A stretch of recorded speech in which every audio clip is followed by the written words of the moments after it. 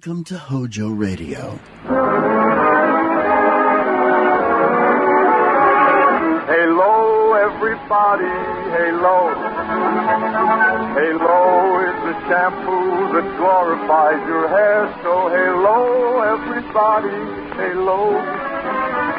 For softer, lively curls and brighter, sparkling hair. So hello, everybody, hello. Halo shampoo, halo. The Pepsodent Show, starring Bob Hope.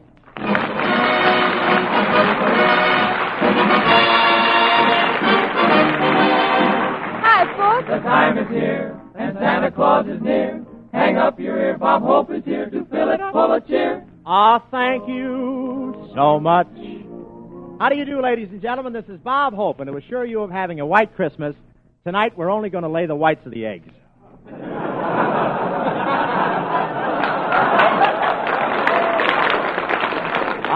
It's nice Christmas weather we're having here. It's been raining so hard here this past week, I hear Santa Claus is trading his reindeer and sleigh in for 3 seals and a surfboard. I drove my car downtown today to do my Christmas slopping, and a cop gave me a ticket for crossing the street against the tide.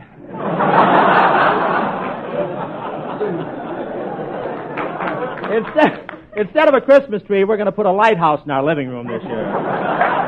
Boy, and it was really wet today. I went into a bakery to buy a 2-pound chocolate cake, and when I got home, I had 3 gallons of cocoa.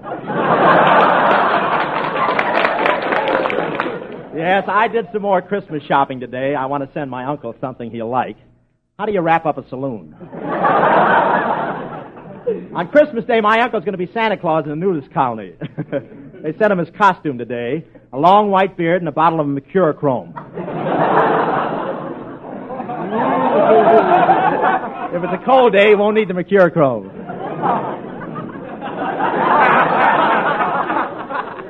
Shirley Temple was in the store today. She asked Santa Claus for a doll. Then Santa Claus asked her if she could get him the right answers to the movie quiz. I bought a present for my little niece, Bessie, a doll that will hit back. It's a mama doll. It's a mama doll. On the way out of the store, a guy bumped into me, and the doll said, Mom, and the guy looked at me and said, Pardon me, madam. I wanted to buy a tie and told the clerk I wanted to see something in stripes, so he brought out my brother from Alcatraz. The warden up there told the boys it would be nice if they could get a tree for Christmas, so 10 of the prisoners went to Yellowstone Park to get one. That was 6 years ago, and they haven't found the tree yet. My brother always tries to come home for the Christmas holidays. Last year he built a boat, and all the other prisoners laughed at him. He couldn't get it out of his cell. The warden hung a sign on my brother's cell, do not open till Christmas, 1945. Say, Bill, tell our listeners who we have hanging on the tree waiting to entertain tonight. All right, Bob. Tonight, ladies and gentlemen, first of all, we bring you the favorites of millions of readers of the cartoon strip Blondie. Blondie and Dagwood Bumstead, as portrayed by Penny Singleton and Arthur Lake. Then we have Skinny Ennis and his band, 6 hits and a miss, Jerry Colonna through the courtesy of Warner Brothers, and Bob Hope through the courtesy of the old man with the whiskers. Santa Claus? No, Joe Miller.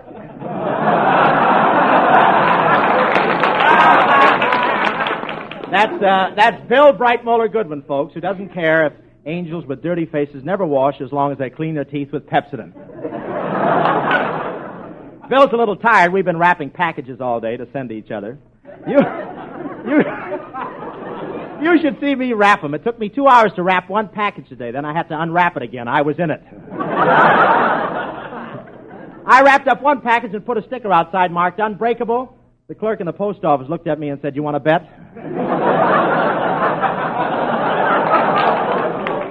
Boy, you really have to get up to get to that post office early, get waited on. I was there at 5:30 this morning. First time I ever mailed a package in my nightgown. I got there at 5:30 and stood right on the line, the California-Nevada state line. Everybody was licking stamps and addressing packages. I reached out for a pen on the table. When I got my hand back, it had a dozen Christmas seals on it. Somebody shoved me, and I went right through the parcel post window. Cost me $60 to get back to Hollywood. Come in. Mr. Hope? That's right. I suppose you've heard about the peace conference they're having in South America.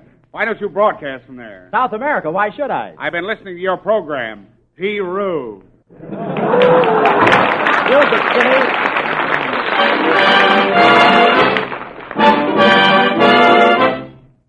Jingle bells, just jingle all the way. Girls and boys, he's loaded with toys. Santa's on his way. Hear the sleigh bells ring, ting-a-ling-a-ling. Better watch out, better not cry, better not pout, I'm telling you why. Santa Claus is coming to town in a couple of days. Making a list, checking it twice, gonna find out who's naughty and nice. Santa Claus is coming back to town. He sees you when you're sleeping, knows when you're awake.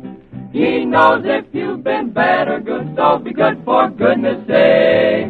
Better watch out, better not cry, better not pout, I'm telling you why. Santa Claus, he's coming back to town. Jingle bells, just jingle all the way.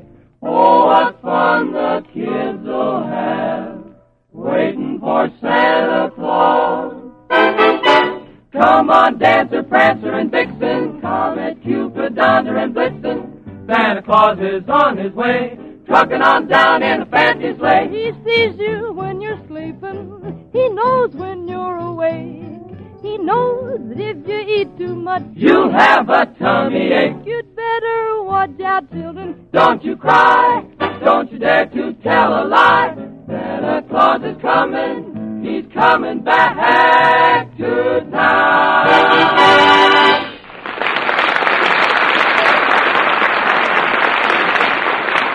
Yes, sir, that was our 6 hits and a miss, singing Santa Claus is coming back to town, and here's Bill Goodwin with a word from the man with the money. Thanks, Bob. Well, here it is practically almost the night before Christmas. So how about writing Santa a letter and saying, Dear Santa, I'd like some nice gleaming pearls for Christmas.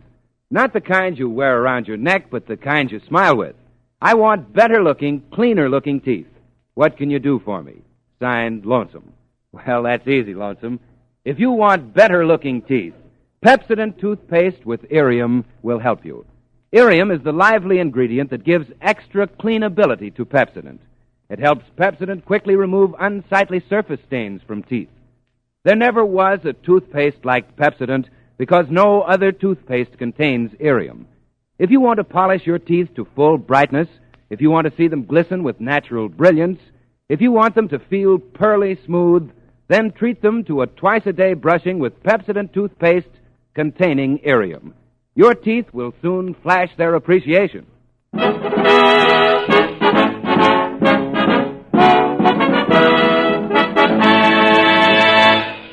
Ladies and gentlemen, you've all seen those well-known chick young comic strip characters, Blondie and Dagwood, in your daily newspapers.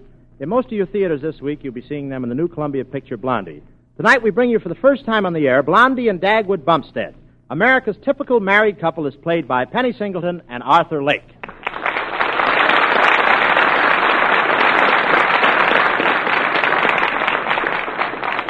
Hello, Bob. Hello, Mr. and Mrs. America. Hello, Walter. Say, I'll bet it was a real treat for you two to play that young couple, Blondie and Dagwood. It certainly was, Bob. We've seen them in the comic strip so often, we felt they were old friends of ours. Did you enjoy being married to Penny in the picture, Arthur? Yes, sir, I married an angel. You married an angel? Yeah, Penny's from heaven. Tell me, how did they happen to cast you two for the roles of Blondie and Dagwood? Well, the director thought we sort of looked like them. Yeah, but I thought Dagwood was supposed to be a dopey-looking guy. Yeah, that's right. The casting director took one look at me and said, if he's alive, he's it.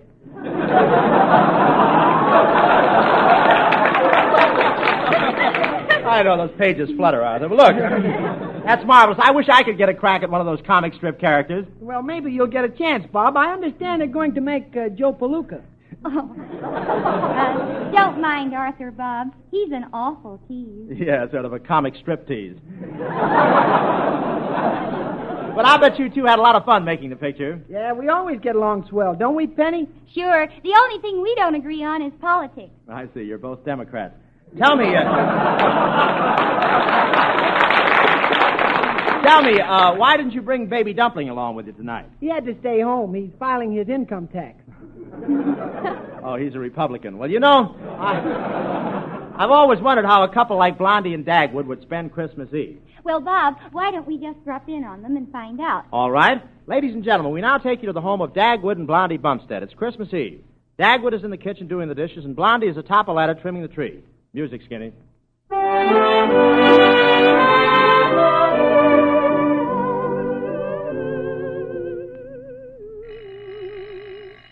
Dagwood, go to the door. I can't. I still got 2 more dishes to do. Okay, Blondie, I'm finished. Dagwood, if you break any more dishes, we'll have to start going to the movies again. Dagwood, will you please go to the door? All right. Gee, I sure hope it isn't company. I'm dead tired. Hello, Dag. Well, Bob Hope, come on in, Bob. Blondie, look who's here. Well, Bob, this is a surprise. If I'd known you were coming, I'd have trimmed the tree with Pepsodent. Yeah, well, if I'd known you were going to do that, I'd have brought along my teeth.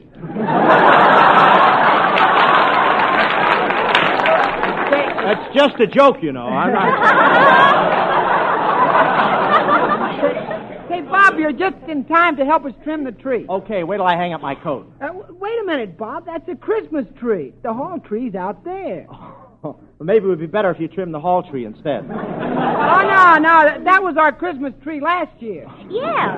Look, that's how we got a whole tree this year. That was Dagwood's idea. I guess there must be some truth in that saying, clever men make good husbands. Don't be silly. Clever men don't become husbands. How long have you been married, Bob? Yeah, well, wait a minute. Well, anyway, I'm glad I came over to spend a nice, quiet Christmas Eve with you. Say, that reminds me, how come Baby Dumpling is so quiet tonight? Oh, we have a new system. When he's good, we let him listen to the Lone Ranger. I suppose when he's bad, you make him listen to Bob Hope. Oh, no, he's never that bad. Dag. Take that dag out of my bag. You shouldn't insult our guest. Why don't you use your head for a change? Sounds like you'll have to use more than that for a change.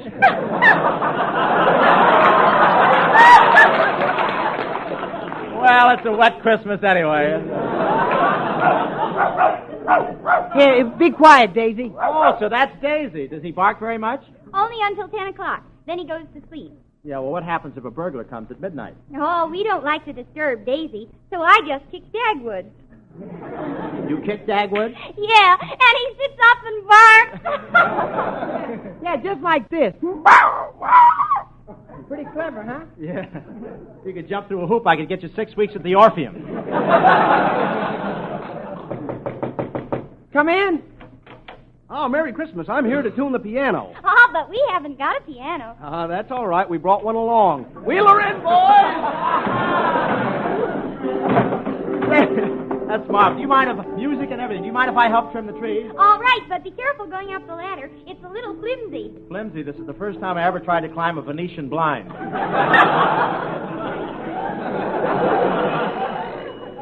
Come in. Merry Christmas. We're from the If You Got 'Em, We'll Get 'Em termite exterminators. Yeah, but mister, we haven't got any termites. That's what you think. Come on, boys. Hey, what's the big idea of tearing down our wall? Listen, buddy, you can't be subtle with termites. Come in. Bumstead, I've come for the rent. Oh, the rent. Look, Mr. Scrooge, it's Christmas Eve. Well, Merry Christmas, and I still want my rent. Look, mister, give these people a little time, and I'll let you have 2 tickets for the Pepsodent show. I'm looking for money, not sleep. Say, what's that? Oh, that's just Baby Dumpling. He loves to celebrate the 4th of July. 4th of July, but it's Christmas now. Yeah, but how long will it last? And besides, are you going to let a little thing like the calendar interfere with Baby Dumpling's happiness? Yeah, wait till the 4th of July. I'll think of an answer for that. There he goes again. Isn't he cute? Yeah. Any minute now, I expect to see Edward G. Robinson shooting back. Yeah, I hope he doesn't try to light them all at once. Oh, no, he wouldn't do anything as foolish as that. He takes after his father. Blondie, are you all right? Yes, but what happened to Bob? Oh, Bob! Here I am, Blondie. Where? You see that old stocking hanging in front of the fireplace? Yes? That's me.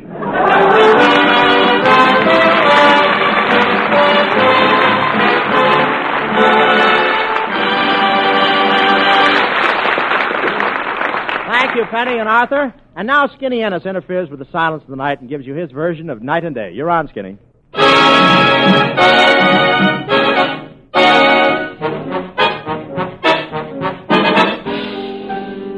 Night and day, you were the one. Only you beneath the moon and under the sun. Whether near to me or far, it's no matter, darling, where you are.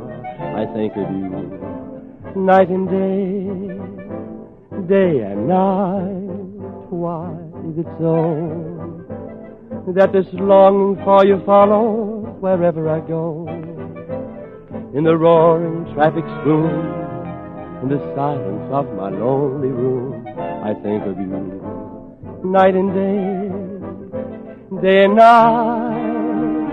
Under this heart of me, there's no such a hungry yearning burning inside of me, and its torment won't be through till you let me spend my life making love to you day and night, night and day.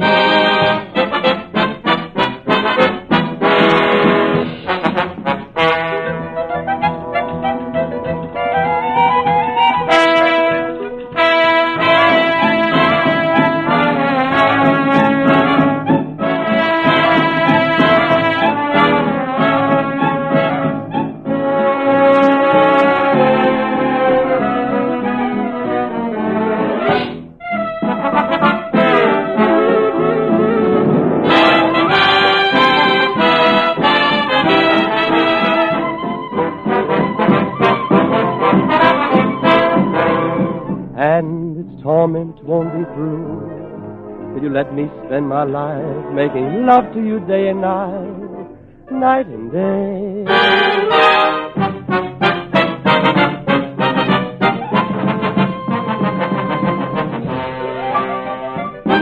Night and day.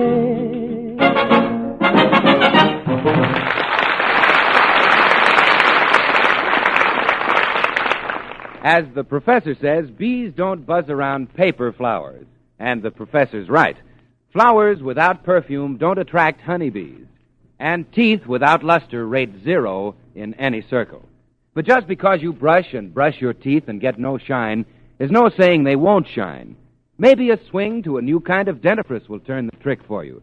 One good thing about Pepsodent tooth powder with Irium is that you can actually see and feel the difference in your teeth in no time at all.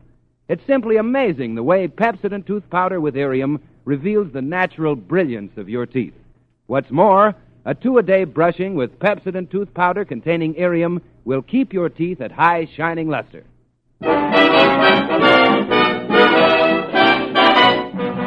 I believe, oh man, I believe, oh man, to believe, oh man, that old man was dead. And now Bob Hope brings you his interpretation of that song favorite, Old Man Mose. The scene, a lonely country road. Say, Goodwin, I don't like to complain, but it was a silly idea to wrap our lunch in a road map. I have a TL for you. I think we're lost. Now listen, Bob, we are not lost. I've been following Route 88 on the map for the last half hour. Just as I thought. That isn't Route 88. That's a piece of spaghetti. Well, what if we are lost? This is wonderful, riding along in the great outdoors. I feel like a king. I just abdicated.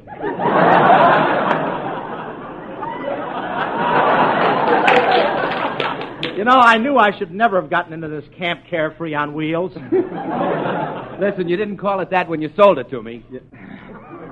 Well, things could be worse. At least here we are in the bright California sunshine. Here we are in the bright California sunshine. Bob, don't look now, but the sunshine is leaking through the roof. Gee, Bill, it's pouring cats and dogs. Bob, I think we're stuck in the mud. Yeah, step out and take a look, Bill. You're wearing high-button shoes. Say, we're in luck. Here comes somebody down the road. Maybe he can tell us where we can get shelter. I'll talk to him. Hello, young fella. Hello. Well, Glucose Fripp, what are you doing around here? I'm a traveling salesman, and I'm doing pretty well. I sell all day and I sell all night. Boy, do I sell. Well, what are you selling, Gluky? Oh, I'm selling stuff. Yeah, what kind of stuff? Oh, just stuff. Yeah, but what kind of stuff are you selling today? Mosquitoes. Mosquitoes? Who buys mosquitoes? Nobody. Then why do you sell them? Because there ain't no competition. But you can't make any money. I know it. Last week I didn't even make $5, which is pretty good even for me not to make. If you're real careful, you'll just about not be able to make a living. That's the way I figure. Besides, it takes my mind off my worries. What have you got to worry about? Oh, all kinds of stuff. So we're back to that again. Look, Lukey, we want shelter. Don't you want to get dry? Nope. Why not? I'm dopey. You're dopey. Well, I'm Snow White. Gee, you sure are pretty. Look, never mind the flattery. Are there any houses around here? Yep. Can you show us where? Yep. But it won't. Why not? I'm no stool pigeon. Bob, never mind. There's a house right over there. Yeah, but it's haunted.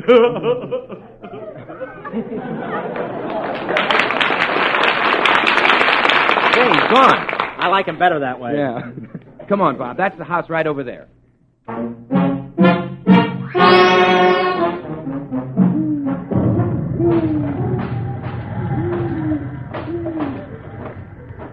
This is a pleasant little place, Goodwin. It looks like Tobacco Road with a hangover. Don't be frightened, Bob. Ring the bell. All right.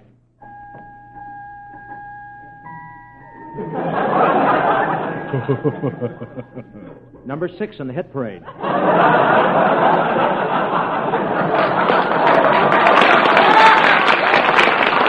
Oh, gosh, Bob. Look at that face staring through the window. Yeah, I'm not sure, Bill, but I think Death just took another holiday. Oh, hello, lady. Sorry, we don't want any more bodies.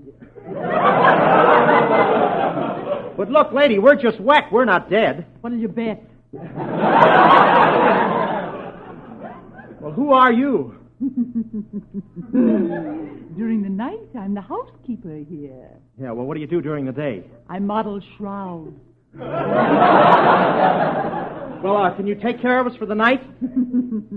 We'll take care of you all right. Just follow me. Bob, look at all those white hammocks over there in the corner. Hammocks, those are cobwebs. Brace up, Bill.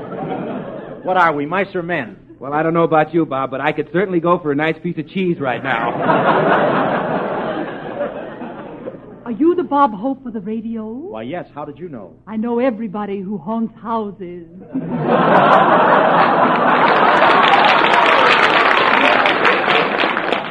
Nice, cheery place. This is going to be as gay as a weekend at the morgue. Oh, just listen to that laugh. Yeah, I wish you were coming from the audience.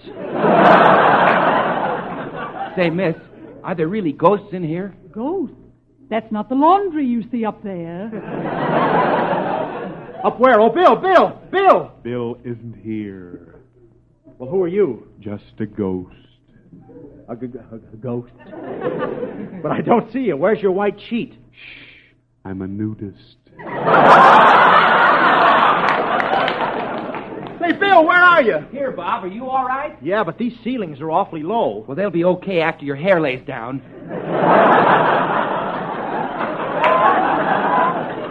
Say, miss, do a lot of people stop off here? Oh, yes. Marie Antoinette came here one night, and we just talked our heads off. Oh, well, that's fine. What's the matter? I'm getting a message from the spirit world. What do they say? They'll give you Duke and 7 points.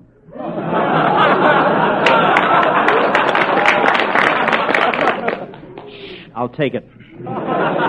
Attention all ghosts. Attention all ghosts. Better put on your rubber sheets. It's raining. Bob, look at that ghost over there. He's jumping up and down. What's that? He's jumping up and down. He's probably got ants in his sheets.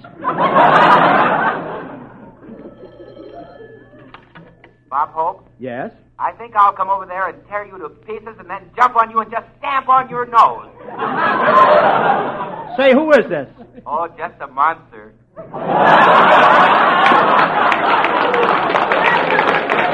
Wait a minute, a monster? Oh, yes, didn't you know the devil is a sissy? Frankenstein is going to finishing school. Come in. Do you have ghosts here? Yes, we have. Well, if my father comes in, hang on to him, will you? I've been looking for him for 300 years. Who are you? Hamlet. Say, what goes on around here?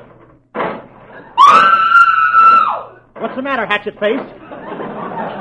The phantom is coming. Listen. Greetings, Gate. Let's evaporate.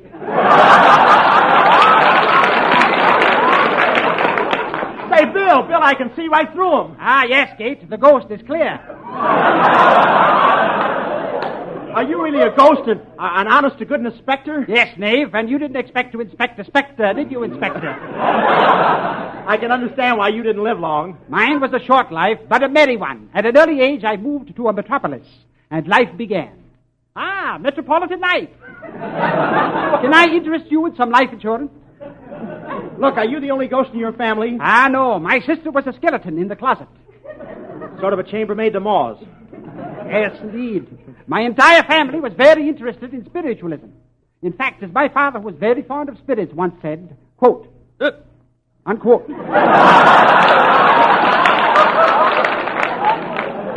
Say, ghost, would you mind telling me how you haunt a house? It's very simple. First, you hide in the closet. Then you put your hand out slowly, like this, and grab a throat. Then you squeeze tighter and tighter. Help! I'm choking myself to death! Can I help you, Master? Who are you? I'm the former Miss Fitch, the Wichita witch. Ah, yes, you have a twin sister. I can never tell which witch is which. Well, I've got loads of money. I'm the rich witch. That sounds to me like a switch, witch.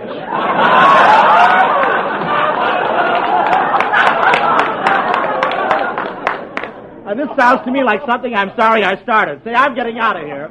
Not so fast, Gate. The clock strikes 12. As it strikes, you shall all disappear one by one. Bob, can he do that to us? Of course not, Bill. I'll start on that facsimile of a man over there. Who, me? Yes, that pair of teeth surrounded by commercials. Mumbo jumbo, disappear. So long, Goodwin. It's a chilling experience, I tell you. Eerie, isn't it? Eerie! Eerie! Help! I'm in Pennsylvania!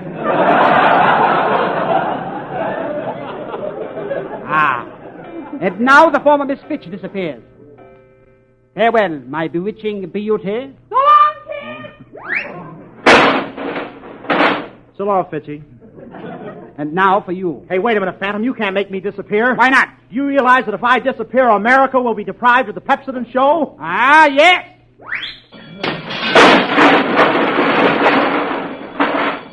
You're welcome, America.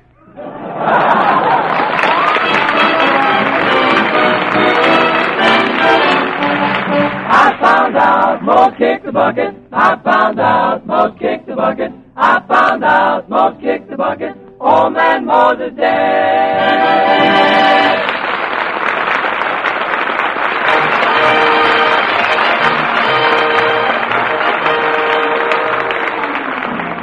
Thanks for the memory. And as we bid adieu, the sponsor, cast, and crew, and I all join in wishing best of Christmas time to you. And thank you so much. Thanks for the memory of Singleton and Lake. Your Dagwood Blondie team was just as grand to work with as to see upon the screen. And thank you so much. Here's a tip to all you Christmas shoppers. Buy a gift for yourself while it's early. Treat your friends to a smile, bright and pearly. Bright smiles are sent by Pepsodent. Excuse me, Bob, but who's going to be with us next week? Well, Bill, next week we're going to have with us that great radio team, Lum and Abner. We're really going down to Pine Ridge with them. Then we'll have Skinny Ennis and his band, our 6 hits and a miss, Jerry Colonna, and Bob Hope. Thank you, Bill Goodwin. Good night, ladies and gentlemen, and may I wish you a Merry Christmas on behalf of the sponsors, Cash and Coop. Until next Tuesday night at the same time, the Pepsodent Company bids you good night. Bill Goodwin speaking. This is the National Broadcasting Company.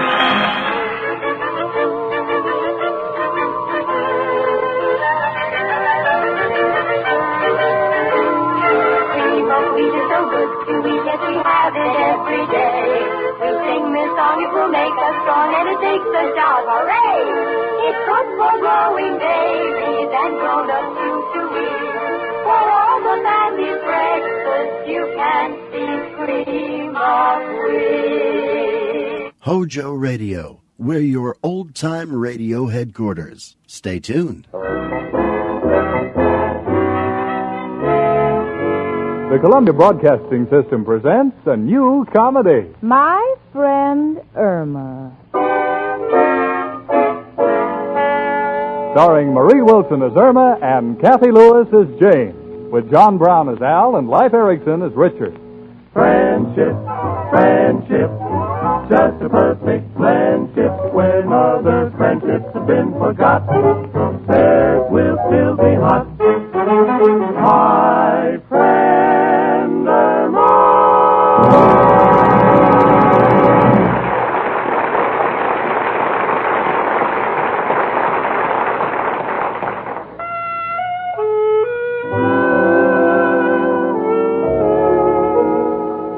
My name is Jane Stacy.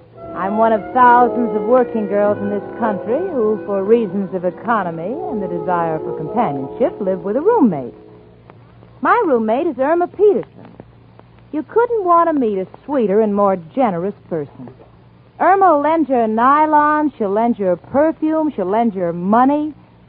You know, by the way she acts, there are times when I'm convinced that she's loaned her mind to someone. For instance, the other day I was reading the newspaper and I said, Irma, look at this. A man is going over Niagara Falls in a barrel. And Irma said, gee, if it felt that way, why'd you get married in the first place?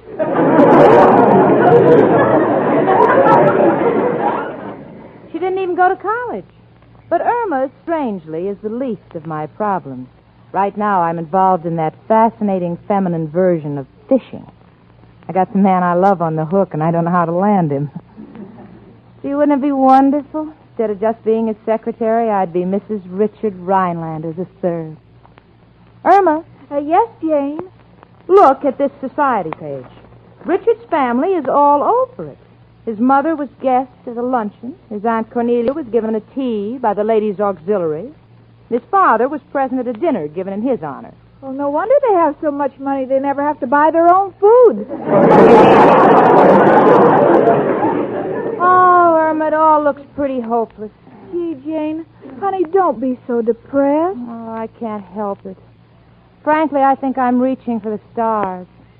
After all, I'm sure Richard's family wouldn't be crazy about the thought of their only son marrying a girl who works. Well, that's easy to overcome. How? Quit your job. Oh, Irma. Honey, I've got to figure something out. Well, I'm glad Al and I have no such worries. You see, ours is a perfect arrangement. How do you mean? Well, we have no financial problems. Our relationship is very simple. I have Al, and Al has me, and we both have nothing. Well, I'm too busy to argue the point, so I'll just go along with you. Come in. Hello, Richard. Hello, Jane. I've got to talk to you. Will you excuse us, Irma? Oh, certainly, I understand. Couples like privacy. Gee, you should see how furious Al gets when the cops say move along. Richard, you seem so upset. What is it? Jane, I couldn't wait until I saw you. There's something we must discuss. Now, here, read this Broadway column. Now, let me see it. what young society stockbroker was seen with what young secretary at what nightclub on what evening? Well, Richard, what's passing? 3 out of 4? Jane, I am not concerned with just this item. Now, it's the general idea that my family detests cheap publicity or notoriety.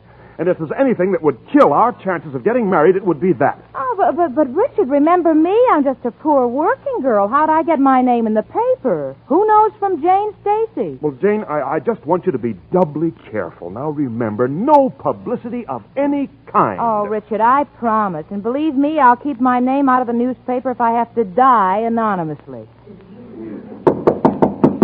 Can we come in? Oh, sure. Come on in. Look, Jane, it's Al. Hi, Al. Hello, Al. Say, why do you look so upset? Got business worries. Was just informed I only got 2 more weeks before my unemployment insurance runs out.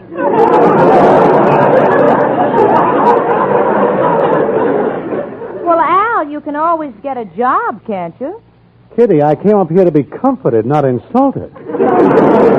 Well, Irma can comfort you. Richard and I have our own problems. Yes, come on, Jane. We'll discuss it over a cocktail. Okay, fine. So long, Al. Be back soon, honey.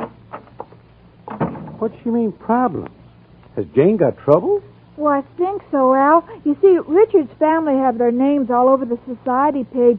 They're rich and social, and they know all the people in the horsey set. Poor Jane, she doesn't even know any horses in the people set.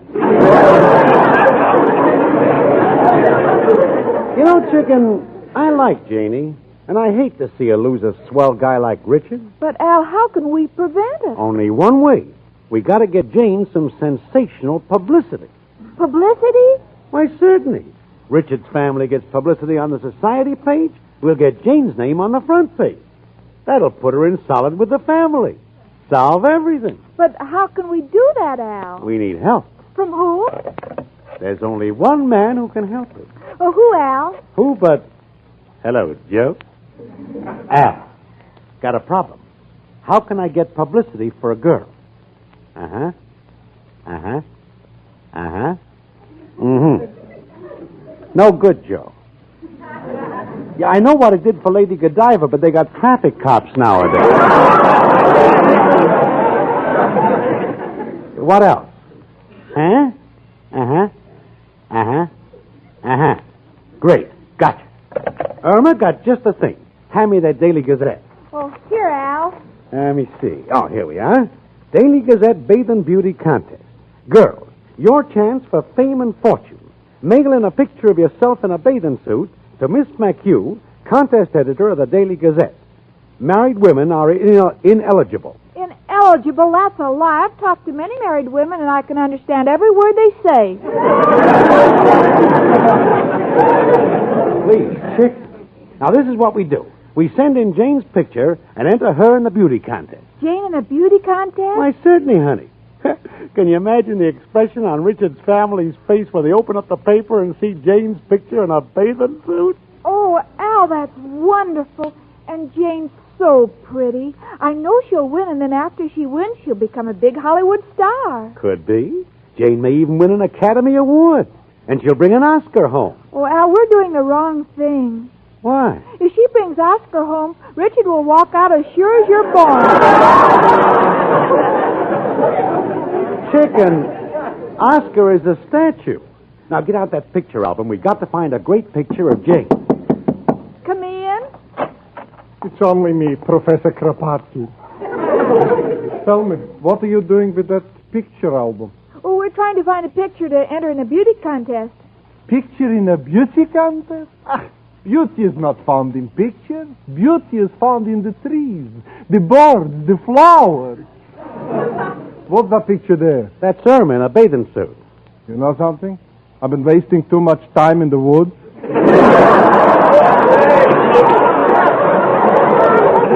Al, you are a lucky man. Beauty in a woman is such a priceless thing. In my youth, I searched the continent for a perfect woman. Finally, I found her. She was gorgeous. A perfect face, perfect figure. I was broken up for days. Why? Her husband was a wrestler. He broke me up for days.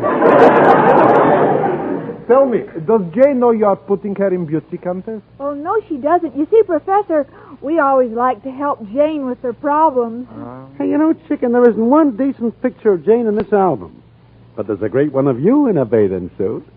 What are you going to do, Al? We're going to send in your picture and write Jane Stacy's name under it. Oh, but Al, that could lead to trouble. What if my picture is in the paper and someone falls in love with me? They'll have to ask my father for Jane's hand. Chicken, we're doing a noble thing. Now write Jane Stacy on the bottom of your picture and put it in that envelope. Well, okay. Shall I enclose the picture? Well, certainly. You still got room. You could enclose the bathing suit. Say, Professor Crow, the contest closes at 5 o'clock, and this has got to be in the mail. Would you drop it in the mailbox? Certainly. It's a pleasure to deal with people like you. Goodbye.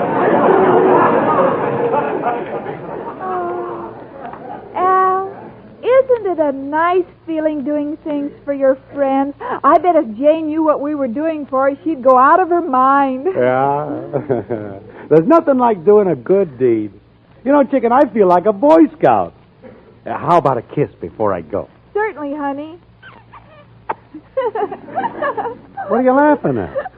No Boy Scout ever kissed like that. I got the world on a string.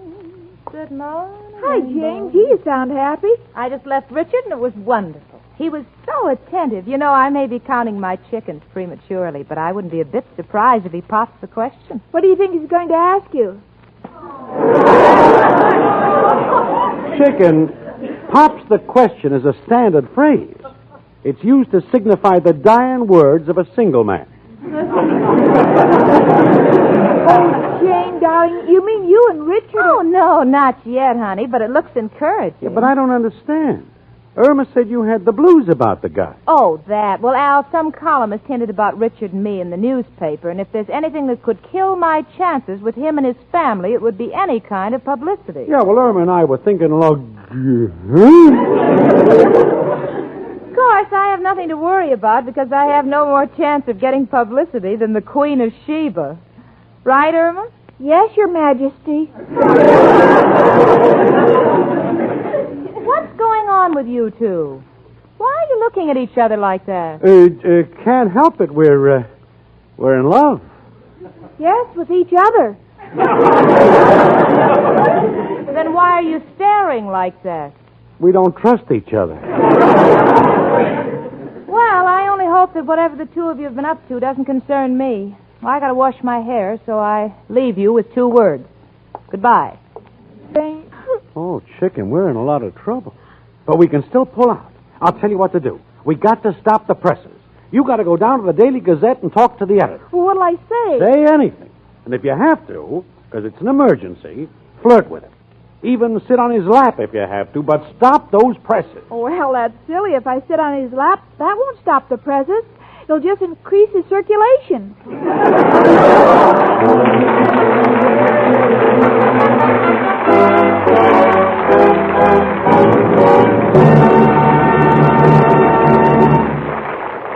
And now, between the acts of my friend Irma, it's the Sportsman Quartet and their novel arrangement of If It Isn't Love.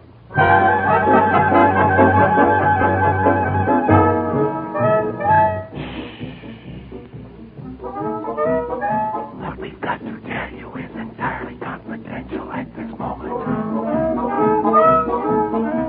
A secret, we've got a little secret.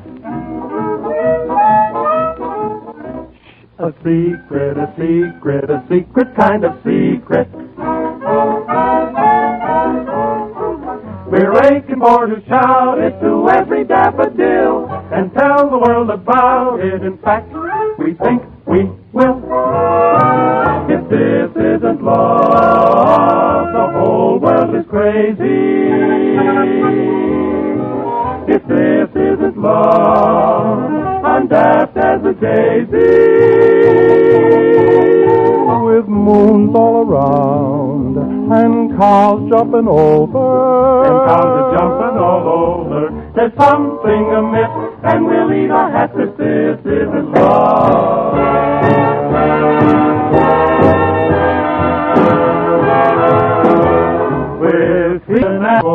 on top of William Tell. With this I cannot grapple. Because you're so adorable. If this isn't love, then winter is summer, autumn, spring, and fall. If this isn't love, my heart needs a plumber. And that isn't all. We're swinging on stars, we're riding on rainbows, we're busting with bliss, and we'll kiss your hand if this isn't love.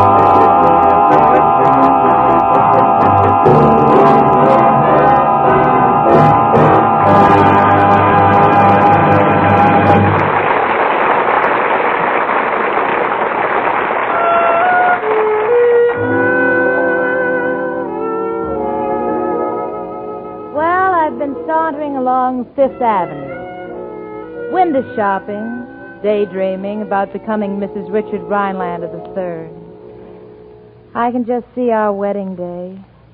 Irma will be maid of honor, and best man will be Al. On second thought, maybe we better elope. The best man has to carry the ring, and I don't want a pawn ticket put on my finger. They're awfully cute, and I love them. Best friends I have in the world. Always trying to help.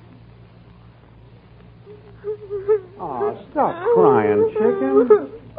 Oh, Al, what'll we do about Jane? It'll be so embarrassing for her and Richard when her name appears in the paper.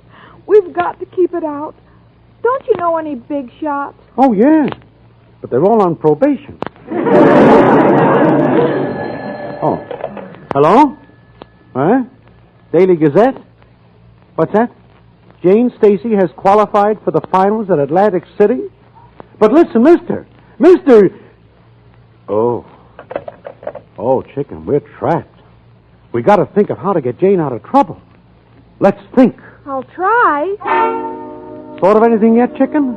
No, but I'm thinking. Atta girl, keep trying. How you doing, chicken?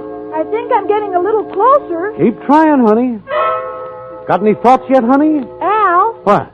Would you mind repeating the question? Oh. Wait a minute, chicken. I think I got the answer to our dilemma. I just remembered. This contest is for single girls. We'll tell them Jane is married. She'll be disqualified and they won't print the picture. Oh, that's wonderful, Al. I'll get him on the phone. Hello, Daily Gazette. Give me the department that's in charge of the bathing beauty contest. Here, chicken, you talk to him. I'll tell you what to say. Hello? Daily Gazette? Tell them if they plaster that picture of you wearing a bathing suit in the newspaper, they'll wind up in court. So they better not print it. If you print that picture of me in your bathing suit, I'll get plastered and wind up in court wearing a newspaper. No, chicken. No, chicken. Tell them you just found out that the contest is for single girls, and you are married, have a husband who works, and you have 4 babies. So you should be automatically disqualified, and you're sorry. I'm sorry. The contest is for single girls who should be disqualified because I've just found out that I'm a married woman with 4 husbands and a baby who works automatically.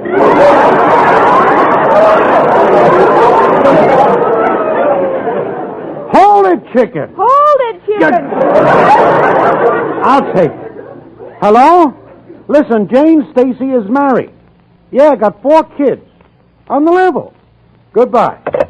It's all fixed, chicken. Jane won't get no unfavorable publicity. It's a closed chapter. Oh, gee, Al, you're so wonderful. I don't know how to reward you. Well, chicken, you know what little Al likes. Oh, Al, you're so persistent. All right. Go to the ice box and get a hard-boiled egg.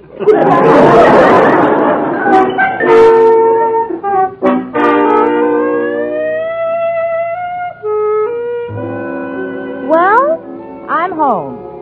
And I can't quite describe the scene of domestic bliss that greets my eyes.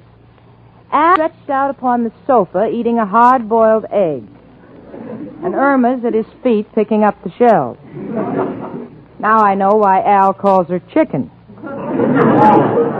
Irma's always good for a hard-boiled egg. But I don't like the expression on their faces. When the two of them get that angelic look, I know it's time to run for the hills. But I said, Irma. Yes, Jane? Did Richard call? No. Are you sure he didn't phone? No, Jane, I didn't hear the phone ring. I know if he called, he'd have sense enough to ring the phone first. Gee, I can't understand it. Come in. Hello, Richard. Richard, what's wrong? You're white and trembling. Maybe he's hungry. Want a hard-boiled egg, Richard? Jane, look at this newspaper. Newspaper? Jane Stacy, contestant in Atlantic City Beauty Contest, eliminated upon disclosure that she is married and the mother of 4 children. Me? Well, finish my lunch. Think I'll be running along. You stay right where you are, Al. Richard, surely you don't believe... 4 children? Why, it's ridiculous. I haven't even left the house. Now, Jane, certainly I don't believe it, but my family read the papers. Now, how will I explain? What will I say? Well, just say that Jane isn't married and the children are 4 typographical errors. Better call home and try to catch them before they read the newspapers and explain things to them. Yes, Richard, that's a wonderful idea. Hello, Dad. Yes, Dad. Yes, Dad, I read 4 children. What? The morning edition said 5. Oh, no, it's only 4. Oh, I mean... Yes, Dad. Yes, Dad. Yes, Dad. Yes, Mother. Yes, Mother. Yes, Auntie. All right, Jeeves. Well... You know what this means? You have 5 phones in the house. Be still, Irma. Jane, I don't know how I'll explain this to my folks. I don't know how we get into these things. Every time I'm with you, something happens. But, Richard, There's no point in this talking, Jane. I'd better rush home and see what I do. Bye. My, it's quiet. Just the calm before the storm. Irma Peterson, what have you and that fugitive from an honest living been up to? Oh, Jane, I didn't mean anything. Honest, I thought you wanted publicity, so I sent my picture and your name into the Atlantic City Beauty Contest. And then when we found out that you didn't want publicity, we had to think fast, so we gave you 4 children. Only 4? Well, I'm glad you thought fast, otherwise I'd be leading a parade. Well, Irma Peterson, this is the last straw. We're going right down to the Gazette, and you're going to straighten everything out, even if you have to enter that contest.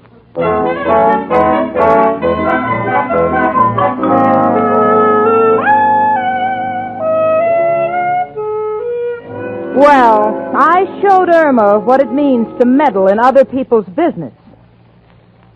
Here we are at Atlantic City. It's strange, doesn't it? Well, I'll tell you something stranger. Irma is Miss Greater New York. The Gazette would retract the item about my 4 children only on condition that Irma go through with the contest. There she is, in all her glory, walking up and down the reviewing stand. She's wearing a bathing suit, I think. And Al is in his glory. So far, he's collected 6 Kewpie dolls and 9 boxes of saltwater taffy by putting a brick under his hat and asking the man to guess his weight.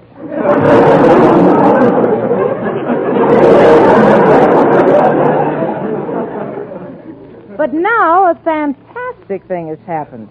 Irma was acclaimed the winner.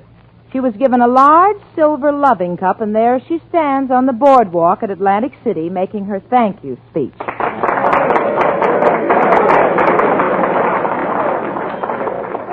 Thank you. Again, I say thank you.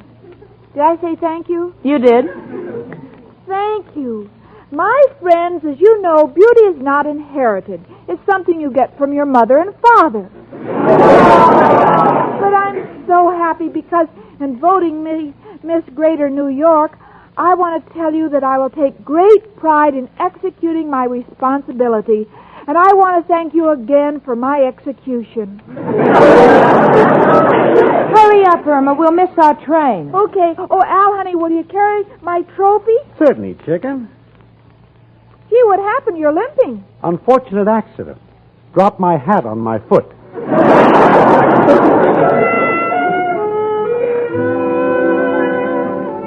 And so, as we left beautiful Atlantic City, we waved goodbye. And even the waves wouldn't wave back. When we got home, there was a knock on the door, and in came Richard. Oh, Richard, gee, it's wonderful seeing you. Now, about Atlantic City. I know, Richard, I know. We had to go through with it. It was the only way to make your family understand everything about me, and now they know that I'm innocent. Oh, of course they do. In fact, Father saw Irma's picture in the paper. Oh, no. More trouble? You said it. Father wants to meet Irma.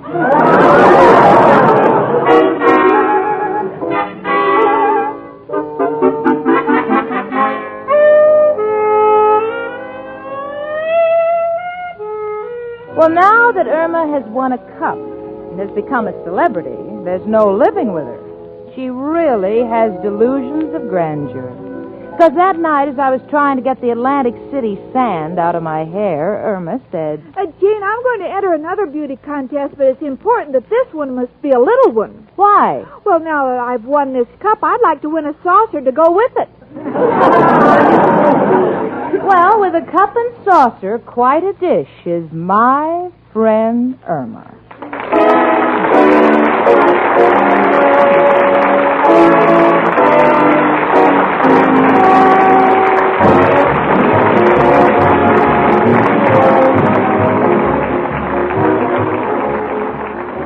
My Friend Irma was produced and directed by Cy Howard. Tonight's script was written by Cy Howard and Park Levy.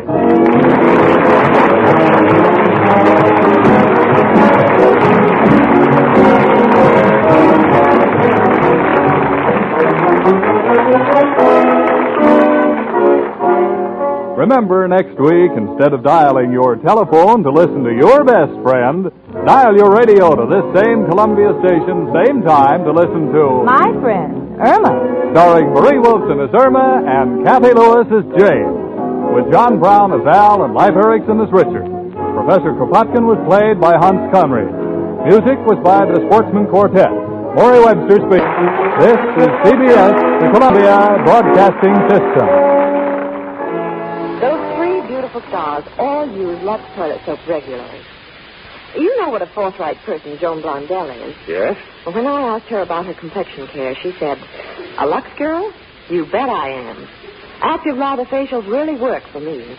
Lux Soap Beauty Facials do make skin lovelier, all right. Skin specialists proved it. In 3 out of 4 cases, daily Lux Soap care made skin softer, smoother. The fact that so many famous stars recommend Lux toilet soap shows how right it is for delicate skin. Now, there's a beauty counsel for lovely ladies everywhere. Why not make fragrant white Lux toilet soap your daily beauty soap? Remember, it's Hollywood's own complexion care. The choice of 9 out of 10 lovely stars. Stay tuned to HOJO Radio.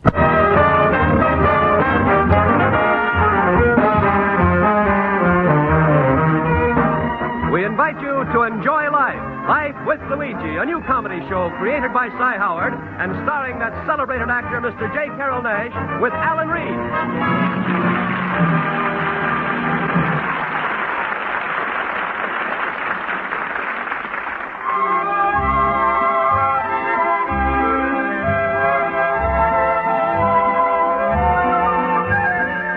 A year ago, when Luigi Vasco left Italy to start his new life in America, he promised his mother that he would write her and tell her about his adventures. So now, we look over Luigi's shoulder as he writes another letter to Mama Vasco in Italy.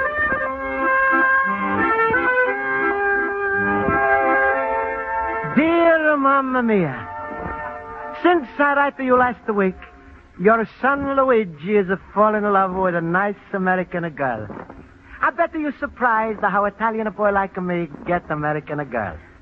But it's no surprise, because the biggest American hero is Italian. In Italy is Garibaldi. In America is Gary Cooper. Since I'm fallen in love with American girl, Mamma Mia, I'm trying to find out more about them. Last week, I'm talking with a cashier girl in a movie house. And when she's telling me how she's go out for a good time, it's just like we build a house in Italy. First, she's put on a foundation. Then she's spread on the paint. After that, she raises the roof, and then she gets it plastered. Another thing I don't understand.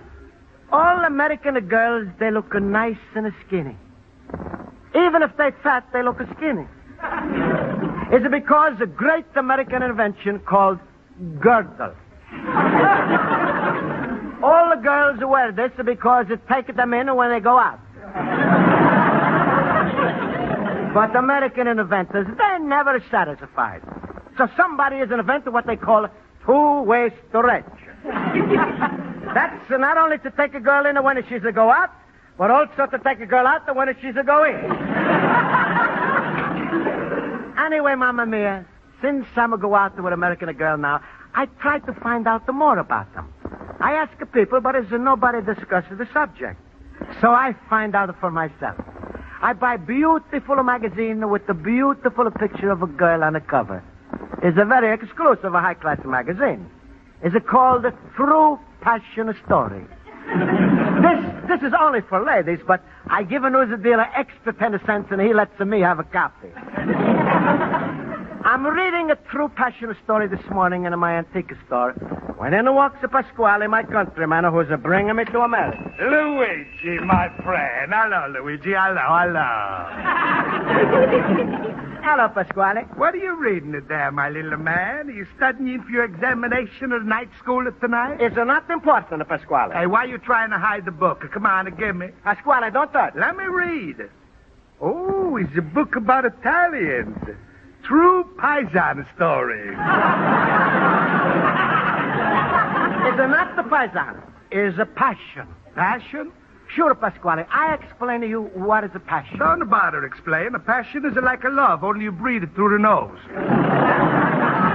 that's the way Luigi Basco spends his time, reading the junk. It's not the junk. It's very interesting.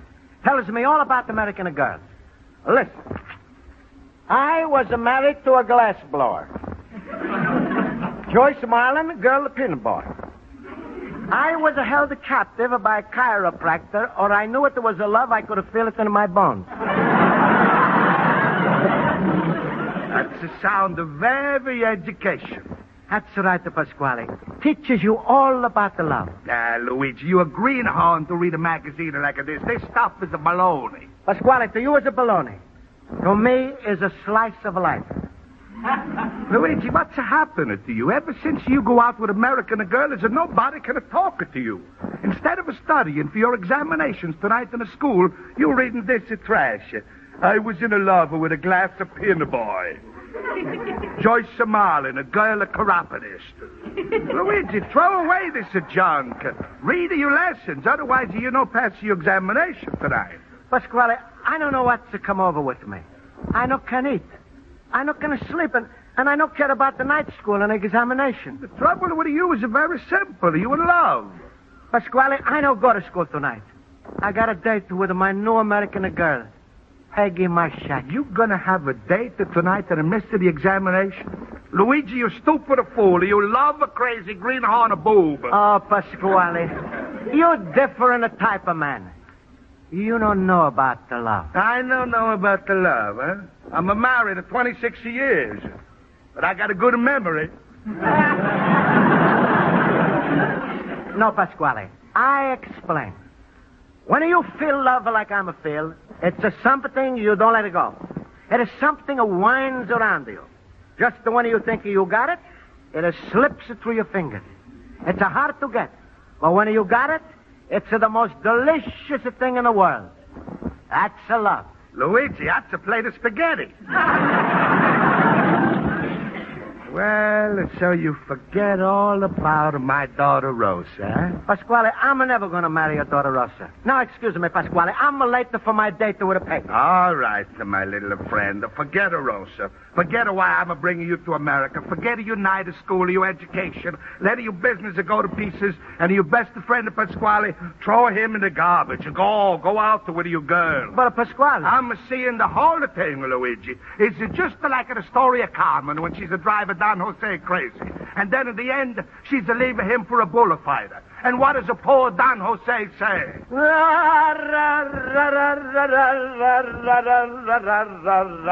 shut up, you fool. It's the wrong aria. It should go like this. No,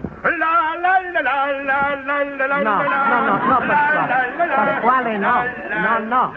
It should go like this.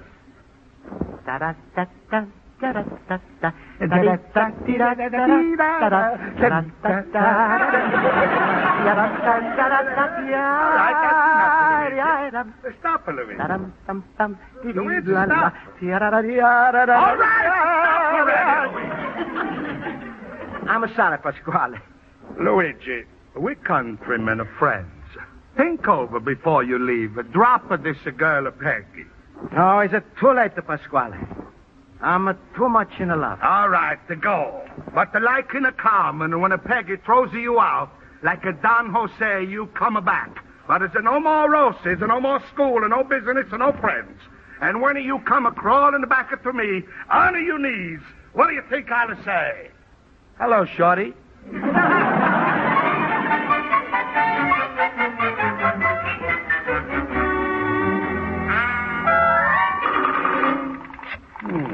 No date with a rose, a date with an American girl. I fix him.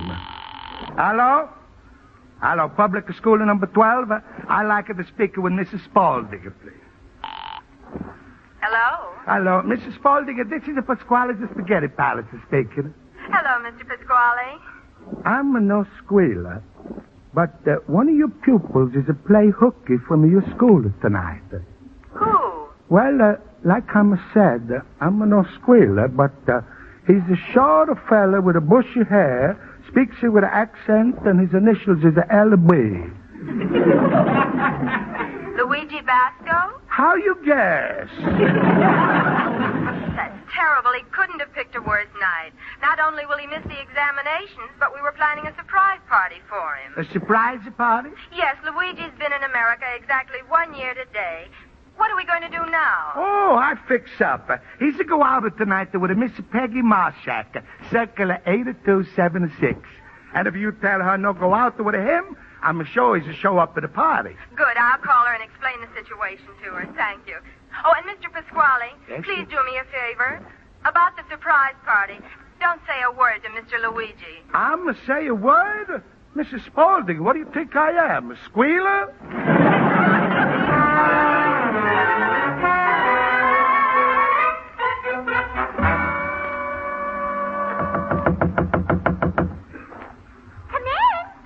Hello, Peggy. Hello, Luigi. I brought a little present.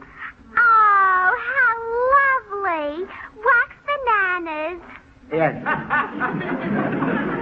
I think they go nicer with artificial cherries I bring you last Tuesday.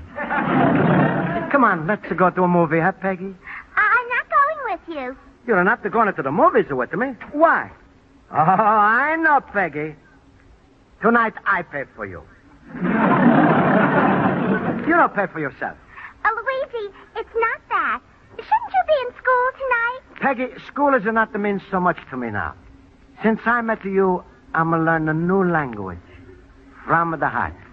And instead of alphabet ABC, is a love. L-U-V.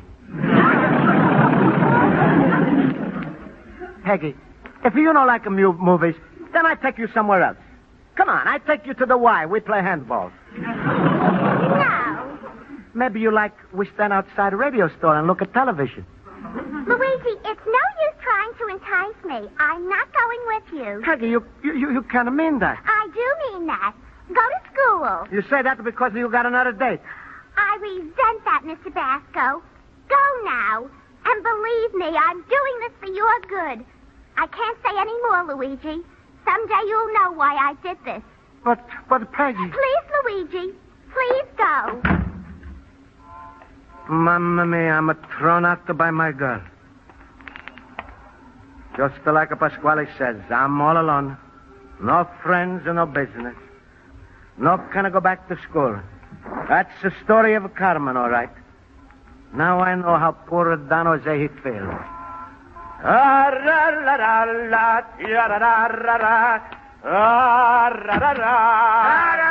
have found... Get up for yourself.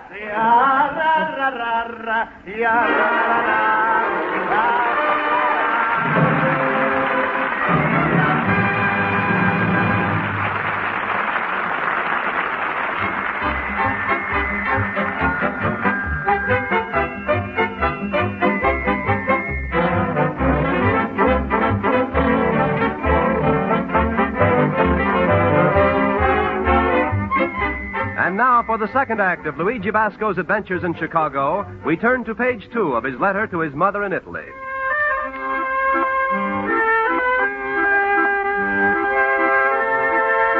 So, Mamma Mia, Luigi, your son, he make a big fool of himself over a girl.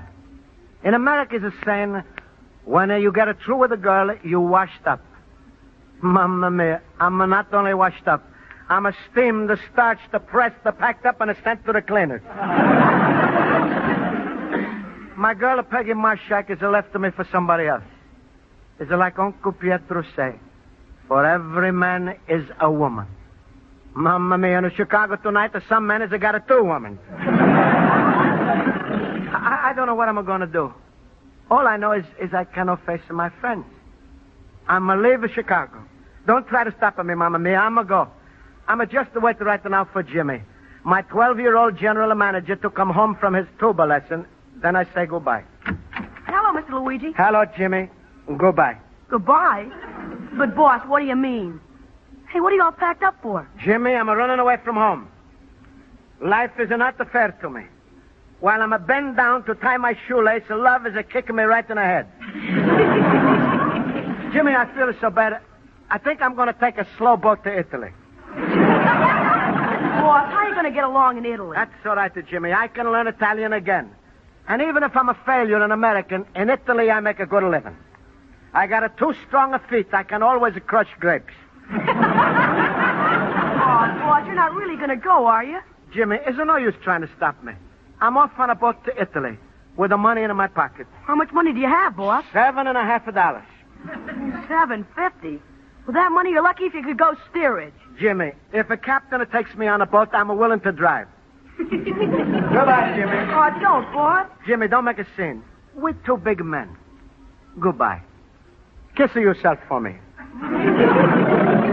Just like this, you're leaving me? Not just like this. Everything I got, I'm leaving to you. But, boss, how am I going to pay all the bills? I leave the antiques and the statues to you.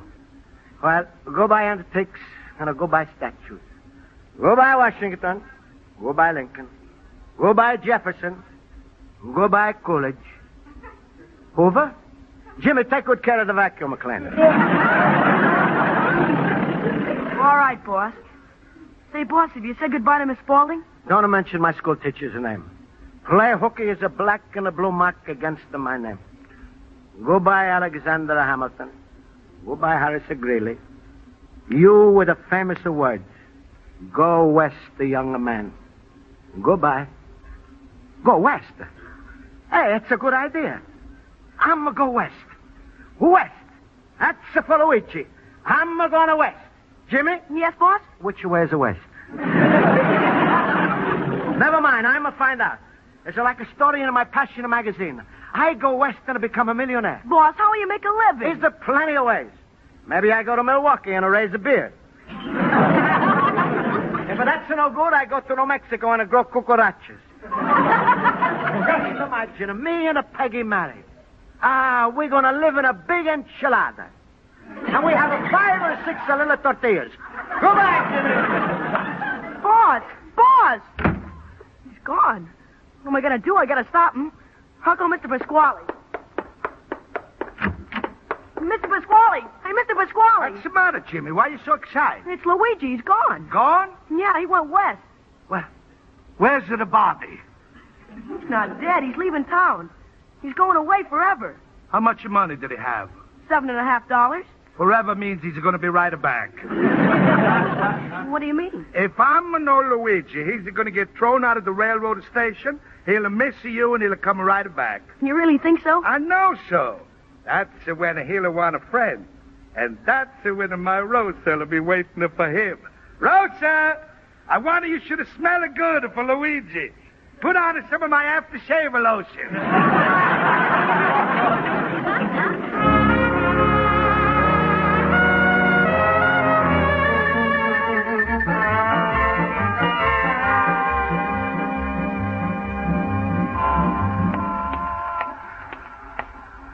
Ah, there it is. Across the street. Union Station. Hey, what's this sign to say? Travel at our expense. Join up and see the world. Uncle Sam wants you.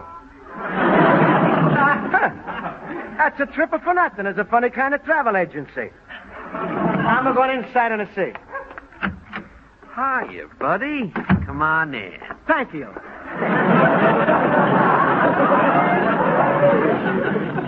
Please, mister, I like to take a trip out the west. You've come to the right place. Ever served before? Oh, that's the catch, huh? No, I never served before. But if it's necessary, I'm willing to become a waiter. How far west can I go? Saipan, Guam, Bikini. When I'm reaching California. California? Yes. I'm here is always nice and sunny in California. Well, that can be arranged. California is probably where you spend your boot camp. Oh, 1 minute I'm a waiter, next minute I'm a fixer the shoes. No, I'm a think I don't go. I'm gotta make a lot of money because Peggy Marshak, Now, she's a take beautiful... it easy, Mac. I know how you feel, but things have changed. Here, have some coffee and donuts. Oh. How much does it cost? Free, buddy. And you get them as long as you stay with us. Well, this I like. Please, mister, tell me, how am I going to travel? Any way you like.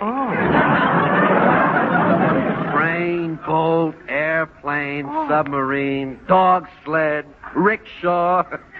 Sometimes you might even have to crawl on your stomach. That's a funny way to get to California.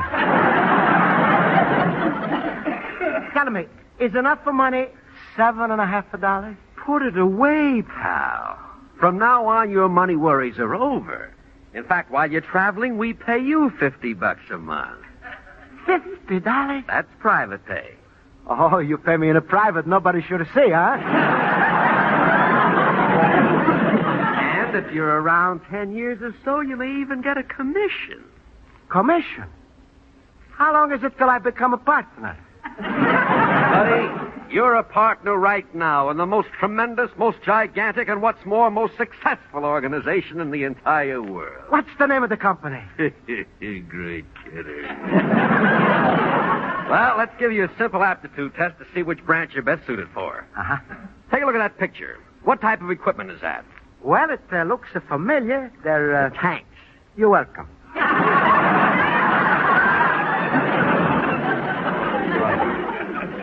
Now, here's a piece of naval equipment. Uh-huh.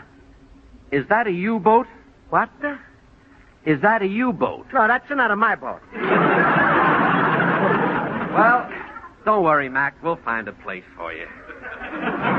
You know, I'm glad you said that because I want to leave town right away. Then you want to join immediately? Yes. Oh, good. Now, would you mind signing right here? All right.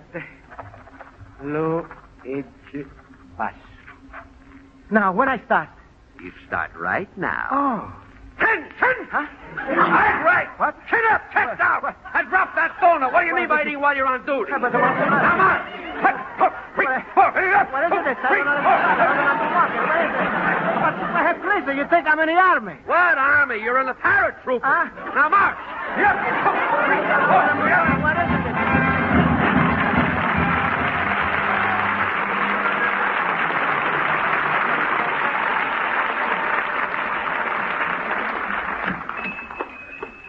Pasquale, what are you doing in my store?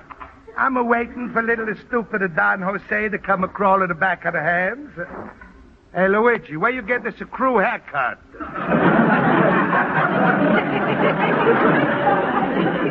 It's a long story, Pasquale. You see, I'm a joiner of the army. What?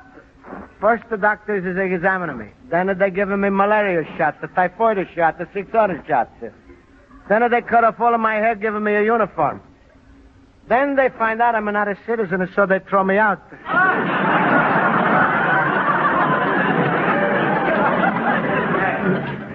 What's a little bandage on your arm? Before they let me go away, they take a pint of blood. What a big boob I'm looking at. What a stupid... Please, Pasquale. Don't talk like that to a veteran.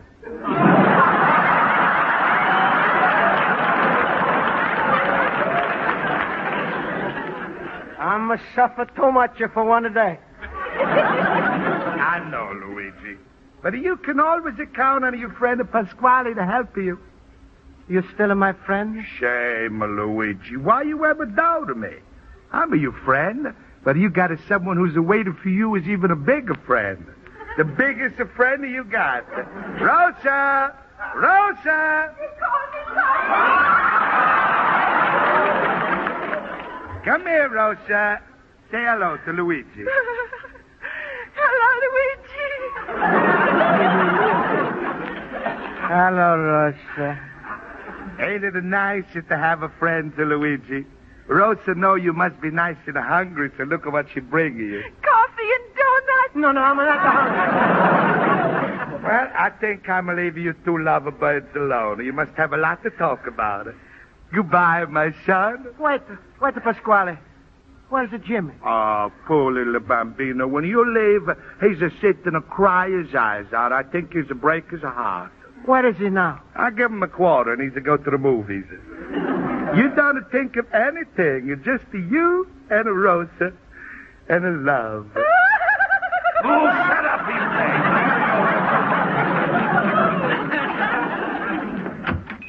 Luigi Basco, my friend and fellow boober. Schultz, what do you do here? And are you supposed to be in a night school? Oh, night school. Well, I thought maybe for tonight I drop it in on your antique shop. It's funny, Luigi. Me and you, we are both playing hockey.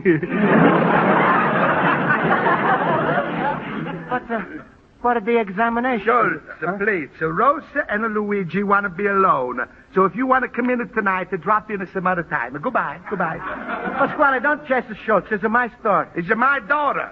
If you don't mind, I'm staying. Hello, my fine Italian friend, Luigi. O'Reilly. Anna Swenson. What do you want to do here? You want to miss a night class? Save you worrying, Luigi. Sure, and it's cold outside. It's nice to be warming yourself around that pot-bellied stove. That's my daughter, Rosa.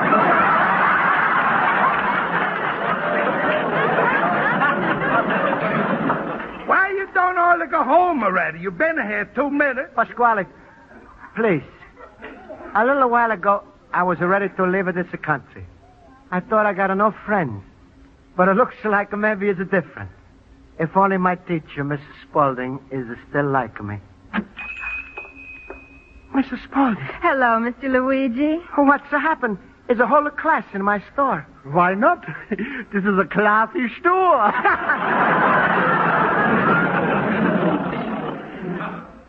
Miss Spaulding, I'm very sorry to say this, but I'm no study for your examination tonight. Just the same, Mr. Luigi, we're going to hold the examination anyway. Now? Luigi Basco, what person whom we all know arrived from Italy recently? But I'm no study, Miss Spaulding. Well, try it, Mr. Luigi. What person we all know arrived from Italy recently? Rita Hayworth. No, Mr. Luigi. I'll give you a clue. This person's initials are LB. Lionel Barrymore? Mr. Schultz, you answer the question. With pleasure. Luigi Basco. Luigi Basco. And why is this particular day important? Well, I don't know, Miss Spaulding. Well, I know. It's exactly a year that Luigi Basco has been a resident of this country. That's right.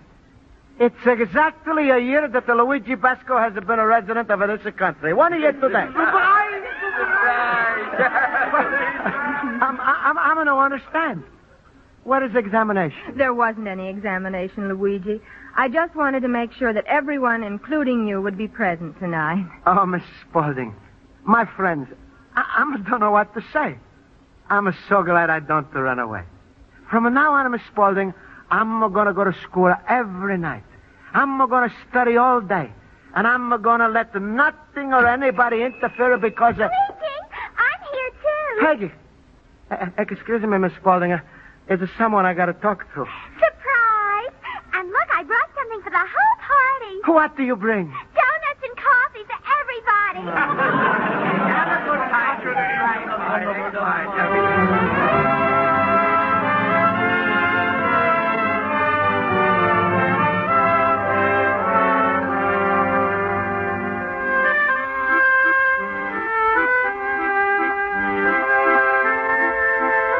So, Mamma Mia, is it the day come out the good after all? Is it prove a man's the best of friends is his the best of friends? Can't write tomorrow, Mamma Mia, because I'm now busy writing an article for a magazine called The True Passion. Name of the story is I Found the Love in Chicago. Or is ill wind what the blows and those are good? P.S. Your loving son, Luigi, the little immigrant.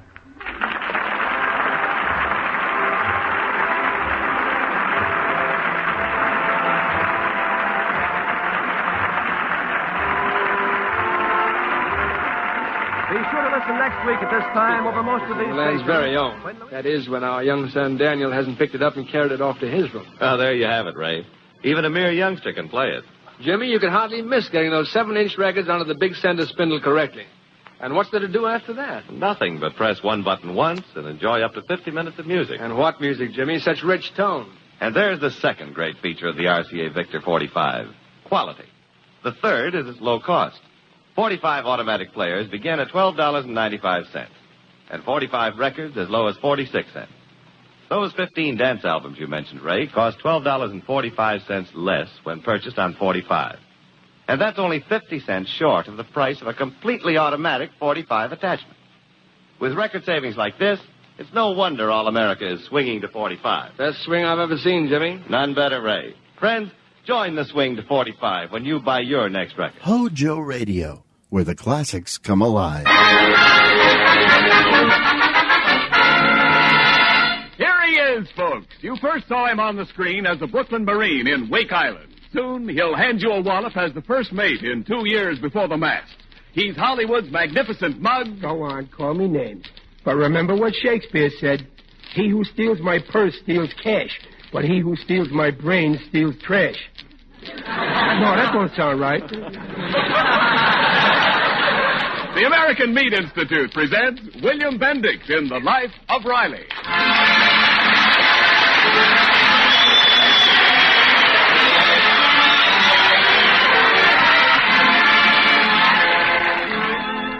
The meat people of America, providing a great food for a great nation. If all the farmers, ranchers, and livestock men who raise meat animals were counted off by Army figures, you'd have 334 divisions of 15,000 men each, because there are around 5 million stock raisers in this country. And isn't the work they're doing pretty much of a fighting job, America, for a nation at war? And now, on behalf of all those engaged in supplying meat to the nation, the American Meat Institute presents The Life of Riley.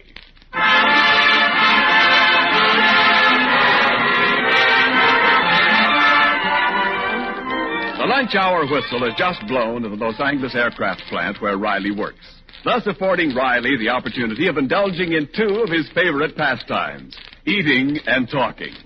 We find him now doing just that in the company of his 2 co-workers, Jim Gillis and Echo Wallaby.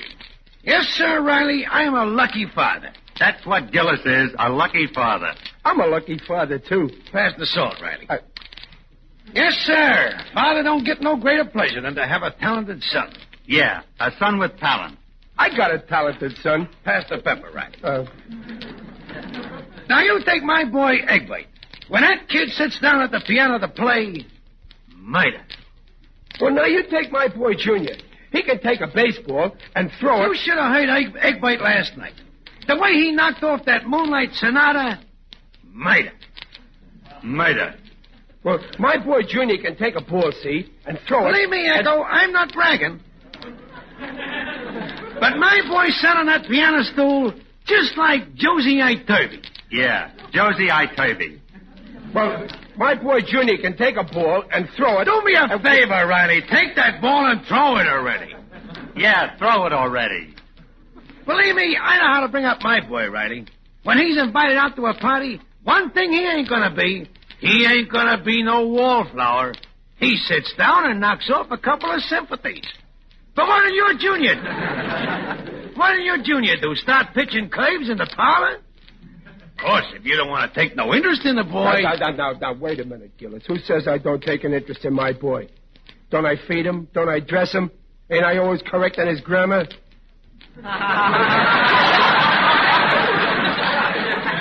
Well, that ain't enough. The law says you gotta do that. That's what the law says. It's the duty of a father to try to give his kid a little culture. Otherwise, you're letting the boy down. Riley, you're wrecking his life. Listen, Echo, it's bad enough you repeat everything Gillis says, but don't improve on it. But, gee, Gillis, I never looked at it like that. I wouldn't want to let my boy down while I'm bringing him up. Well, then teach Junior music, like I did Egbert. Why, he's only been studying 6 months, and next Thursday he's auditioning for a scholarship at Miss Pringle's School of Music, Pico Boulevard branch. A scholarship? Does Egbert play that good? Sure. But this scholarship ain't for how good you play. It's how much promise the kid shows. Music appreciation. Gillis, there's something in what you say. You know what? I'm renting a piano on my way home from work. And when my boy Junior goes out to a party, believe me, he ain't gonna be no wallpaper.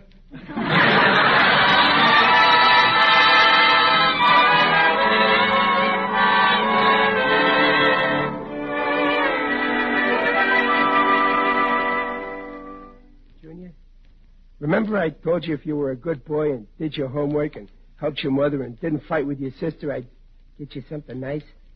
Well, I did. Oh, boy, Pop. What is it? A football? No, it's something bigger, something you always wanted. Give me a hint. Well, it's about this high, and it's got pedals. Oh, boy, a bicycle. No, but you're getting warm. Oh, come on, Pop. Tell me. Okay, come on. I'll show it to you. You're going to love this. Huh? There it is. A piano? Yes, sir. Junior, you're going to take piano lessons. But, Pop, you just said I was a good boy.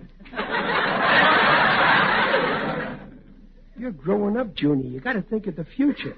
I want you to be talented like other boys, like Egbert Gillis, so I can be proud of you. But, Pop... Oh, boy, I wish I had a chance like this when I was a kid. The nearest I ever got to a piano was when I helped my father move one. Can't you see, Sonny? I'm trying to give you a little culture. Well, I don't want culture, Pop. I want to be like you.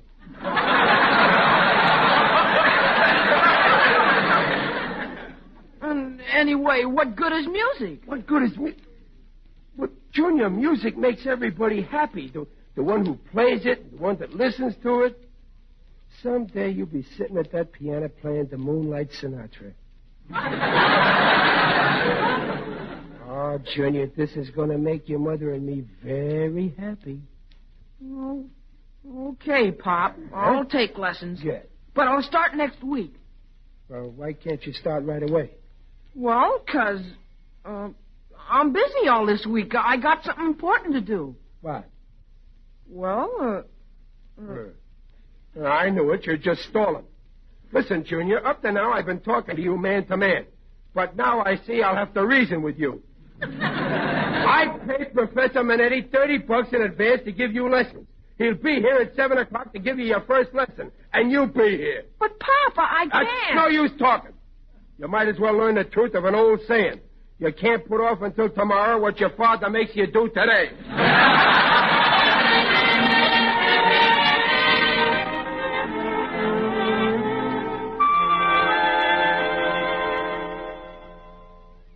I gotta go, Mr. Riley. You boy Junior, he's a stealing no here. Already I'm away to 30 minutes, and you wait to 30 minutes. That's an hour, all shot. Well, I don't know why he ain't here, Professor Manetti. I told him about the lesson. Maybe he'll be here soon. Couldn't you wait No, I got a schedule. I can't wait too long. It's too bad. I'm so sorry you gotta lose the money for this first lesson. Yeah, I can see you're sorry. I wouldn't like to lose that money. Look, Professor, is the first lesson hard? No, it's so easy any dope could learn. Okay, then you teach it to me. And then I'll teach it to Junior, and that way he can start off next week with lesson 2 without losing no time. Huh? Oh, I see. You're going to be the middleman, huh? See, I'm a teacher. All right. Let us commence from the commencement. First, tell me, what do you know about the piano? Well, this here is called the stool, and to make it higher, you turn it to the right or left. I'm a see. That's the answer to my question. You don't know nothing. Well, I wouldn't say that. I play the harmonica, and I guess it's the same principle as the piano, only a piano's too heavy to pick up and put in your mouth. Oh, Manangia mia, what I gotta go through to make a little spaghetti. Go ahead, the pigeon, and sit on a stool. Okay, Professor. Now listen and no talk. No. I'm going to play notes and tell you the names. Uh-huh. C, D, E, F, G, A, B, C. You catch? Well, sure, but I got a good memory. You can go all the way up to Z. Mr. Riley, there's no Z in the piano. Why? There's no Y either. Oh. And there's no O. Please, let me teach. Please let me teach. Well, all right. Listen. C, D, E, F, G, A, B, C, C, B, A, G, F, E, D, C. Now you try. All right, just move over. C, D, E, G. Wait, you miss F. Don't get excited. I'll get it on my way back.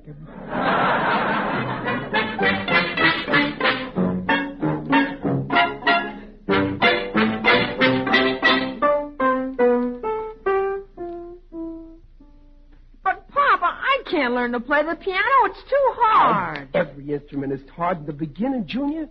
When I first started on the riveting machine, I was all thumbs. Now, I'll show you how to do the scale, and then you try it, huh? C, D, E, F, G, A, G. You see? Now you try it.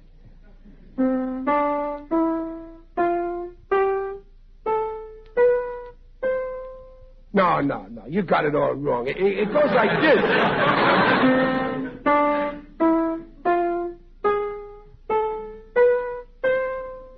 It's no use, Pop. I'll never be able to play. Don't talk like that, Junior. Remember, O'Reilly never says die until he's been dead 6 months.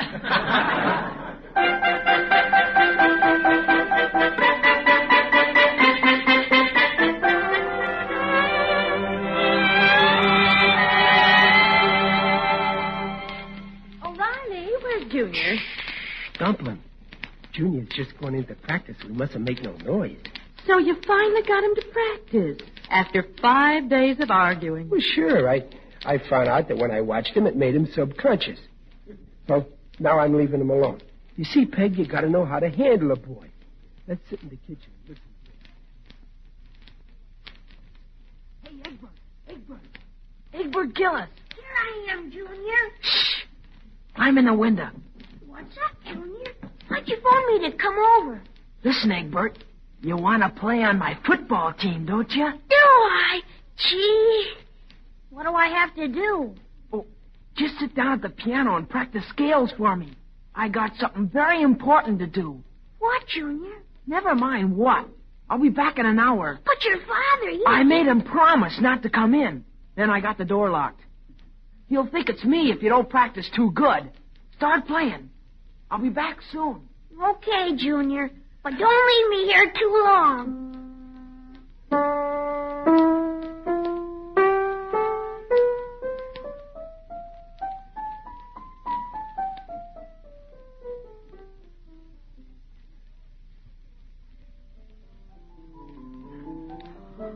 Riley, listen to that. Can that really be Junior? Sure. Peg, I'm frightened. Listen to them scales. And he only had one lesson, which I gave him. Oh. I can hardly believe my ears. Let's go and take a peek at it. No. It'll spoil the mood. Listen to that boy play. And he's only using two hands.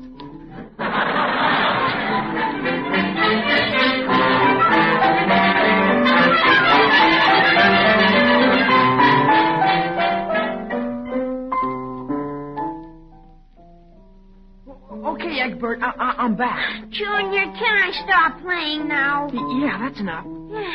Did my father? No one came in. That's swell. Junior. My pop, quick, beat it out the window. Okay, Junior.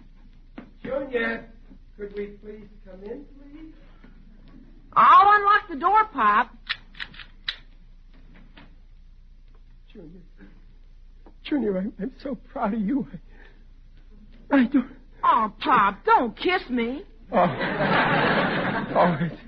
Excuse me. I guess I'm a little excited, Junior. Have a cigar. I mean, here's a nickel, Junior. Junior, it was wonderful. Play some more for us. Yeah, go on, Junior. We didn't hear so good in the kitchen. Here. Well, you see, my wrists are a little tired. Oh, well, then don't you play another note. I don't want your hands to get a Charlie horse. I think I'll go get a sandwich. Oh, sure. Anything you want. Get two sandwiches then. Oh, Junior. Yes, Pop? Oh, be careful. Don't get your fingers caught in the icebox. Oh, he's a swell kid. And you said I wouldn't get him to practice. Why, a few lessons more, Peg, I just got a brainwave. What, dear? They're giving a scholarship contest at Miss Pringle's music school tomorrow. Well, I'm going to enter Junior. I'll show that wise guy Jim Gillis the kind of a boy I got. But Junior's only had one lesson. Yeah, but that ain't the point. It's how much promise he shows. Now, listen. We won't even tell Junior that he's in the contest until I actually get him down to the music school. And then what a surprise somebody's going to get.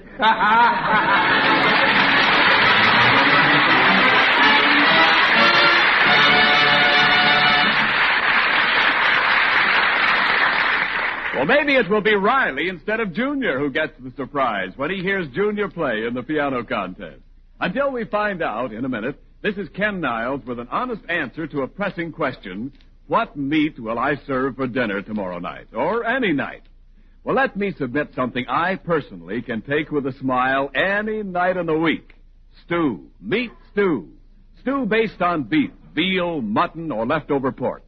Stew with vegetables, stew with dumplings, Irish stew, and mulligan stew. Stew that bubbles and sings on the stove and makes a man sing at the table. You know, the two beauties of stew are, one, no matter how scarce a steak or roast, your meat man usually has beef for stewing. Two, you can make a stew with ease with whatever vegetables, new or left over, you happen to have handy. Just start your stew early enough in the afternoon so it has plenty of time to rise to the heights of tenderness and warm, friendly flavor. Steaming as you take it from the kettle, bright, cheerful. But wait, all in favor of stew, boys? And remember, the meat of stew furnishes those same high-quality proteins that make meat a yardstick of protein foods. Why? Because meat measures up to every protein need. And now back to The Life of Riley with William Bendix as Riley.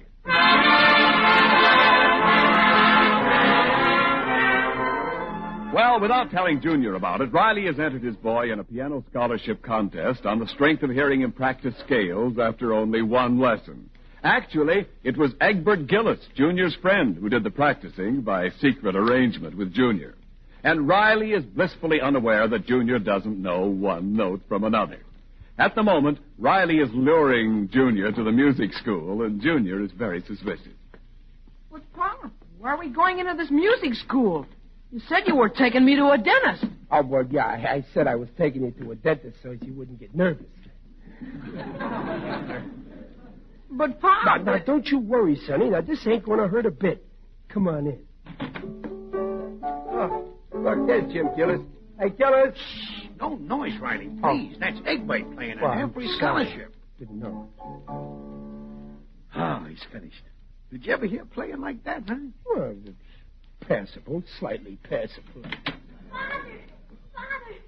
I made it. I got a scholarship. Oh, that's fine, Eggbite. I knew you'd make it. Congratulations, Egbert. Congratulations, Gillis.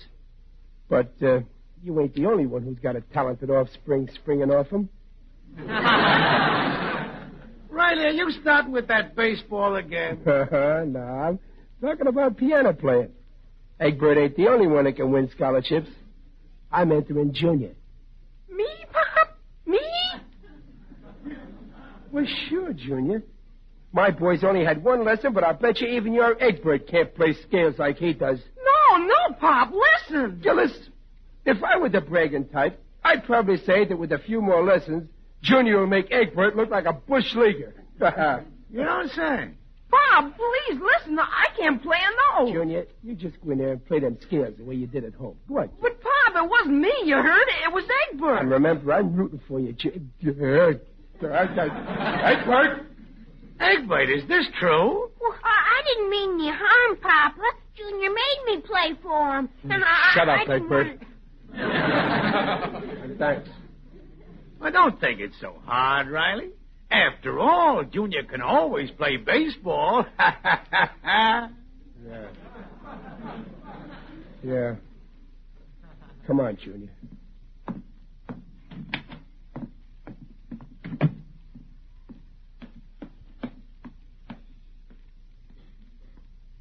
Pop. Pop. Pop, why don't you say something? There's nothing to say, Junior. I just made a mistake, that's all. Gee, I didn't think. I'm sorry. I guess maybe Jim Gillis is a better father than I am, that's all. That's why his son plays square with him. Pop, I didn't mean to let you down. Honest, I didn't. I wanted to take lessons. I wanted to practice, but this week I had something important I had to do. Oh, you're starting that over again, huh? Well, it's true, Pop. Why, what'd you have to do? Well, you see, I can't tell you, Pop. You wouldn't understand. I guess I wouldn't. I was fool enough to think that someday I'd walk into the lobby at Carnegie Hall and see a bust of your fingers.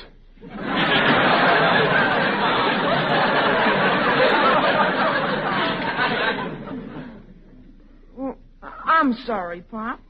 Junior, I'm still your father. Nothing can change that.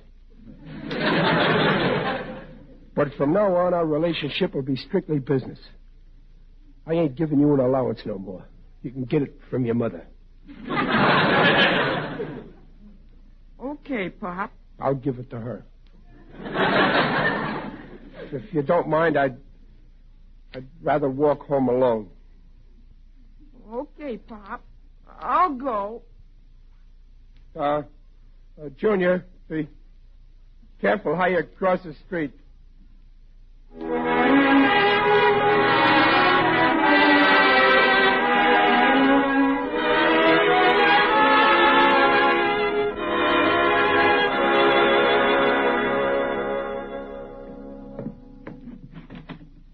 Is that you, Riley?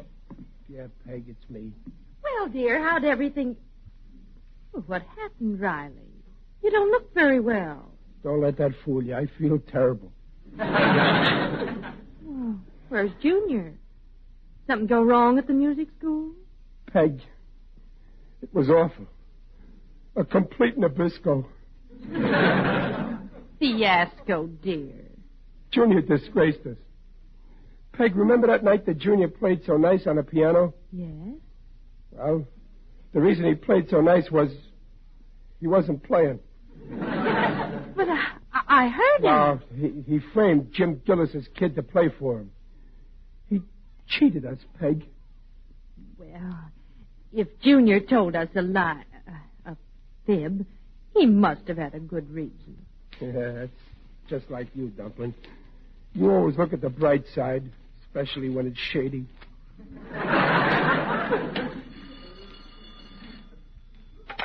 Hello? Hello, Riley.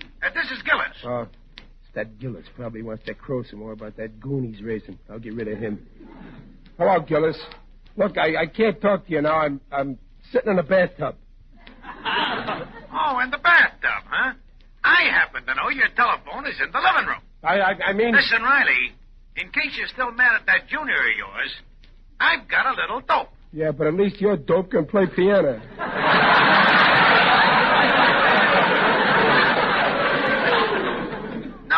No. I mean, I know why your boy done what he done. Why he got my kid to sit in for him and practice. Yeah? Why, Gillis? Well, Egbert says your junior's been working in the post office during the rush hour every afternoon to get some extra dough. Well, what for? Don't I give him 40 cents a week? Yeah, but Junior had to raise $3 by yesterday so he could buy a stylish birthday present for some little dame he's in love with. My boy Junior says Junior's crazy about this girl. Oh. Peg, there's a girl in Junior's life. Oh, really? Oh, Peg, I don't see what's funny about that. Well, thanks, Gillis. I figured it's my duty as a friend to keep you as posted on what your kid's doing. Naturally, with my kid, I got no problems. I bring him up to respect me Goodbye, and to Gillis. listen to what... Peg, let's face it. I'm a failure as a father. We got a boy who'd rather hang around with a girl than practice the piano.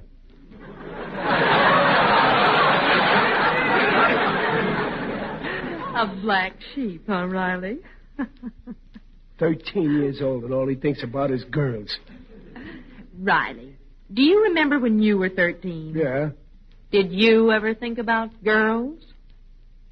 Did you say 12 or 13? Well, anyway, it ain't exactly as having a crush on a girl.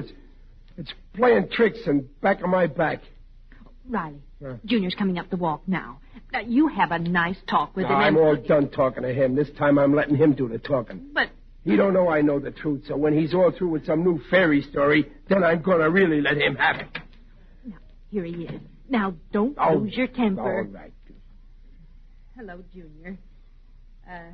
Your father wants to talk to you. Yeah? Hello, Pop. Good evening, Chester.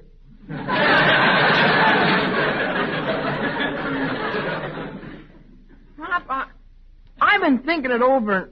I think I ought to tell you why I played such a dirty trick. Mm-hmm. No doubt you had some very good reason, no doubt. Well, no, sir. Well, what was the reason? How's that? Well, this girl, she's a girl a lot of guys like, and I did too. And yesterday was her birthday. So I figured I'd make a hit with her if I gave her something big, like a big box of chocolates. It was £5 and cost $3. I've been skipping practice to raise the money. Junior, let me give you some advice about girls of the opposite sex.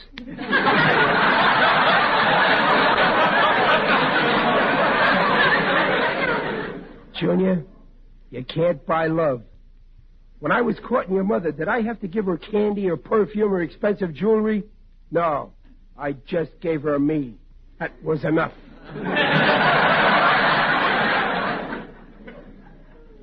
You're right, Pop. Certainly. When I gave her the candy, she took it and went off driving with Skinny Hooper. The last I saw him, she was stuffing my chocolates in his mouth. Well, cheer up, Junior. Maybe they were stale. It'll never happen again, Pop.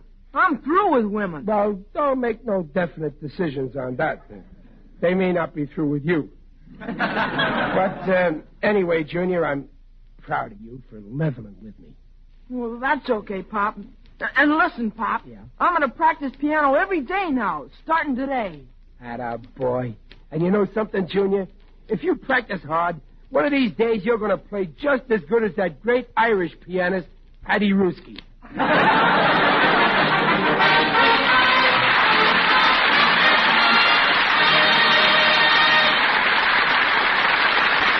The Rileys will be back in just a moment. If you've ever had breakfast on the farm, you'd likely remember a big platter of crisp fried salt pork. and a big bowl of rich cream gravy, flecked here and there with crisp brown bits from the frying pan. Well, how about it, folks? You know, these good breakfast meats like salt pork and pork sausage, ham, and bacon are more than good eating. They're a good start toward doing the day's job because they're so full of food energy. And like all meat, the lean bits are rich in proteins. Proteins of high quality. The right kind of proteins to build and maintain body tissues. Yes, meat is a yardstick of protein foods because meat measures up to every protein need. And please remember, the nutritional statements just made about meat are accepted by the Council on Foods and Nutrition of the American Medical Association.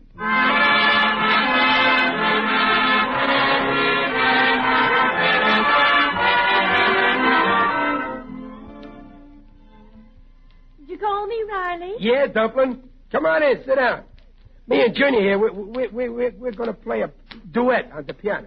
Me on this here harmonica and Junior on the piano. Are you ready, Junior? Okay, Pop. All right. Home sweet home. Let her go.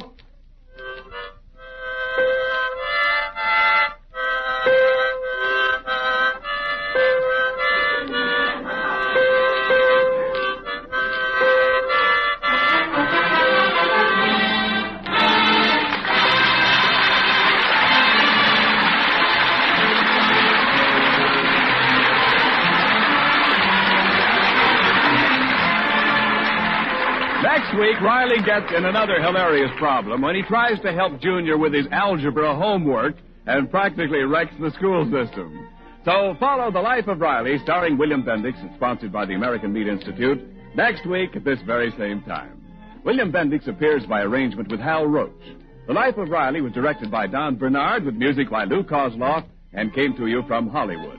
This is Ken Niles saying, see you next week. This is the Blue Network. Worked too hard, you ate too much, the cheesecake made you greedy. Let your aching head and stomach hear this message from old Speedy. Alka-Seltzer, plop, plop, fizz, fizz, oh, what a relief it is. Plop, plop, fizz, fizz, oh, what a relief it is. Ah, those Speedy Alka-Seltzer bubbles burst into action to relieve your upset stomach and aching head fast. Use only as directed.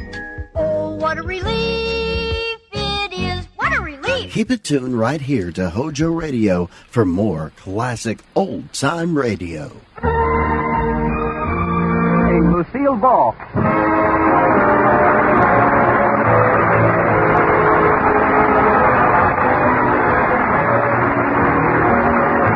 Yes, it's the Gay Family series starring Lucille Ball with Richard Denning as Liz and George Cooper. Two people who live together and like it.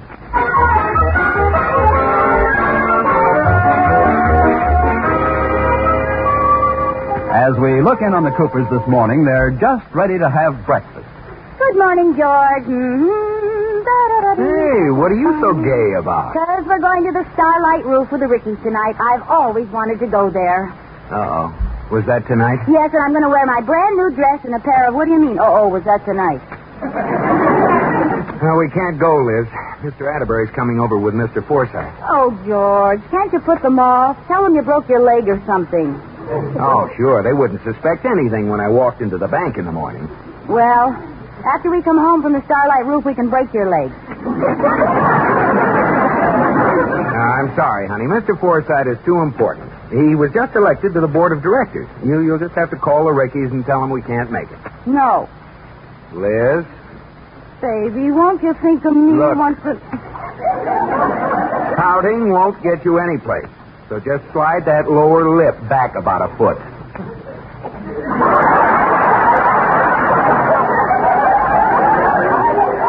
Baby, won't you think of me once in a while?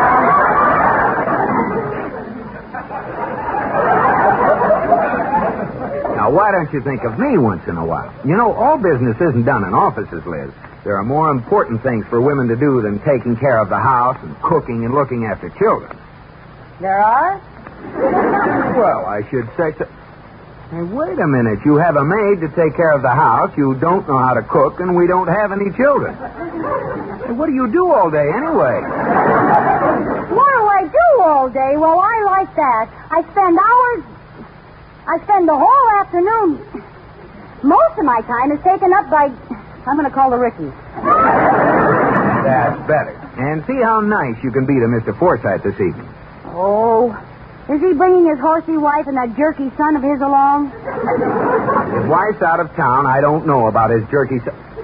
Now, stop that, Liz. You'll get me in trouble. Well, he's sure to bring along some of those stale stories of his. Yeah, and that's another thing. He fancies himself quite a storyteller, so laugh it up.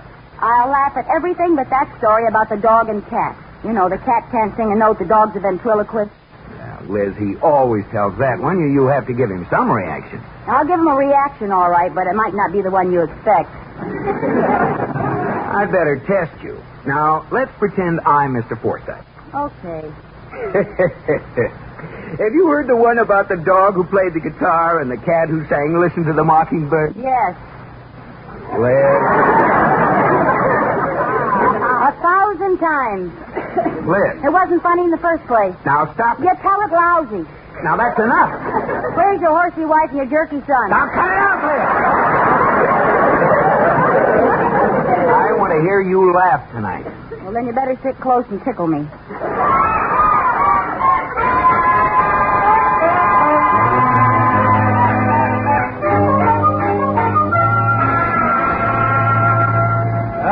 Good dinner, Liz, girl. Oh, yes, indeed. It's a wonderful dinner, Mrs. Cooper. Certainly was wonderful. Well, thank you, Mr. Forsythe. Yeah, well, hey, I just happened to think of a very funny story.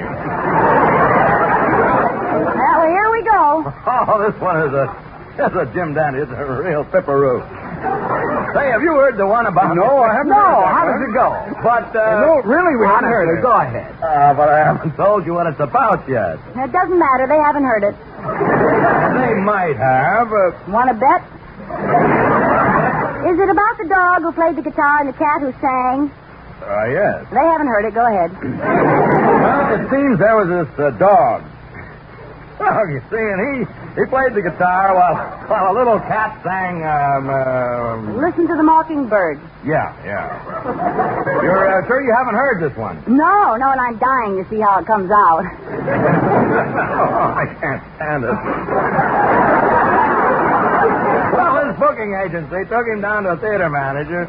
He was amazed, and he said, "That's amazing. Now, here's where it gets really good." The agent said, "Look, before you hire them, I think there's something you ought to know." Something in my throat. Have a glass of water, please. Miss Cooper? Liz! Huh? Oh, that's very funny. The cat can't sing a note, the dog's a ventriloquist. It's a funny idea, isn't it, George? Liz. Mr. Forsythe didn't finish the story. He asked for a glass of water. Ooh.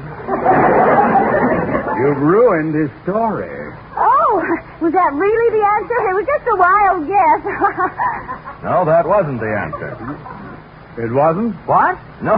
You see, the theater owner wanted to hire just a cat. But the agent said he can't work alone. Here's the twist. The dog makes all his arrangements.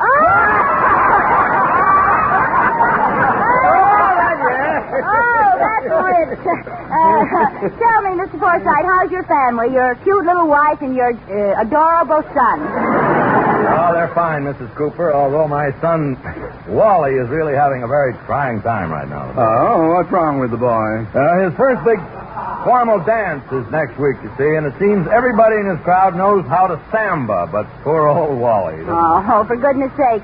Children worry about the silliest things, don't they? Doing the samba is so easy. You know how to do the samba? Oh, Liz is a wonderful samba dancer. Oh, yes, I love to samba. Well, Mrs. Cooper would be asking too much for you to teach Wally how to samba in time for the dance. Well, Oh, she'd love to. She'll do it. No, wait.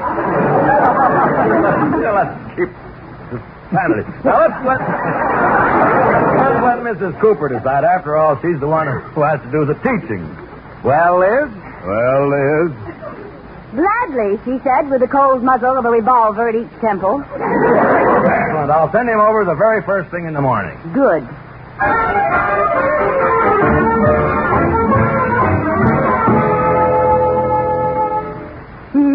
Mrs. Cooper, what are you doing dancing around the living room? Oh, haven't you heard, Katie? I'm opening up a dance studio. Huh? Yes, all you need is 6 lessons with Liz Lazonda. My slogan is learn to samba with a red-hot number.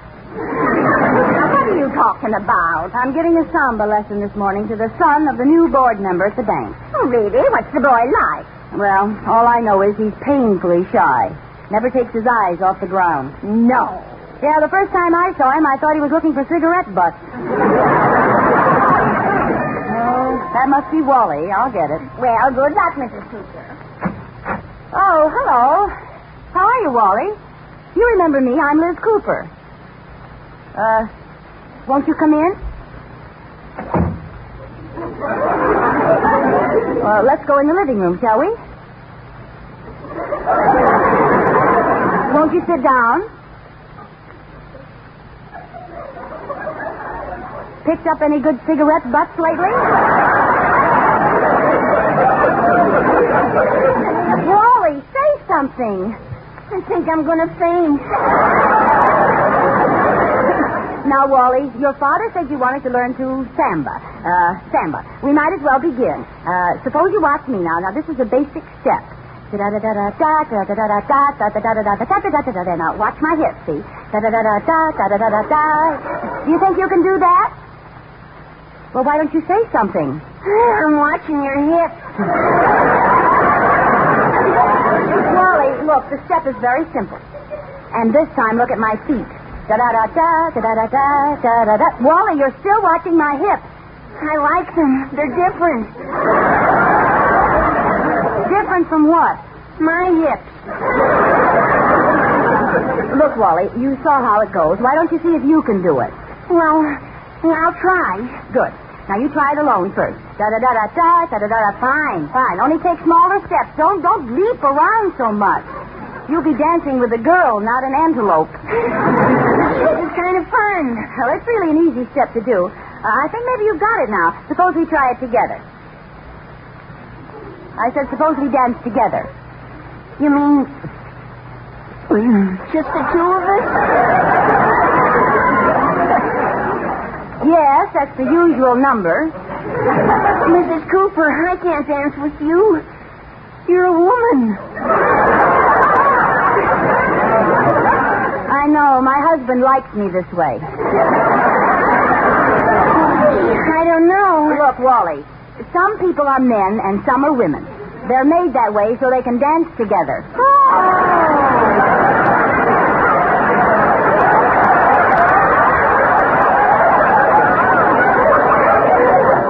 Really, it's very simple, Wally. Now, let's try it. Okay. Hey,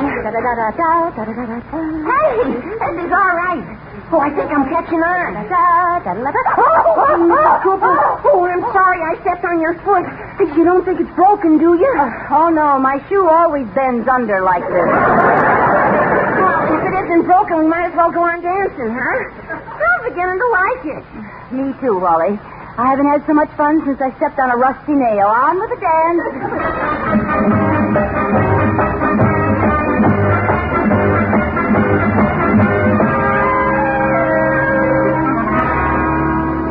Hey, Liz!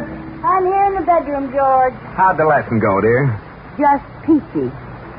Hey, what are you doing? Soaking these red blobs that used to be my feet. My legs look like a couple of thermometers. Then Wally isn't exactly Arthur Murray. George, Wally dances the samba like a kangaroo with hot coals in its pouch.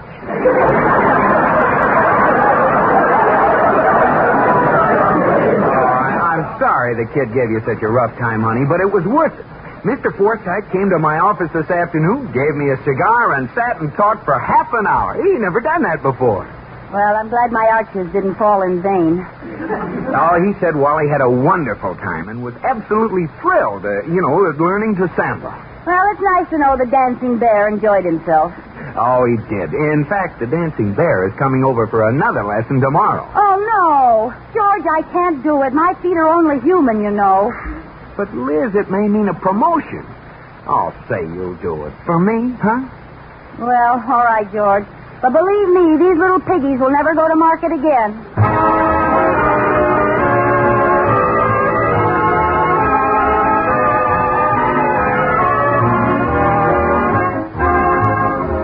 find Liz in the unaccustomed role of dancing teacher.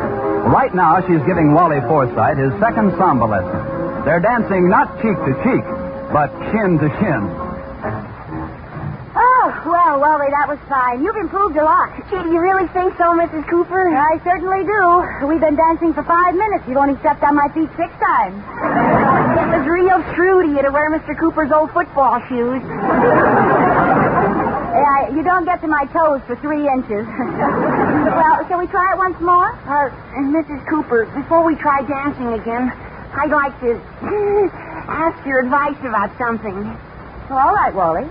Maybe we'd better sit down. And shall we sit here on the couch? Well, oh, it's all right, Wally. I'll sit at one end and you can sit at the other. Well, we could put a pillow between us to make it proper. Well, I'll tell you what. I'll go upstairs and you call me on the downstairs phone. Oh, no, it's all right, Mrs. Cooper. So we'll sit on the couch. All right, now, Wally.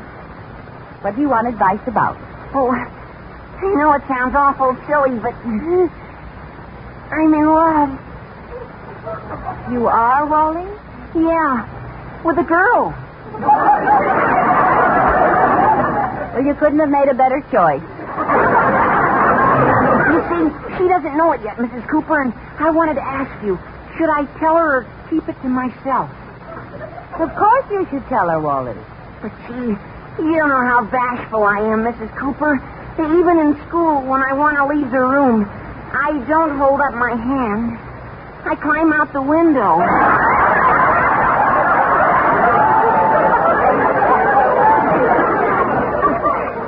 Well, Wally, it shouldn't be too difficult. Just take her by the hand and say, I love you. Okay. Mrs. Cooper? Yes? Give me your hand. What? Mrs. Cooper, I love you. Wally, there must be some mistake. No mistake. I love you, Mrs. Cooper. Or, as I call you in my diary, Dreamboat. You wrote that in your diary? Yes, Mrs. Cooper. So when I got home last night, I crossed out nothing much happened today, and I wrote in, wow. Wally, you mustn't say things like that. After all... Oh, I know you're older than I am and you're married, but, well, I just can't help the way I feel. Frankly, Mrs. Cooper, I think you're just real gone. Well, anyway, my feet are. I hope you aren't mad at what I said, but honestly, you're the swellest person I've ever known. You're the only person who's ever been nice to me. Oh, now, Wally, surely somebody else is nice to you. What about your father? He acts like he doesn't even know me. What makes you say that? He always refers to me as, what's his name?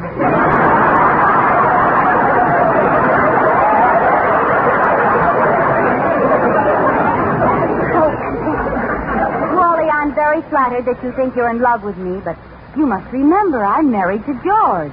Gee, I forgot all about Mr. Cooper.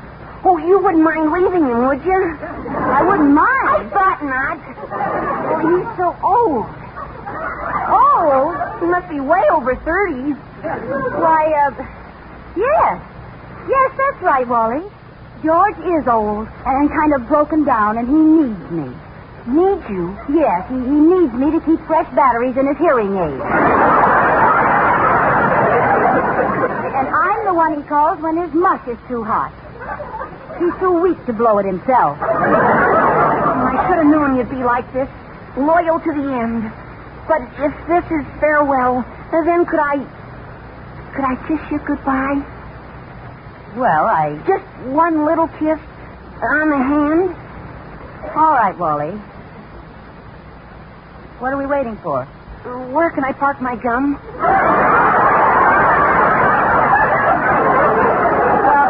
Don't bother parking it. We aren't going to be stopped that long. Okay. Oh, you see, my kiss makes you cry out with passion, doesn't it? No, your braces scratched me.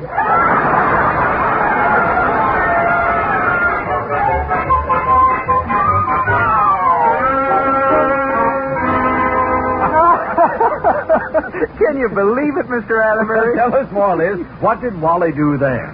Well, then he took me by the hand and said, Mrs. Cooper, I love you. Why, that little devil. That's pretty funny. Imagine Wally being in love with you, Liz. Isn't that a scream? Ha ha. Oh, now, Liz, you'll have to admit it's pretty hilarious. Well, I'll admit I'm old enough to be his sister. And I don't see why his being in love with me is so funny. You fell in love with me once, you know. Well, Liz, honey, I don't see why you're getting sore. Now, look, you two. It's all over, and Liz did a wonderful job. George, we're in solid with Forsyth, thanks to her. Oh, it wasn't so much. Oh, yes, it was. And to show my appreciation, I'm going to take you out on the town tonight. Anywhere you want to go. Oh, could we possibly go to the Starlight Roof? Why not? Oh, wonderful. I have come back.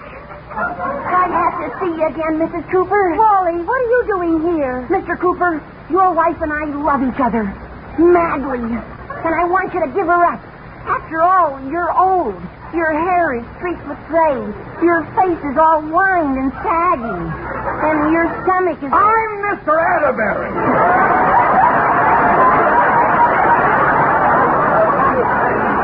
That's Mr. Cooper. Oh, I'm sorry. Mr. Cooper, your wife and I love each other. Don't we, Dreamboat? Wally, what Dreamboat? Go away. No, stay here. Speak up. Blow your whistle, Dreamboat. George, Mr. Atterbury, please. I've decided to take you away, Mrs. Cooper. I can't leave you here, a nursemaid to an empty shell of an old man. Wally, sometimes it's merciful to be cruel. Tell your husband what you said about him today.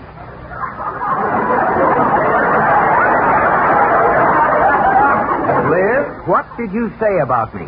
Well, Go ahead, don't be afraid. Tell him, Dreamboat. Wally Forsythe, don't call me Dreamboat. Anything you say, darling. And don't call me darling. Okay, I won't, dear. And don't call me dear. Try Mother. Mr. Cooper, why don't you step out and let your wife find the happiness she deserves? After all, you're an older man. You're more like her father. The boy's right. Why don't you give her up, Dad? Liz, what did you tell this kid about me? Well, it's all very simple, George. I explained to Wally about your age and how you need me. Understand, George? I explained how you're getting on in years, and now, more than ever, you need me. It isn't fair to hold her. You can get somebody else to blow your mush.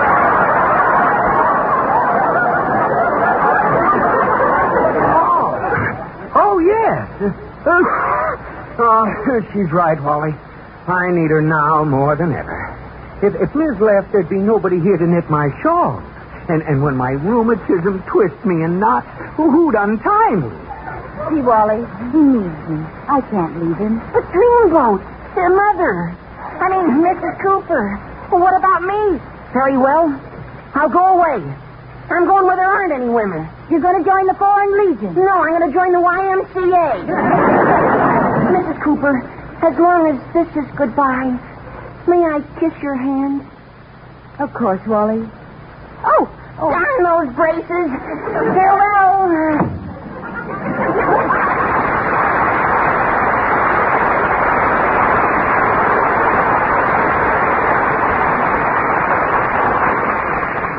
Wasn't he sweet? George, why don't you ever kiss my hand? Well, I would, kiddo, but I'm too old to bend over. Never mind. Well, now that Liz's grimy amours are out of the way, shall we go to the Starlight Roof? Oh, yes, let's. I better get dressed. Oh, George, we're finally going to the Starlight Roof. I'll get it. Hello? Oh, hello. How are you, sir? Tonight? Well, Oh, yes. Yes, it'll be all right. I'll tell her. Goodbye. Who was that, George? Mr. Forsythe. He's on his way over here. What on earth for? Well, you did such a good job with Wally. Now, he wants to learn the samba. Oh, no!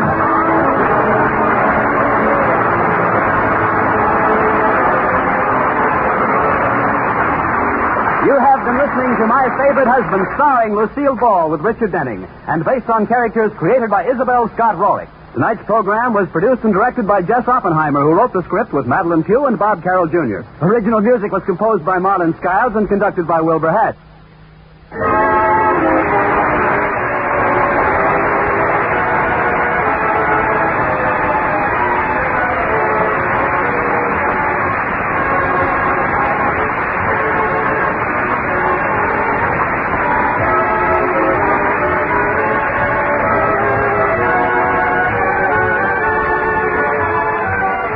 My Favorite Husband has been presented through the worldwide facilities of the United States Armed Forces Radio and Television Service.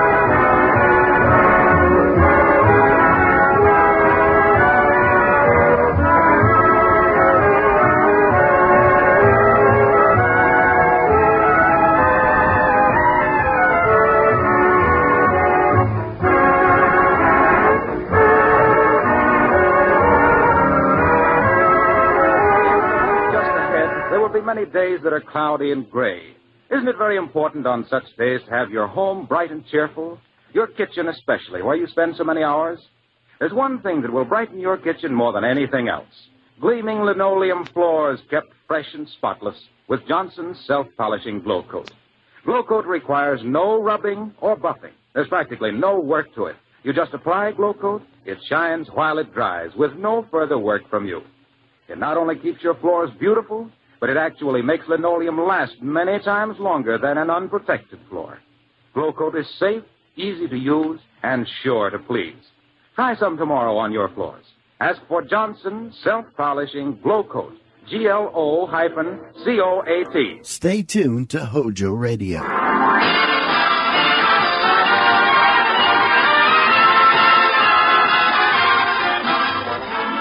From Hollywood, Colgate Tooth Powder for a breath that's sweet and teeth that sparkle presents the Mel Blanc Show with Mary Jane Croft, Joe Kearns, Hans Conried, Earl Ross, the sportsman, Victor Miller and his orchestra, and Mel Blanc, the creator of Bugs Bunny. What's up, Doc? Playing his new character, Zookie. Hello, everybody. Hi.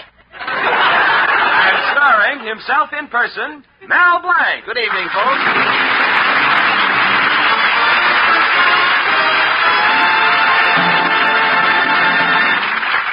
Well, it's Saturday afternoon in Mel Blanc's little town, and Mel and his girl Betty, like most romantic young couples, are enjoying the movie matinee at the Bijou. Now the show is over, and in some dark spot of the theater, we hear Mary Jones saying to her boyfriend, We have to go now, Frank. Take your arm away. And in the back row, we hear Susan Arnold saying to her boyfriend, All right, Henry, the lights are up. Wipe that lipstick off your face. And in another dimly lit corner of the theater, where Mel has been sitting with Betty, we hear Betty saying, Oh, Mel, the picture's over. Wake up.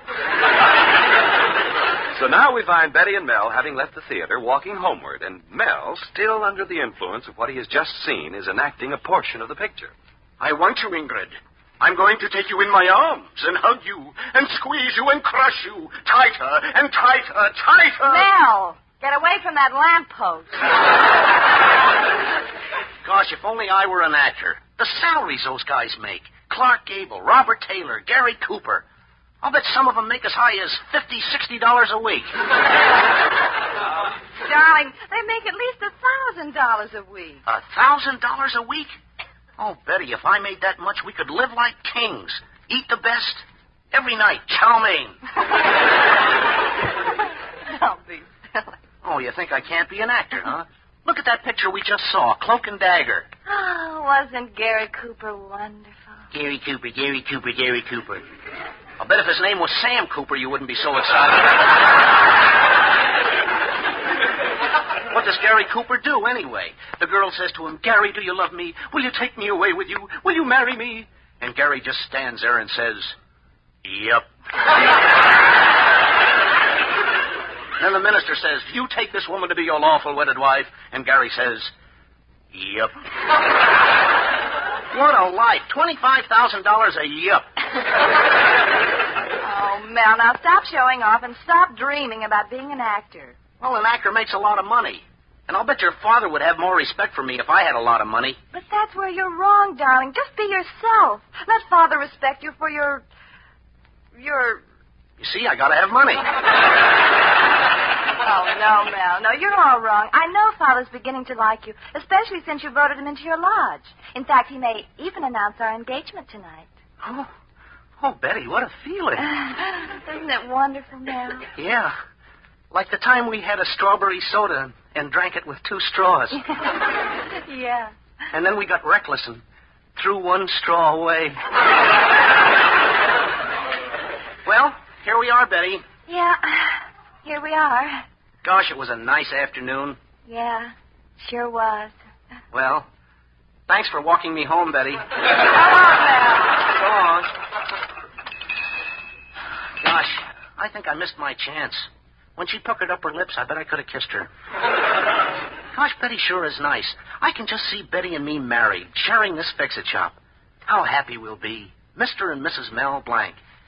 Then in a year or 2, we'll have some little blanks. A little boy blank and a little girl blankhead. Hello, Mel. Oh, hello, Mrs. Adams. What can I do for you? Mel, I came over to ask you for a special favor. Will you mind my baby? You mean little Julius here? Oh, gosh, Mrs. Adams, this is a fix-it shop. If there's something wrong with a baby, I'll gladly fix him. Oh, Mel. Oh, but I never took care of a baby before. Well, look. What if, suppose... You mean he, Yeah. Well, that's what these are for. Oh, fine. That's what I'll need. Bibs. I'll be back in a few hours, Mel. Don't let anything happen to little Julius. I won't. Oh, look, he likes me. He's opening his mouth. Oh, he's putting his little hands around your neck. Oh, tell him to stop squeezing. Oh, Mel, he's only a year old. That kid's a killer. Well, I've got to go now. Take good care of Julius. Goodbye. Oh, goodbye, Mrs. Adams. Gee, what a cute little baby. I love babies. They're almost human. Although this one looks a little silly. Oh, gee, he must have heard me. Oh, the baby's lonesome for company. Maybe he wants to talk to another baby.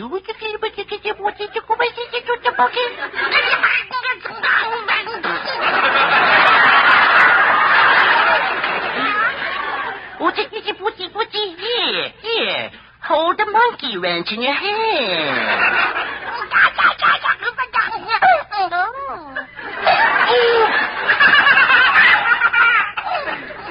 That's what you get for being nice to babies. Well, Julius, I have to put you down back here. Here comes Mr. Cushing, my lodge president. Hello, Mel. Ugga-boo-boo-ugga. Greetings, mighty potentate. Ugga-ugga-boo, ugga-boo-boo-ugga. I hope you don't mind me saying so, mighty potentate, but you look a little unhappy.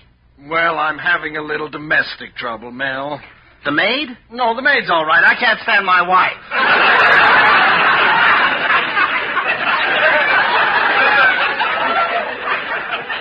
You know, I'd leave her in a minute. I'd leave her in a minute if she didn't have all that money. I don't know why I'm standing here telling you all this. It's just that I've got no one to talk to. Well, I think Betty and I are going to hit it off very well together, Mr. Cushing. Mel, Betty's a fine girl. But I can only say what I say to every couple about to be married. Stop! Oh, but Mr. Cushing, not my Betty. Well, go ahead, Mel, but you'll learn that before marriage, everything's wonderful. You're happy. You're in clover. And after the marriage? Poison ivy. Well, Mel, I've got to be on my way now. Of course, you'll be at the lodge meeting tonight, won't you? Oh, gosh, mighty potentate, I can't make it. What? Every loyal zebra should be there, and especially you, inasmuch as it was your vote that got Mr. Colby into the lodge, and we're initiating him tonight. But, Mr. Cushing, I can't go. I promised to mind Mrs. Adams' baby. I don't care if you promise to mind Mrs. Adams. Now, you be there. Ugga-ugga-boo, ugga-boo-boo, ugga. Ugga-ugga-boo, ugga-boo-boo, ugga. But I still don't think I can be there. No, you better be there if you know which side your ugga is buttered on. Oh, this is terrible.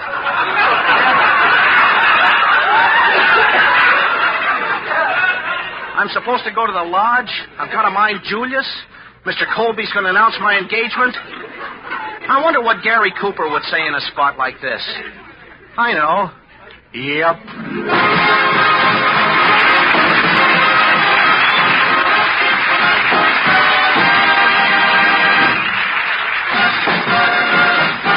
Use Colgate tooth powder. Keep smiling just right. Use it each morning and use it each night. Don't take a chance with your romance. Use Colgate tooth powder. A breath of trouble, I've been told, can make a love affair grow cold. So don't let any breath of trouble, unpleasing breath, spoil your chance of romance. You'll be wise to do this. Brush your teeth night and morning and before every date with Colgate tooth powder. For Colgate tooth powder cleans your breath as it cleans your teeth. Yes, scientific tests have definitely proved that in 7 cases out of 10, Colgate tooth powder instantly stops unpleasing breath that originates in the mouth. What's more, no dentifrice at any price cleans your teeth more quickly and thoroughly than Colgate tooth powder. Remember to buy it first thing. And remember the name Colgate tooth powder with the accent on powder. Don't take a chance with your romance. Use Colgate tooth powder. Now, Victor Miller and the Sportsman doing I Feel a Song Coming On.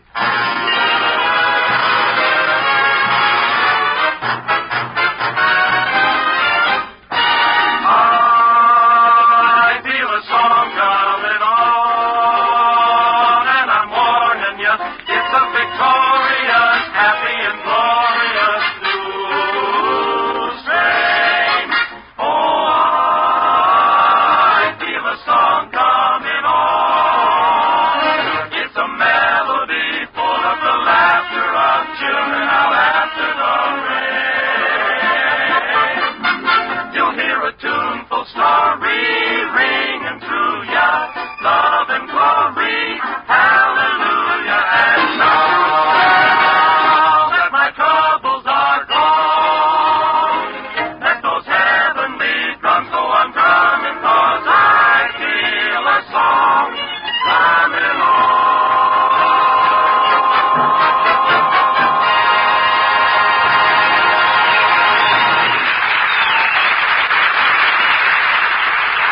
Well, Mel is still looking for someone to mind the baby so he can attend the initiation of his future father-in-law, Mr. Colby, at the lodge meeting tonight. Right now, he's exhausted his list of friends. We find him working on Betty's kid brother, Tommy. But listen, Tommy, you're my friend, aren't you? Look, Mel, when you mention friendship, you touch me deeply. When you mention old time's sake, you touch me deeply. Now, do you really want to touch me deeply? Yeah. Mention money. That's a fine way to talk to your future brother-in-law. Huh? You call that a future? Hey, Mel, look, here comes your helper, Zuki. Why don't you get him to mind the baby? Hi, Mel. Silky, I've been looking for you all day long. Where have you been? Well, I was here Never mind.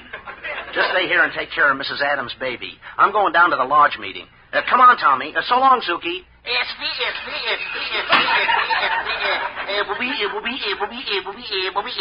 What happened? Oh, gosh, it's Julie, a baby. Oh, he's sleepy. Now, I'll sing him a lullaby. Rock-a-bye, baby, on the tree. Rock-a-bye, baby, on the tree. I better get down off this tree. Oh, what a nice baby. Oh, go.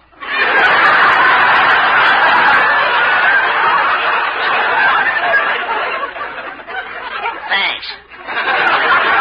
Gee, I like babies. They touch a soft spot spot in my... Hello, Mr. Colby. Hello, Zuki.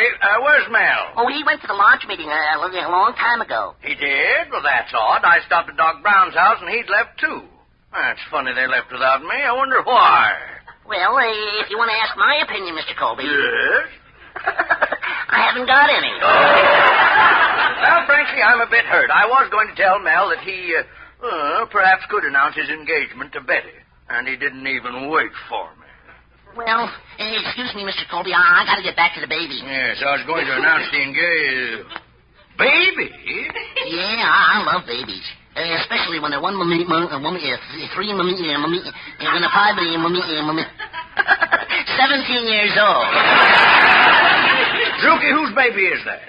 Well, you see, Mel, Mel's baby?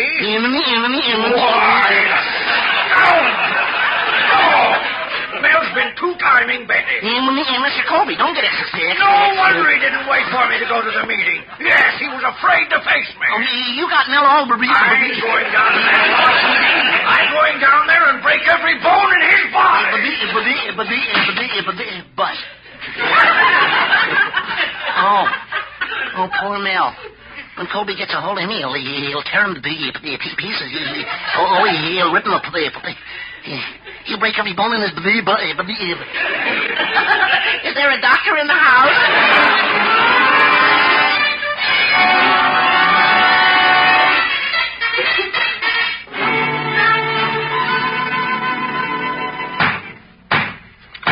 I now call this meeting to order in the name of the benevolent order of Loyal Zebras. The members will now rise and give the password. Boo! Brother Blank, we have finished saying the password. Oh, I'm not saying the password. Brother Miller has the hiccups, and I'm trying to scare it out of him. I see. And now Brother Ross will read the minutes of the last meeting. Because the lodge hall was closed for repairs, the last meeting was held in the back of Brother Murphy's Bar and Grill. First time in 3 years everyone attended. Brother Colby was voted in, and in celebration of the event, Brother Murphy brought in a round of beers. We quickly dispensed with old business. Brother Blank made a resolution to take $100 out of the treasury for the community chest. Resolution was passed. Brother Murphy brought in another round of beers. At this point, mighty potentate Cushing made a resolution to dispose of his wife. It was passed unanimously. And Brother Murphy brought in another round of beers. Brother Miller fell out of the window.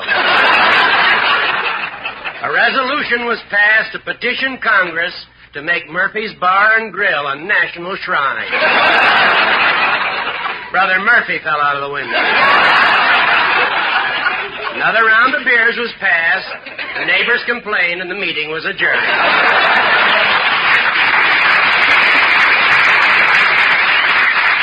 Thank you, Brother Ross. And now, members, as you know, Brother Colby will be initiated tonight. That's why he was invited late. We will give him the husband and wife initiation, which we used on Doc Brown. Brother Blank, we call upon you to initiate Mr. Colby. Me? Oh, I can't do it. Mr. Colby is just about to announce my engagement to his daughter. And if I give him the husband and wife initiation, he's liable to call the whole thing off. Oh, Brother Blank, you've always bragged about being an actor. This is your chance. Well, yeah. Say, that's a good idea. And besides, he's made my life plenty miserable. This is my chance to get even with him. He's coming up the steps, and he's raving mad. Uh-oh, give me that wig and that dress. I'm really going to give it to him. Now, everybody out. Dim the lights, dim the lights. Go out there and make it good, Mel. Okay. Mel Blank, when I get my hands on... Oh, gosh, it's dark in here. Well, what's happening? Where is everybody? There's nobody here. Nobody but little old me and big fat you. Well, there's supposed to be a meeting of the zebras here. And... Well, if you're looking for a zebra, you don't want me. I'll just run along. Oh, no. No, don't do that. Stay a while. What's your name? Lulabelle Feigenstein Holt. Lulabelle, what a beautiful name. You all can call me Miss Feigenspannhose. Golly, I just get goosebumpy all over being all alone with a big, handsome man like you. Did you say handsome? That's what I said. I said handsome. Handsome, that is. You northern boys are so strong. Do you all mind if I feel your muscles? My, you got real Yankee muscles. Way up north. All around your head. Mind if I call you Musclehead? A girl like you can call me anything. Oh, I'll bet if you ever took me in your arms, you could crush me to a pulp. Lulabelle, if I ever took you all in my arms, I wouldn't waste time a crushing you. No? What would you do? I'd kiss you. Oh! Well, you can kiss me if you catch me. Well, here I go. Oh! There you went. Lulabelle, you tripped me. Oh, no, I didn't. I kicked you. Now, come here, Lulabelle. I was just trying to show you some northern hospitality.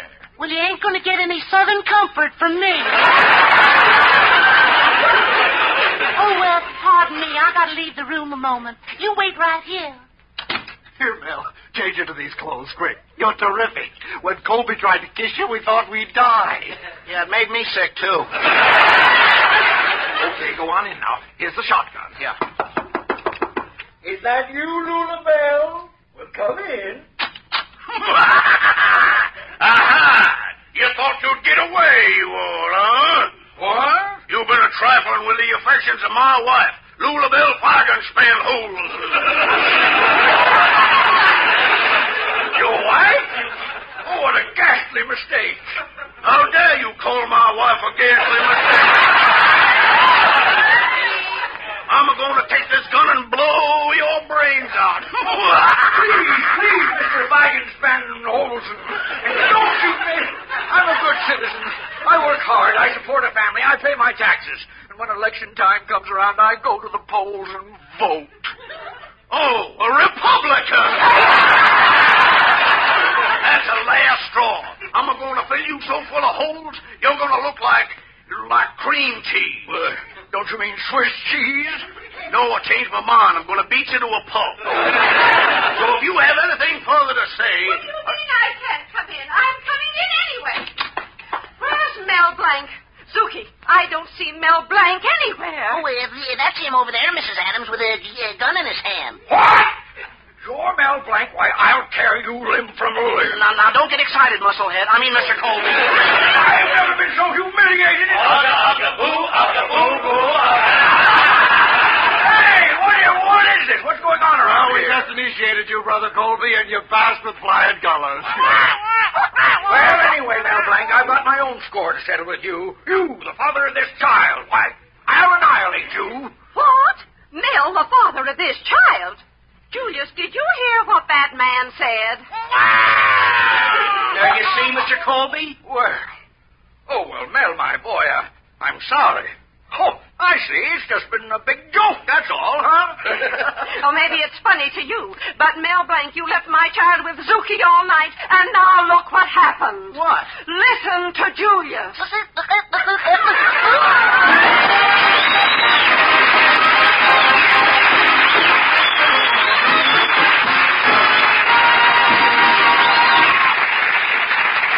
Mel Blanc will be back in just a minute. Use Colgate tooth powder, keep smiling just right. Use it each morning and use it each night. Don't take a chance with your romance. Use Colgate tooth powder. A breath of trouble, unpleasing breath, can lose you friends and alienate people. So ask yourself if you could have this social handicap. Best thing to do is to guard against it. Brush your teeth night and morning and before every date with Colgate tooth powder. For Colgate tooth powder cleans your breath as it cleans your teeth. Yes, scientific tests have definitely proved that in 7 cases out of 10, Colgate tooth powder instantly stops unpleasing breath that originates in the mouth. What's more, no dentifrice at any price cleans your teeth more quickly and thoroughly than Colgate tooth powder. Remember to buy it first thing. And remember the name Colgate tooth powder with the accent on powder. Don't take a chance with your romance. Use Colgate tooth powder.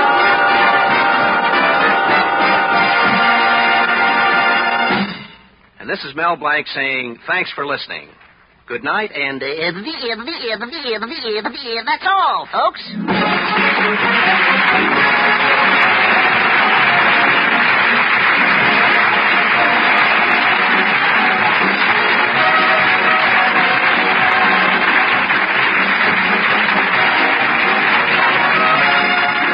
This is Bud Easton reminding you that Colgate tooth powder for a breath that's sweet and teeth that sparkle brings you the Mel Blanc Show every Tuesday at this time. Be sure to join us again next Tuesday night for more fun with Mel and the people you'll meet in Mel Blanc's Fix-It Shop. Say hello to Halo Shampoo for naturally bright and beautiful hair. Remember, even finest soaps and soap shampoos hide the natural luster of your hair with dulling soap film. But Halo Shampoo contains no soap, therefore leaves no dulling soap film. Even in hardest water, Halo makes oceans of rich, fragrant lather, quickly banishes loose dandruff and dirt. Halo needs no lemon or vinegar rinse. Say hello to Halo and goodbye to dulling soap film. Get Halo Shampoo at any cosmetic counter. Remember,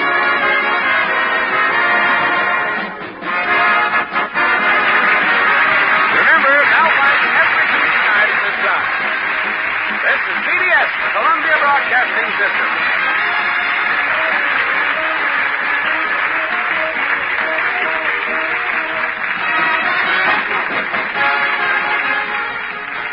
Every one of you undoubtedly has a headache or pain remedy that you swear by. But haven't you noticed that on some occasions it fails you? That there are times it does not seem to work? On these occasions, let me suggest that you try Anacin, for here is a remedy that I'm sure won't fail you. You'll find the fastest and most complete relief in Anacin you have ever experienced. The reason is simple. Anacin contains not one pain-soothing agent alone, but 4. One of which is in all probability the remedy you now customarily take to relieve pain. You can get Anacin at your druggist for a few cents. Your money back if you're not pleased. I'll spell the name. Anacin. Keep it tuned right here to HOJO Radio for more classic old-time radio. The Communist for the FBI.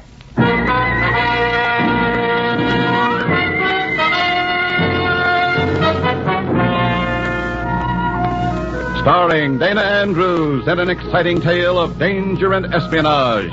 I was a communist for the FBI.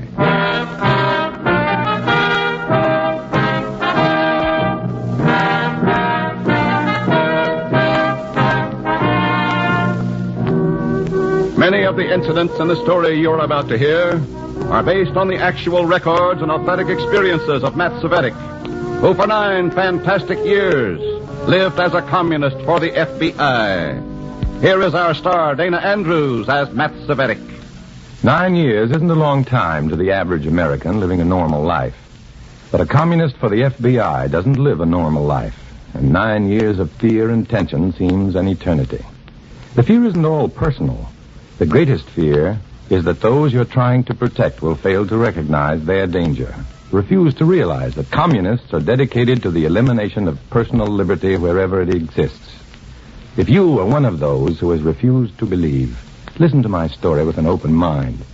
It should open your eyes because it's part of the story of communism. In a moment, listen to Dana Andrews as Matt Cvetic, Undercover Man.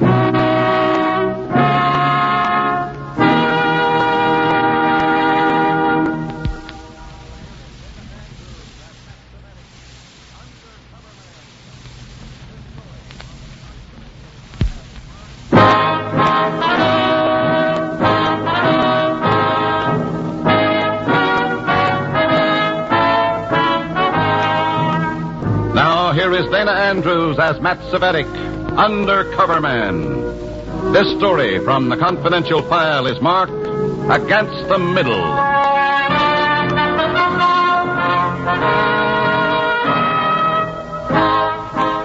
It's Tuesday evening, and I'm walking my tightrope again, crossing the chasm between communism and the Federal Bureau of Investigation.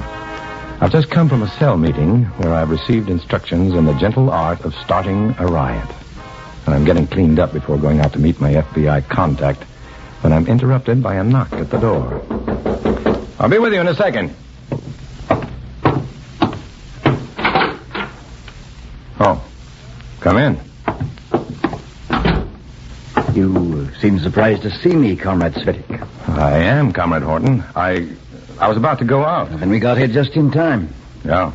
This is Comrade Carlescu, Comrade Svetic. How do you do? It is my pleasure, Comrade. Comrade Carlescu has just arrived from Europe. He's on a special assignment, in which you will cooperate, Comrade Svetic. What is the assignment? To begin with, Comrade Svetic, since you are to accompany me to Chicago, leaving immediately would be well for you to pack while I outline our mission. I don't see how I can leave immediately, Comrade. What? Well, I have some unfinished party business I need to look after. No, they will have to wait, Comrade Svetic. Oh, now look. I should have told you, Comrade Svetic. Comrade Carlescu is high in the ranks of the European MVD. And according to the directive I received from New York, his orders are to be followed without question. No, I didn't understand. Thank you, Comrade Horton. You can go now. Thanks. Now, Comrade Svetic, if you will proceed with your packing, I will proceed with my outline of our mission. All right. What about our mission, Comrade Carlescu? Well, unbelievable as it may seem, Comrade Svetic, dangerous reactionaries are still operating in one of the newest People's Republics. A group in this country is supplying the funds being used against us in that People's Republic. There isn't much we can do about that, is there? Not against those in this country. However, once we know the names of those in Europe, we can end the movement overnight. And you're here to get the names of these European anti-communists from their friends in this country? That is our mission, Comrade Svetic. Well, just how are we supposed to do this? Through operatives we have managed to plant in the European organization, they have learned that the group leader in this country is a Dr. Zorny, who lives in Chicago. Now, I have a letter of introduction to the doctor from Vladimir Brodnik, one of their most trusted European workers, who happens to be one of our operatives. I see. Now, we will have the fullest cooperation of the local party members, Comrade. The best protection they can give us. But I am warning you, this is a dangerous operation.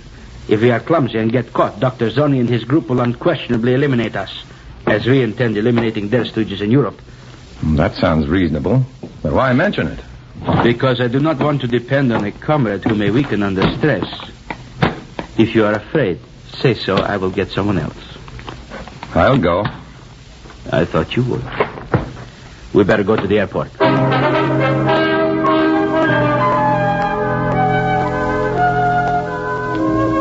I don't want any part of this assignment, but I have to take it.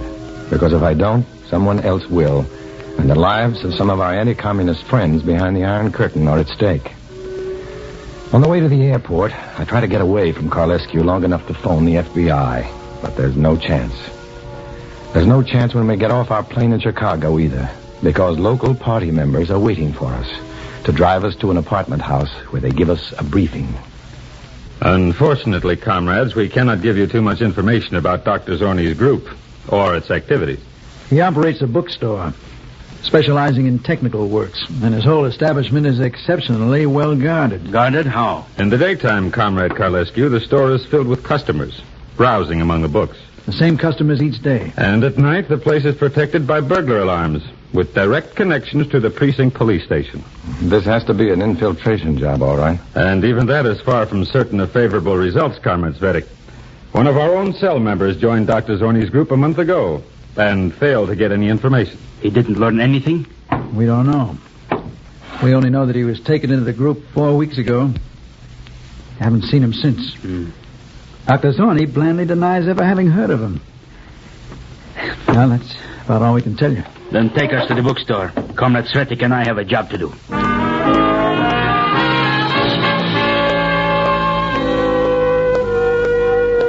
As we drive from the apartment to Dr. Zorny's neighborhood, I can't keep my mind off the party member who joined Zorny's group and disappeared without a trace. And I can feel my blood pressure pounding in my temples as our car comes to a stop.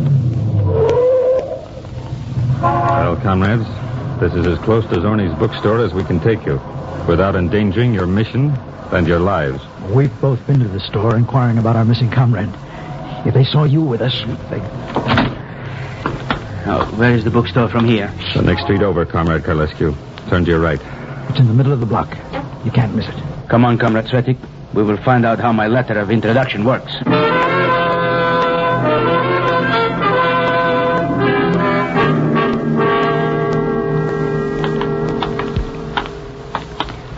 This is the place, all right, comrade. Do not call me comrade. I am plain Joe Carlescu, and I will call you Matt. Okay, Joe. Come on. Now go right to the back of the store, Matt. It should attract attention. Okay. I hope it's the sort of attention we want. Well, what? Look as though you wanted some help. That won't be necessary. By the time you turn around, it'll be here. May I help you, gentlemen? We'd like to speak to Dr. Zorni. I am Dr. Zorni, sir. I'm afraid we need a little more identification than that. Oh? Mr. Barton? Yes, Doctor? Please come here. What is it, Dr. Zorni? These gentlemen would like to have me identified. I'm satisfied, Dr. Zorni. Are you Joe? I guess so. Who are you, sir? My name is Joe Carlescu. I have just arrived from Europe with a message from Vladimir Brodnik. I do not want to talk here. It is perfectly safe. Every man in the store is a trusted friend. Oh, well, in that case... However, it is not very comfortable. I have living quarters in the back. We will go there. This way, please, gentlemen.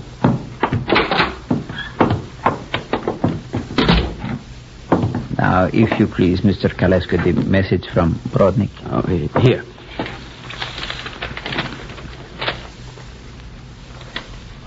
Brodnik speaks highly of your work in the underground, Mr. Carlescu. What can I do for you? No, as I see it, Doctor, the question is, what can I do for you? What do you mean, sir? I, together with my friend, Mr. Svetik, want to join your group of patriots here in the United States and continue the work I was doing before I was driven out of Europe. I see. Brodnik's letter does not mention Mr. Svetik. No, Brodnik did not know him. He is my cousin. We'd never seen each other until Joe arrived a short time ago. When he told me what was actually happening in Europe, I gave up my job to come to Chicago with him. You sound like the sort of man we need badly. When do we start, and what do we do? I admire your spirit, Mr. Svetik, but I am afraid it is not that simple. I will have to take up this matter with the council. How long will that take? Not long. Several of those you saw browsing in the store are members of the council. Is it safe to have so many members of the group in a place where local communists can identify them, Dr. Zorni? Quite safe, Mr. Carlescu. Every one of those men has lost all of his relatives who were living behind the Iron Curtain. So they are men with a purpose and immune to coercion. Uh-huh. As for their personal safety, like myself, they all have permits which allow them to carry guns. I see. Now, please, make yourselves at home while I poll the council on your request.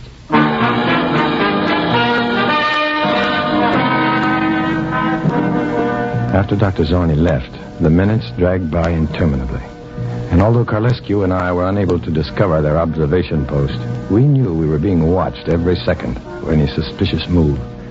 Finally, when even Carlescu began to fidget as his nerves responded to the silent pressure, Dr. Zorni returned to the room, accompanied by the man he had introduced as Mr. Barton. Gentlemen, your request has been presented to the council. And did they accept us? The answer to that, Mr. Carlescu, is yes and no. What does that mean, Dr. Zorni? Exactly what it sounds like, Mr. Svetik. You are being accepted as probationers in the movement. Well, that's a step in the right direction. When do we report? You have already reported, Mr. Svetik. Huh? For a time, until the council has clearly established your identities and your purpose in coming here. You must live here with me and expect suspicion. Well, look, we came here as volunteers. If this is Matt, the way you... Dr. Zorni is right. What? Matt does not understand the precautions necessary in underground movements, Doctor. In America, only communists have need for such knowledge, Mr. Carlescu. Mr. Svetik's ignorance is a fine reference. Well, can't we leave the house at any time? For any reason, Doctor? Of course you can, Mr. Svetik. But when you do, Mr. Barton must go with you. The lives of our friends in Europe depend upon our vigilance. I see. Any other restrictions? Only one. Communists have already tried to infiltrate our organization. Until the council is absolutely certain of your motives, gentlemen, I must ask you to surrender the revolvers that so obviously bulge your coats. Now, wait a minute. Well, I would rather not, Dr. Zorni. I am afraid I must insist, Mr. Kalescu. If you will direct your attention to Mr. Barton, you can see that he has you covered, and the council members are just outside the door.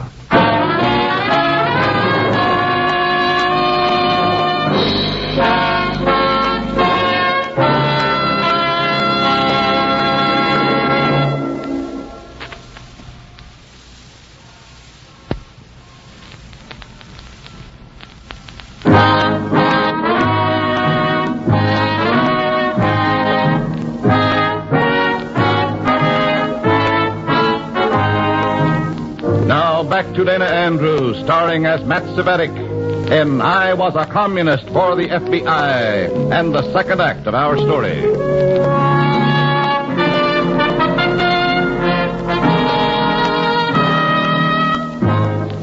Mr. Barton has you covered, and the council members are just outside the door.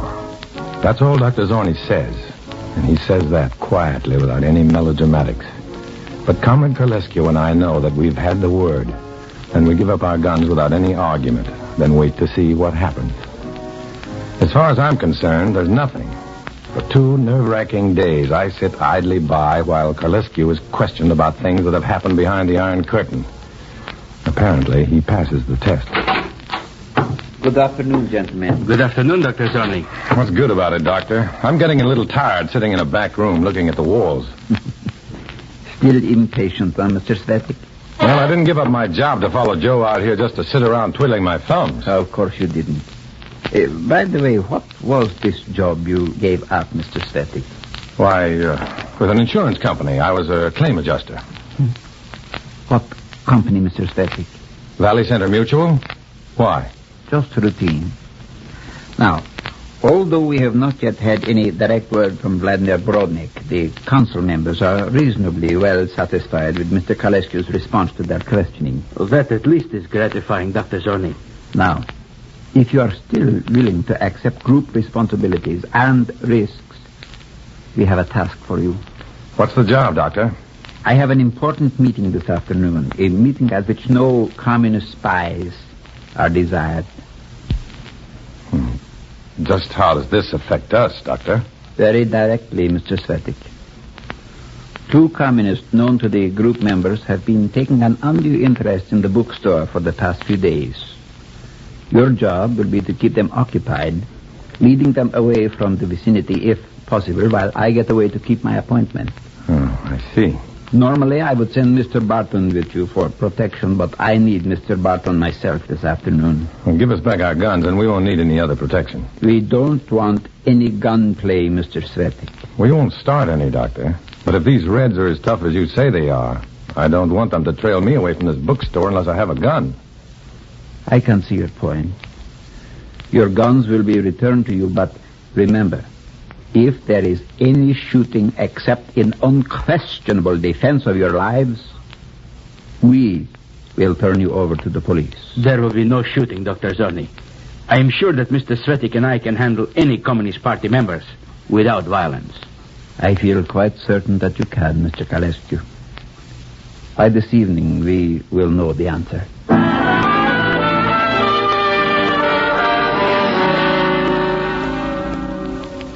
That sounded like an expression of confidence from Dr. Zorni. And Carlescu and I congratulated ourselves on the way we'd fooled our enemies. Secretly signaling our comrades watching the bookstore to follow us, we led them to a place where we could talk. And we were unpleasantly surprised by their reaction. If Zorni was headed for an important meeting, you had no right to lead us away from the bookstore, comrades. This comes very close to deliberate sabotage. We'll have to report it. Go ahead, comrades. And I will report you as a couple of thickheads who should be returned to the menial positions in which you obviously belong. Comrade Carlescu is in charge of this operation, comrades. His orders are to be followed without question. But Dr. Zorni has been going to meetings for months without your learning anything. Our leading you away from the bookstore will gain us the confidence of the group. Are you making any progress, comrade? At least thanks to Comrade Cvetic's insistence, they have returned our revolvers. But not our ammunition. What? Check your gun. You're right, comrade. When Zorny said probation, he certainly meant it. What caliber revolver do you carry, comrade? .38 Police Special. Give us your cartridges. I only have those in the gun. You can get others. We can't. Give them to us. It's an order. Good. Now, were you able to learn anything at all while I was being questioned, Comrade Svetic? I overheard Zorny asking Barton about a list of names. Names of the group's members? I don't know. Zorny referred to it as a new list. Barton said he hadn't seen it.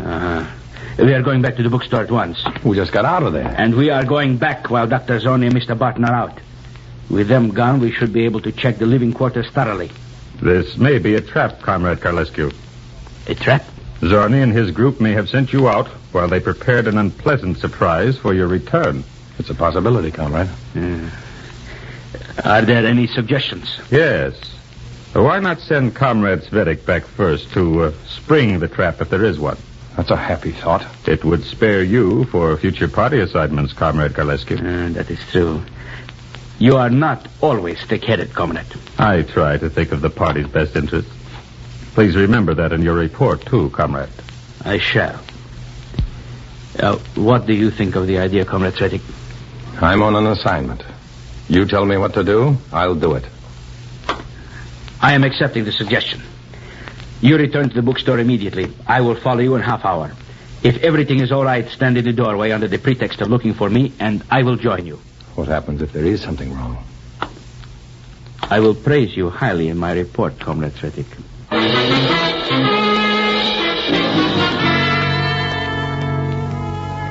I don't like the idea of being a possible clay pigeon for Dr. Zorny's group, but I console myself with the thought that this does give me a chance to contact the FBI. Then I learned that this isn't much consolation after all. Sorry, Matt. We can't officially interfere in this matter. Why not? Political reasons. Koleski is traveling on a diplomatic passport. No matter what our sympathies may be, we can't take sides unless someone breaks the laws of the United States. But naturally, if anything happens to you... Thanks. Karlescu has already promised to praise me in his report. How to have quite an obituary. I know what you're up against, Matt, but in this case, I can't give you any help. Or even protection. Any advice? None that'll be of much help. Just try to stay out of trouble. If you can't, make as much noise as possible. I'll tip off the precinct police to keep a check on the bookstore.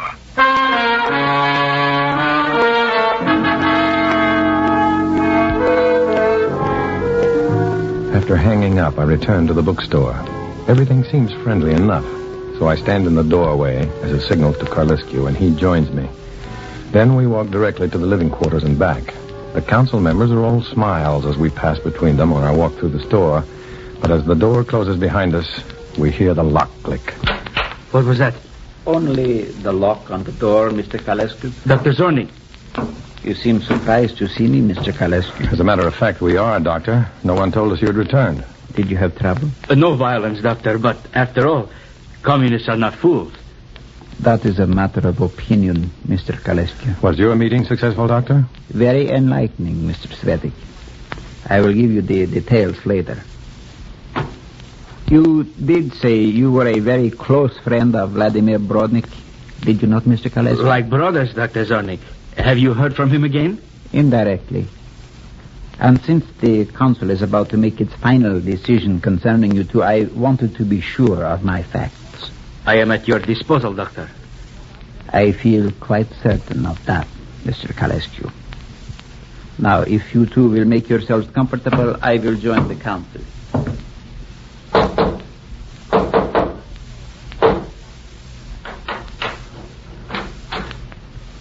I am sorry you knew Brodnik so well, Mr. Kalescu. What could he have meant by that? I wish I knew. It didn't sound good. No. Did they take your gun away from you? No. Then give it to me.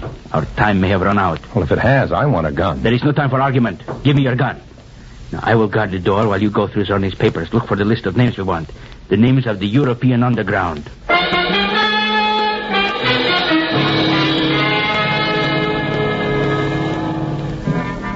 So, while Comrade Karlescu stands guard at the door, I ransack Dr. Zorny's desk.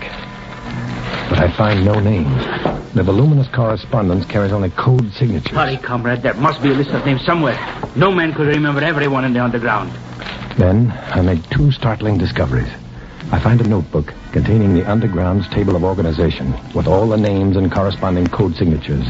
And I find a 2-page letter which reads in part, "The names attached are those of MVD spies who have been recently eliminated.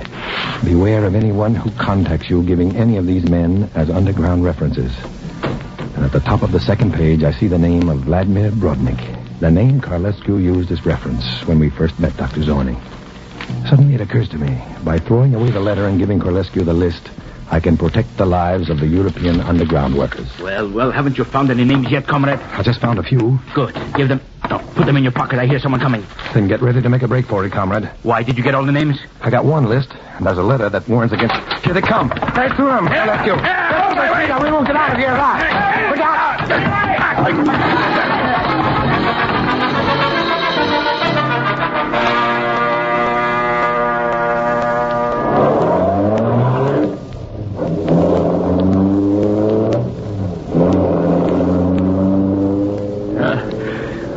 Are you all right, Comrade Carlescu? I'm alive. And what happened to you, Comrade Svetic? Nothing much. I followed right behind you. You took most of the swings aimed at me. We were watching the bookstore, Comrade Carlescu. Yes. If we hadn't been there, you would have disappeared without a trace. Yes. Comrade Svetic. Yes? The list of names you put in your pocket. Do you still have it? Yes. There are only a few. Well, it's a start. It will convince the hierarchy that Comrade Carlescu accomplishes his missions. Well, it won't do Comrade Brodnik much good. Why not? His name is at the top of the list. Let me see that list. It is at the top of the list. Wait till I get back to Europe with this. I always suspected Brodnik. This may not be the list we're looking for, Comrade Carlescu. It is the list I was looking for, Comrade Svetic. The list that will eliminate Comrade Brodnik and the rest of the traitorous swine.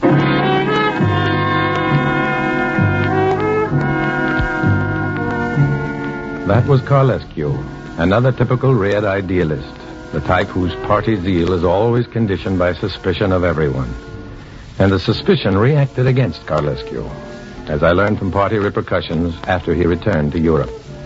His charges against Brodnik, who had died a party hero at the hands of the underground, was officially interpreted as an attempt to cover his own failure.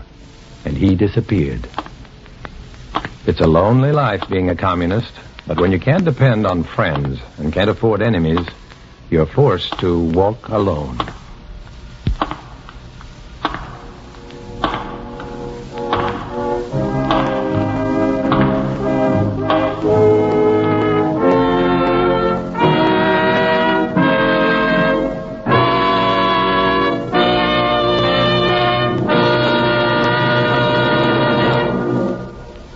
Dana Andrews will return in just a moment.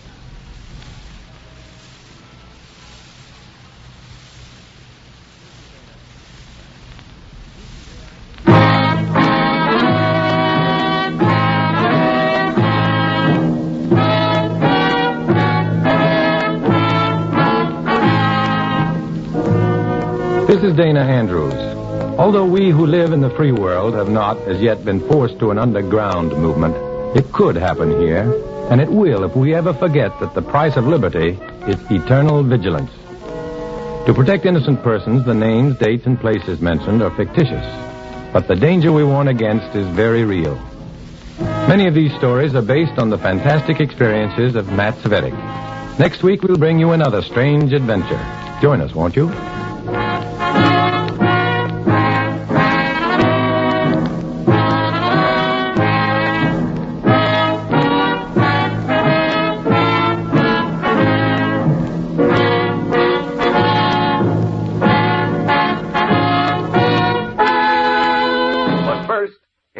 Mighty swell suggestion.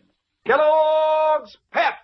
Say, gang, you'll want to spread the news around to all your friends that you're collecting those slick new comic buttons that now come in packages of Kellogg's Pep. Because that's the only way they'll know you can trade duplicates with them. And you wouldn't want to miss out on that fun. You want to be sure you round out your collection of all 18 different buttons. Yep, that's 18 different comic strip characters, like Smitty and K.O. and Herbie and Superman, of course. And the best part is, you don't have to send in a single penny for these sharp, new comic buttons. Not even a box top. Fact is, you can't buy them anywhere. But you can ask Mom to get you a package of that super delicious whole wheat flake cereal, Kellogg's Pep. Inside each package, there's a thrilling prize. One of these bright new comic buttons or a military insignia or warplane button. Remember, that's P-E-P, Pep, made by Kellogg's of Battle Creek. Stay tuned to HOJO Radio.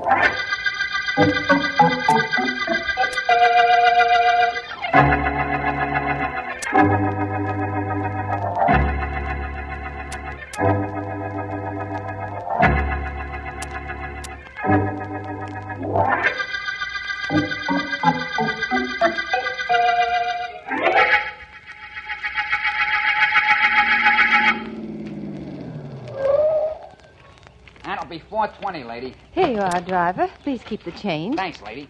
You're quite welcome, I'm sure. Grace! Oh, Grace!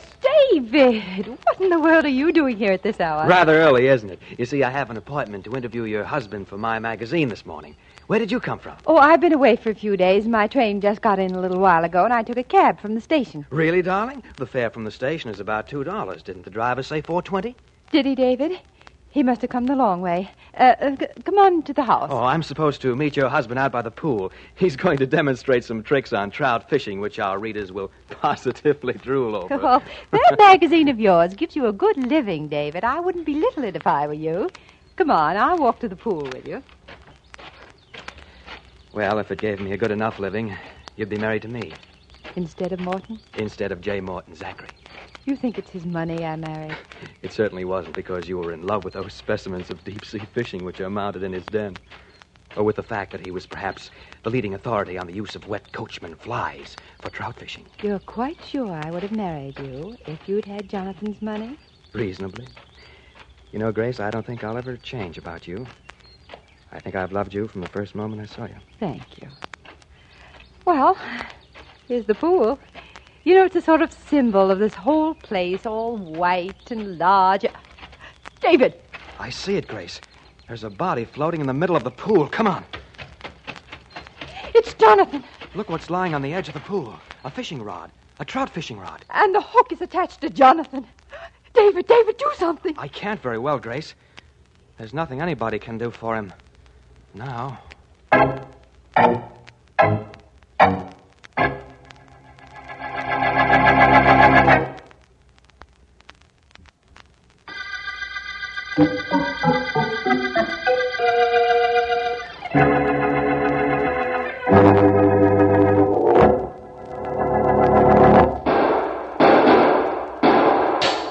Did you get him, Chief? Did you? I don't think so. Maybe winged him, but he got away through that window. Casey will pick him up downstairs. I put him under the fire escape. If I remember Casey, it's more likely the killer got him. Well, Morrison, we almost had our hands on him. Almost caught the phantom killer. Now, let's go downstairs and either grab our killer or revive Casey. Pretty corny, isn't it, Vance? I don't know, Ellen. Plays like this are relaxing. That they are. They practically put me to sleep. Oh, Vance, look, that usher seems to be looking for somebody, and you left word at the box office where you'd be sitting. Boy, are you looking for Philo Vance? Yes, sir. There's an important phone call in the office. It's District Attorney Markham. Markham? Ellen, will you excuse me a moment, please? A moment? I might as well say goodnight right now. If it's Markham, it's a murder. And if it's a murder, I know I won't see you until morning.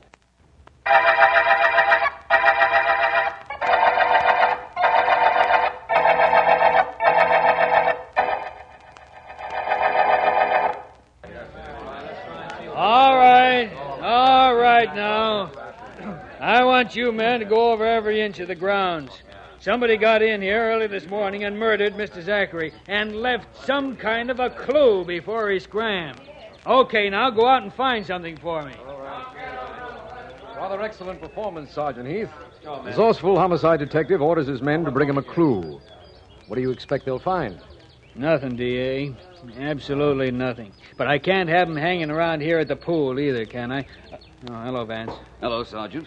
District Attorney Markham and I just had a look at the late J. Morton Zachary.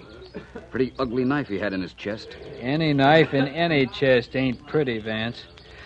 Well, all I know so far is his wife and that magazine editor, David Douglas, found him. What about that fishing rod that was on the edge of the pool with the hook in Zachary's clothing? Yes, please, Heath, something about that.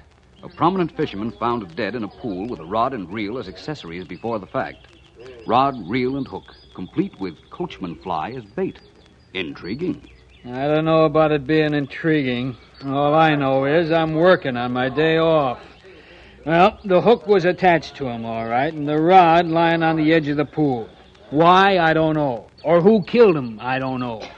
Glad you came, Vance. Certainly, Markham. I admire mystery plays. Ellen and I were seeing one when you phoned me. But I'm more partial to unusual real-life murder cases. No, I gotta go to work. Hey, Morgan. Here? Get in that overgrown bathhouse and see what you can find. These articles on the ground here, the ones in the sergeant's handkerchief.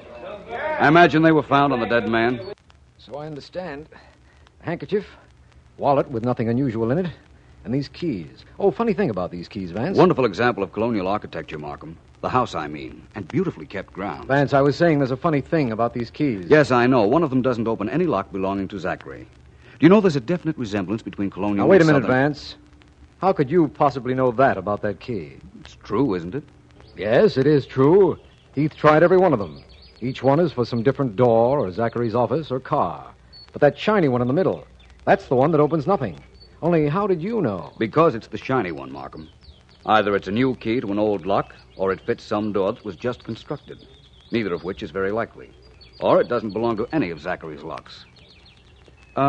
Where's Mrs. Zachary, Markham? In the house. Sergeant Heath asked her to hold herself available for questioning. He wasn't thinking of my questioning, I don't suppose, but I'm grateful just the same. If you don't mind, Markham, I think I'll join the lady.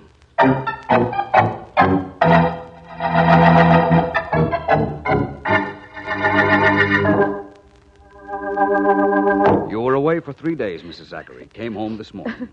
Took a cab from the station, found Mr. Douglas here on your arrival, and the two of you discovered your husband's body? Yes. Yes, Mr. Vance. How long had Mr. Douglas been here? I don't know. He said he'd just arrived. Then it's possible that he might have killed your husband. Oh, no. Not David. He couldn't do anything so brutal. Oh, it's David, is it? Know him pretty well, Mrs. Zachary? Yes. Yes, I know him quite well. I was engaged to him once. Well, that's quite interesting. What time did you arrive here this morning? About 9 o'clock. 9:15, maybe. What time did your train get in? At 8:50. Well, it's about a 20-minute cab run from the station. That would bring you here at about 9:15, as you said. Mrs. Zachary, you inherit all your husband's estate? Yes, I suppose so. It will be considerable, judging from this house. Was he retired? No. He was the head of a number of corporations, something to do with the manufacture of rayon. You can find out all about that at his office. I'm not particularly interested at the moment, Mrs. Zachary. Where can I find David Douglas?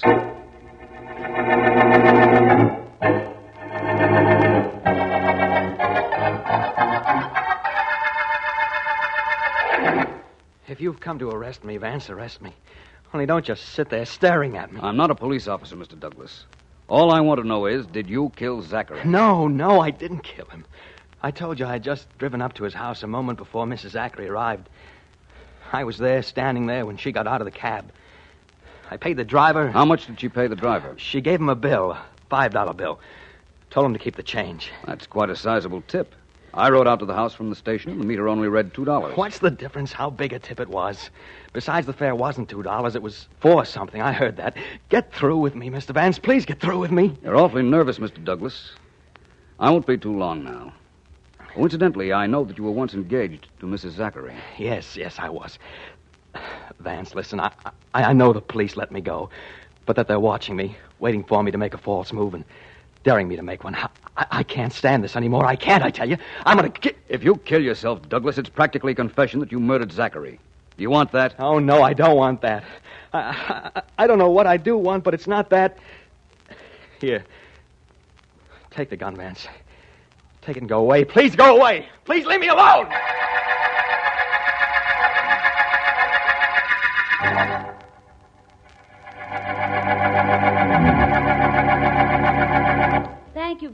sir. Goodbye.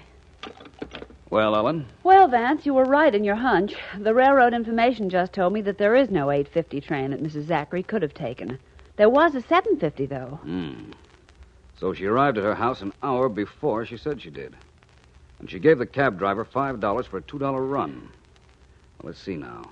She could have arrived at her home about 8, killed her husband, had the cab driver wait, then drive her around a while, and back to the house in time to meet Douglas. Oh, got yourself a prospect, Vance? 3 prospects. Mrs. Zachary, David Douglas, and a certain Hastings. What, may I ask, are Hastings? They're people. Oh. And this particular one is George Hastings, assistant to the late Mr. Zachary. Have you seen him yet? No, I tried to, but he sent out word that he was too busy. I think I have an idea how to talk to him, though. It seems important to find out just what Zachary's rayon business means. Well, when you get that certain look on your face, you mean business yourself. A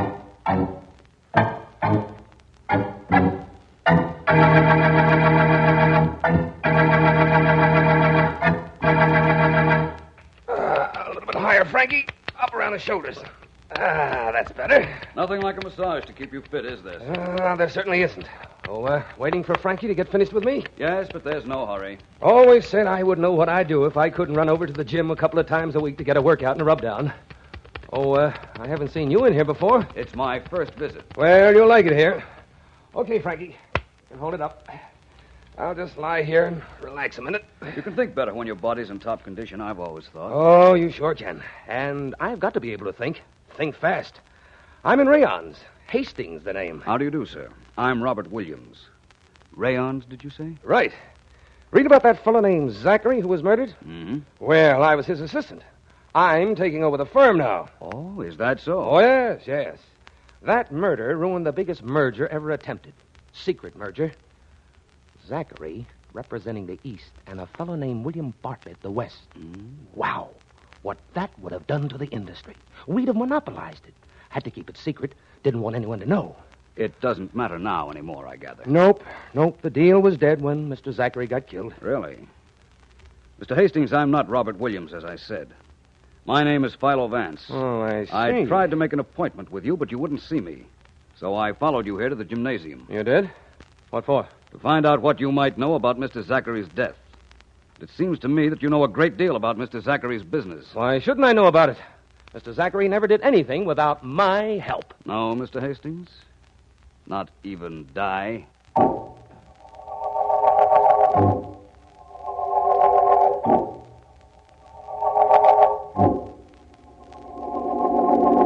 I'm glad you came with me to pick up this David Douglas, D.A. I like having you along on cases when Vance isn't along with you. I don't know why that is, Heath. Vance never objected to you. Why should he object? I never outsmarted him, did I? This is the Douglas apartment right here. Wait a minute. I'm pretty sure he did it, D.A. Just found out he was engaged to Mrs. Zachary before she married her husband in that rod and reel business. That'd be right up his alley. Come on, open up in there. Open up. Oh, that shot came from Douglas' apartment. Break down the door, Heath. Here, I'll help you. Right. Once more, and I think we've got it, Heath. All right. You're in, D.A. Oh, a little late. Look at him. Still holding the gun, too. Yeah, look around the apartment, Heath. And while you're at it, you might look around for another suspect who had as good a motive and opportunity to kill Mr. Zachary as the late David Douglas.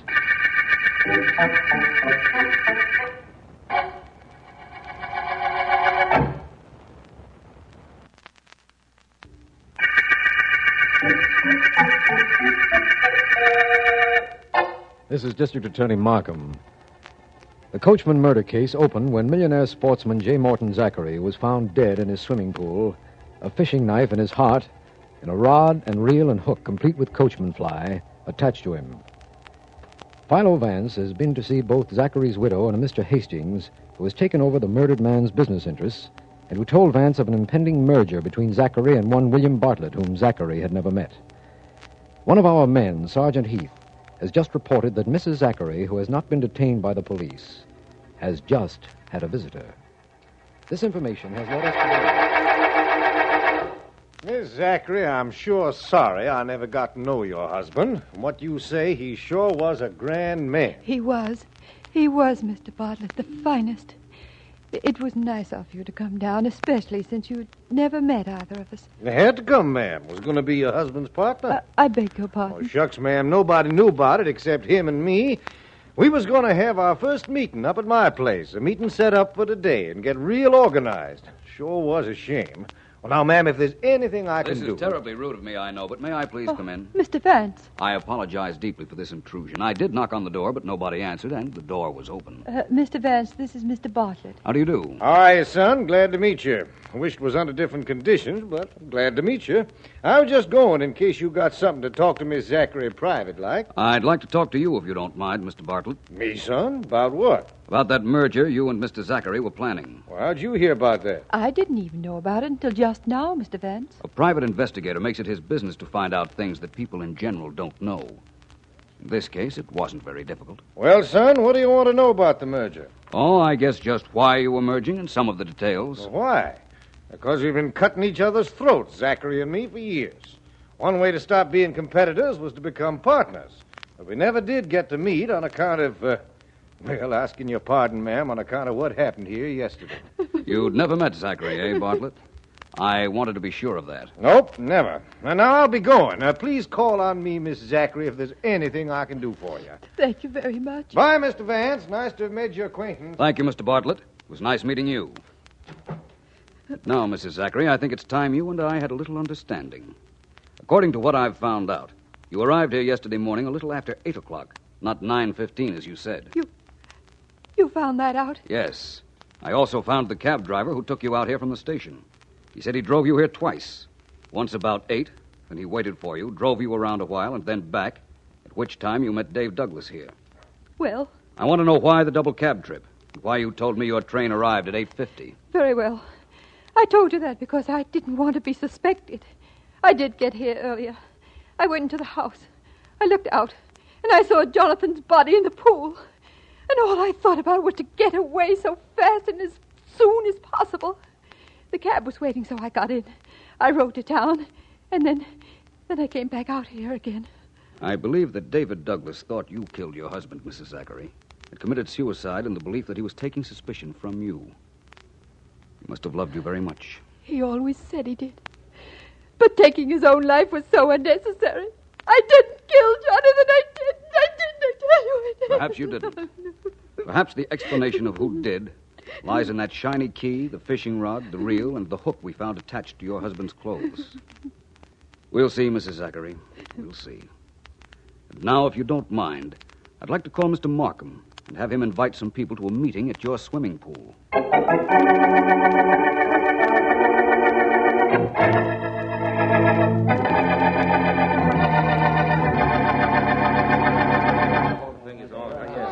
Please, everyone, may I have your attention? Want me to keep him quiet, Vance? No, Sergeant Heath, thank you just the same. Now, we are in what I imagine was a combination bathing cabin and trophy room. Is that what it was used for, Mrs. Zachary? Yes, Mr. Vance, that's right. All of you can see that there is fishing equipment, mounted fish, and fishing knives in this room. And that one of the fishing knives is missing from the box on my right. That is the state's Exhibit A. It's the knife that killed Mr. Zachary. Vance, must you go into all the terrible details? I'm sorry, Mr. Hastings. Now, you'll notice that there's a door leading from this cabin to the pool. It's only a few short steps. Mr. Vance, I sort of wish you'd stop wasting time and get down to cases. I will, Mr. Bartlett, all in good time. Now, it is my theory that Mr. Zachary and his murderer met out here early on the morning of the murder. There was a quarrel, and in the heat of anger, the murderer seized a knife from this box and stabbed Mr. Zachary. Stop that, Mr. Vance, stop it. Vance, stop. Mrs. Zachary is fainting. Somebody run into the kitchen and get a glass of water for Miss Zachary. Thanks. The kitchen's right in there. Thanks very much, Mr. Bartlett, but it won't be necessary. Thank you just the same. I apologize again to you, Mrs. Zachary. I'm sorry, but I must continue. The murderer stabbed Zachary. He staggered back, as I'm doing now, and through this door. Well, please follow me, all of you. Yes, we will. That's fine. Thank you. Zachary staggered through this door.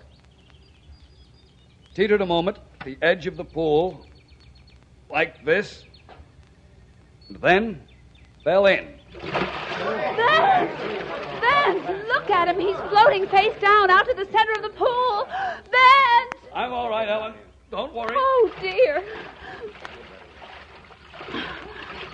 Give me a hand, will you, Markham? Right here, old boy. Thanks. Oh. What in the world did you do that for, Vance? Because I already know who killed Jonathan Zachary. And now I know the reason for that fishing rod and reel. You can go now, everybody. Thank you for coming here. And the murderer, well, I want to thank him for giving himself away.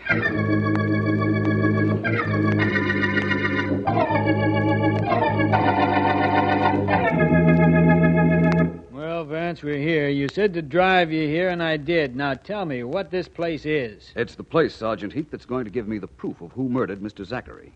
It's a hunting lodge. Look, you said after you fell in the pool that you knew who did it. I still know, but I need proof. You brought the key, Sergeant? The shiny one we found in Zachary's pocket? Sure. Only what makes you think it's going to open a door you never saw before? I'm the positive type. Come on, let's try it. Come on, Heath, if you want to watch. I'm coming, Vance. Okay, there's the front door. Go ahead. One key, one little lock, one little turn. Having trouble, Vance? It doesn't seem to fit. Can't understand this. Wait a minute. This lock is brand new. So? So maybe it's been changed since the murder. Heath, drive me to the nearest town so I can find the nearest locksmith. I refuse to admit a little luck can make me so very wrong.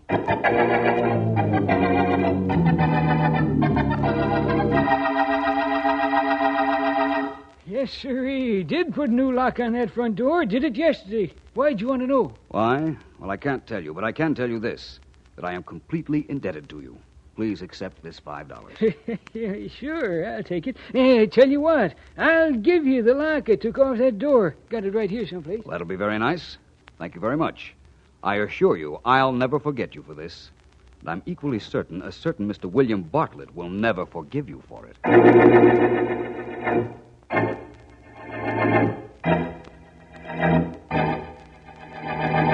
Now, look, Bartlett, it's 4 hours since we've held you here at headquarters. We've told you how we know you killed Zachary. Now, you tell us why you did it.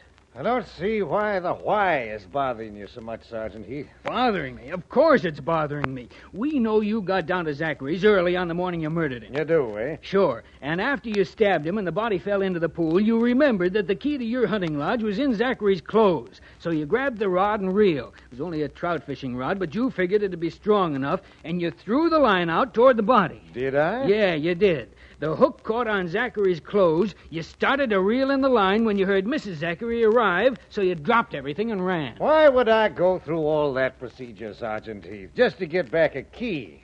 Why shouldn't Mr. Zachary have a key to my hunting lodge? Because, according to your own story, you were never supposed to even have known him. That's why. And that key tied you up to the corpse, but good.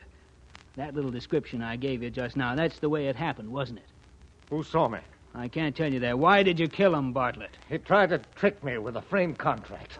I wasn't to be a partner, just an employee. We fought about it, and that's how it happened. He had the key to my hunting lodge because we had to have a secret place to meet before anybody in the industry thought we even knew each other.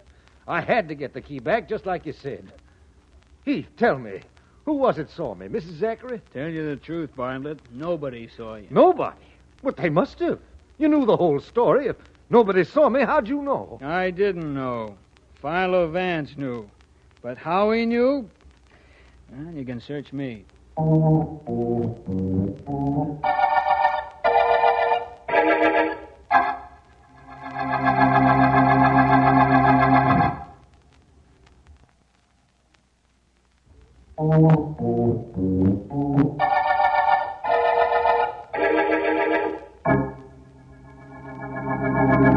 Vance, please, can we play 20 questions? Do you need 20, Ellen? I'm not sure yet. Let me start with 1. How did you know it was Bartlett? Well, Bartlett said he'd never met Zachary. Yet he knew where the kitchen of the Zachary house was. Remember his telling Heath where to get a glass of water when Mrs. Zachary almost fainted? Yes, but did that prove that he murdered her husband? No, but it made it obvious that he and the murdered man had been meeting here. And if they had been meeting here, it might be that they'd met at Bartlett's lodge. It might still further be that the shiny key Zachary had was the key to the front door of the lodge. It was, even though Bartlett tried to throw me off with a new lock. And that's all the proof you needed? Well, I helped a little. I stayed away when you went to Bartlett's Lodge, didn't I? Yes, you did. You know, someday, Ellen, our little enterprise here will be reading Vance and Deering, private investigators. I can see it just as plain. No, I can see something even plainer than that. I can see that we're at the end of the Coachman murder case.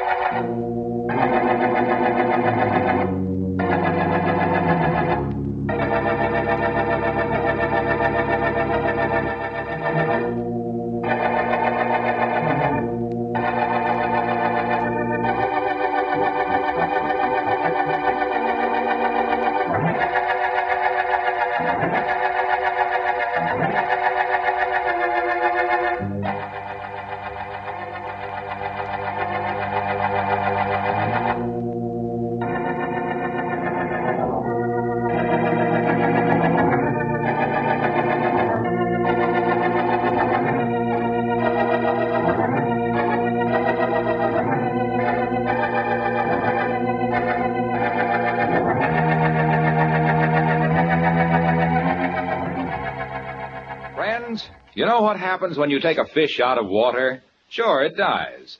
Well, by Cornelius, the same thing happens when your car's battery runs out of water. It lies right down and quits. No water, no life.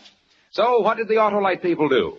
They made the Autolite Stay Full battery with an extra large liquid reserve. Gave it more room for more water. Result, the Autolite Stay Full battery needs water only 3 times a year in normal car use. So friends, be right with Autolite.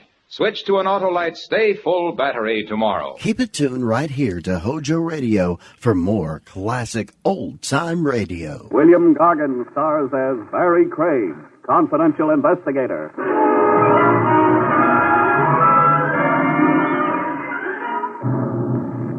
The odd thing about a killer, folks, you'd never believe it if his gun wasn't showing.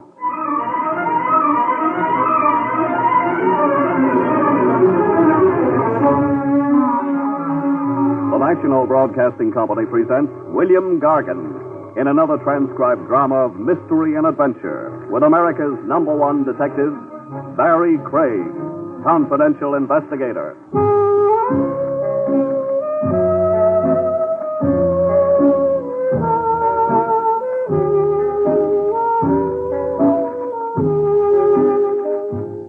Barry Craig speaking.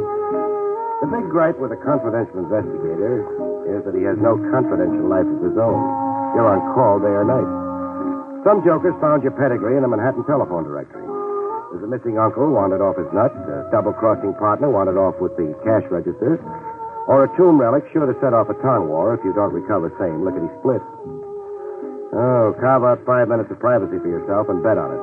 Someone's at your elbow asking for a bite. The case in point began a night or so ago in a barber shop. Tony's tonsorial power, the gold leaf on the window read. It was my next. One more customer move, and I'd stop looking like an unemployed violinist. But I never got to sit in Tony's barber chair. Fate popped into Tony's open doorway to beckon me out of the joint. You there, Craig. Fate was a guy in baggy pants, chewing an unlighted cigar. Marty Walensky, a hack driver. Hey, Craig. If you've never been shortchanged by Walensky, you haven't lived. I dragged myself over to Walensky. What's on your fat little mind? That's your jalopy outside, Craig? The dark green job? Yeah, across the street. Why? I thought it looked like your load. You got a dame in it, waiting for you. A dame? Walensky, what kind of a gag She flagged me at 78th and 3rd, so I know a good, reliable shaman she asked. So here we are. I keep an office. We've been there. Now we're here. She's waiting on your jalopy. You don't want the business? I haven't seen the back of my neck for 6 weeks. It's my neck. On you, the long hair looks good. Listen, Craig, it can't wait. Whatever's with this chick can't wait. As a matter of fact, confidentially, she didn't even stop the dress before flagging me down.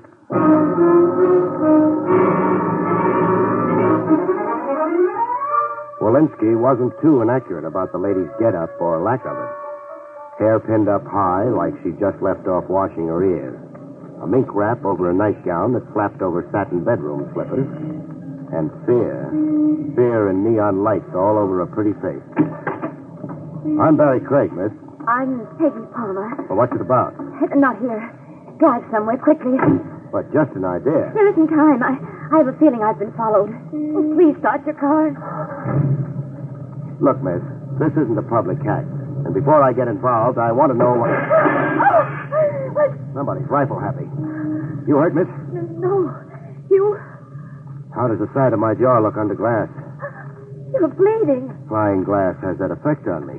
I start to gush. Pull away, please, Mr. Craig, before we're murdered.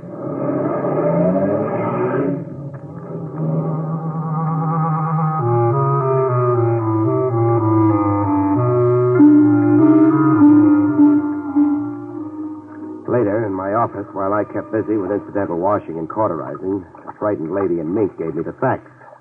A bite at a time. I live with my brother George. And no love lost? No love? I'm counting the scratches on your beautiful neck. Oh, my brother fought to keep me from leaving the house. George Palmer. You've heard his name? Have I? Oh, yes, I have. A Sunday picture story in the tabloids. Oh, help me with this adhesive. Oh, thanks. A freak get rich on, wasn't it? He found oil in his backyard or something? He found a diary believed to be George Washington's in the works of an antique wall clock. Pardon my error. A clock he bought in a rummage shop on 3rd Avenue. It should happen to me. So what's the problem? The diary's the problem. Why so? It's valuable. So cheers. No. Since the diary, our home's been a madhouse. Claimants and cranks. People looking to buy it, people looking to steal it. The usual backwash to a Klondike. Yes, all those things you say. What seemed to be a stroke of good fortune has become a nightmare. Does Brother George want to sell the diary? Very much, but for an enormous price. Enormous, like... $100,000. Wow. A lot of cabbage. Any nibbles? One collector, a Grant Tyler, telephoned to say he might pay that much if he could examine the diary. Authenticate it. What?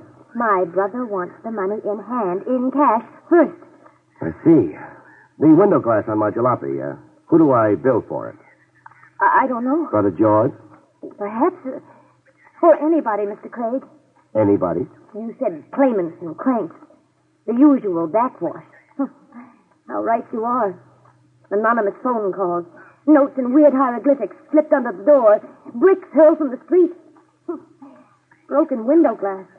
We've got more of it than anybody, Mr. Craig. Just come home with me and see. Come on to my house, huh? Just what job do you have in mind for me? Take charge of the diary. Negotiated sale to this Mr. Tyler or somebody. And how do I wrestle the diary free from Brother George? You won't have to. I have the diary here with me. Hmm? I took it secretly from George's vault.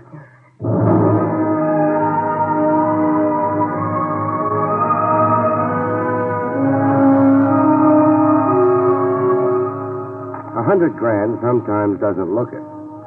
I was leafing through an old battered notebook. Blow on it and it would shred into yellow confetti.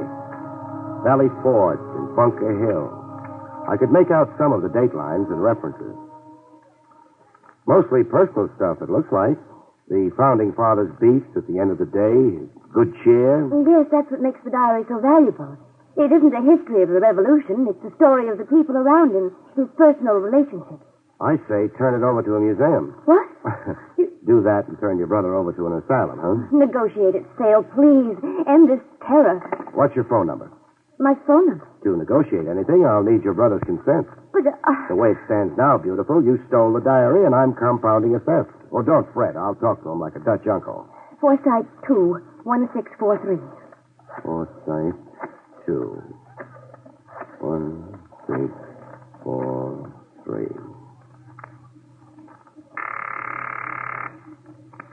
Hello? Hello, George Palmer? Yes, this is George Palmer. This is Barry Craig, The detective? confidential investigator. Now, try not to blow a fuse. Your sister Peggy's with me. Keeper. Generous of you, but my harem's overcrowded as it is. She's a little unnerved over that diary. I want you to authorize me to negotiate the sale of the diary. The biggest buck possible, and I don't want a cent. No. Try being reasonable, Palmer, or all the diary will get you is a diamond-studded straitjacket. You can go to... Craig, there's somebody here. Palmer. Craig. Palmer, what's happening? I'm going to be murdered.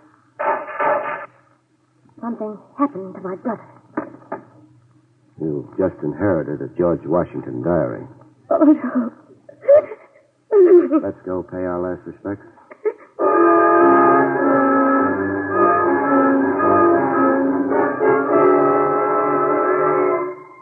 George Palmer lay flat on his back. His eyes were open and calm. As if now that he was dead, the furies had left him. 2 bullets fired close to the head. The diary has been here. Take that to it. Don't borrow guilt, Peggy. Your departure with the diary had nothing to do with nothing. Your brother was killed first, then came the search. Keep puffing those eyes, and you'll need a seeing-eye dog to lead you around. I can't help feeling miserable. No. You had a brother, and now you haven't. It's something to get used to. Dead. And only an hour ago. He was clawing at your throat. It's a bereavement, sure, and I don't want to be unsentimental. Ask you a question. Is this that antique wall clock your brother found the diary in? Yes. I worry about myself on rickety chairs, but that's the only way to see the inside of this clock. Clock's older than sin, that's for sure. In good running order? Why, yes, I believe so. The sales receipt for the clock, do you have it? Yes. George kept it here. In his desk. A wall clock in running condition, $25. Sold to George Palmer. Company? Got any idea who?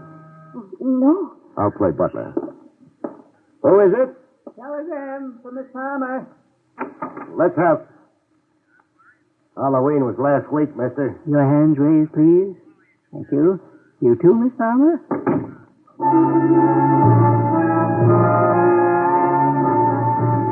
I've been stuck up by a lot of guys, all kinds and shapes. But this one was in a class all by himself. Short and petite. A waxed mustache with a comical Fu Manchu slant at the end.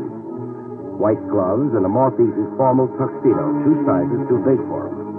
The gat he was holding was something else for the books. Percussion flintlock. An antique type you only see in a museum case where the card reads, Relic of the War of the States.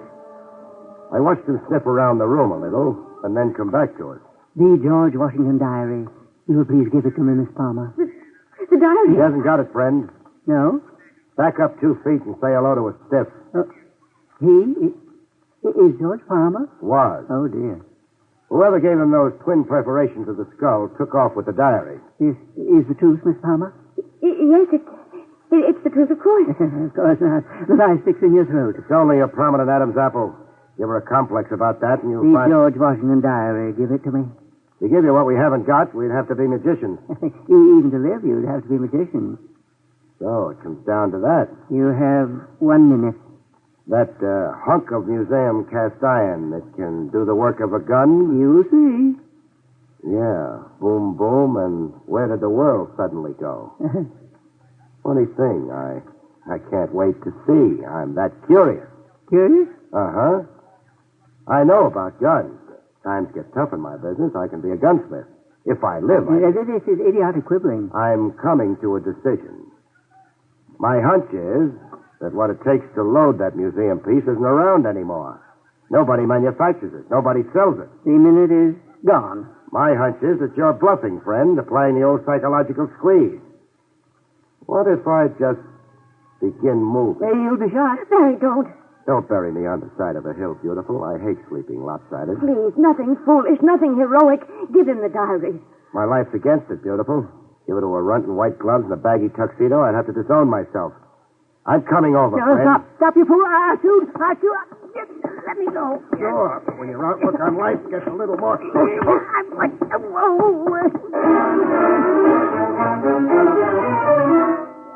Smallest man in the world can be the most tenacious. This one fell apart in slow motion. Before giving up, his thumb gouged my eye a little, and his teeth made a meal of my arm. Before coming to, we had to throw him into a bathtub of water. He was out as cold as that.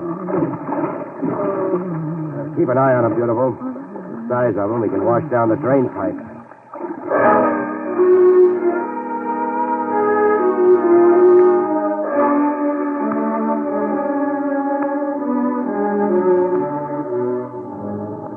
The answers finally wrung out of him still add up to the zaniest of my experiences. I'm Stephen Courtney Bellows, the fourth. As long as the name can get. My great-grandfather was the Stephen Courtney Bellows, intelligence captain in the army of the Rev. His undates. He was accused of spying for the British. Unjustly, Mr. Craig. It's an infamous slur against a great man. Rough.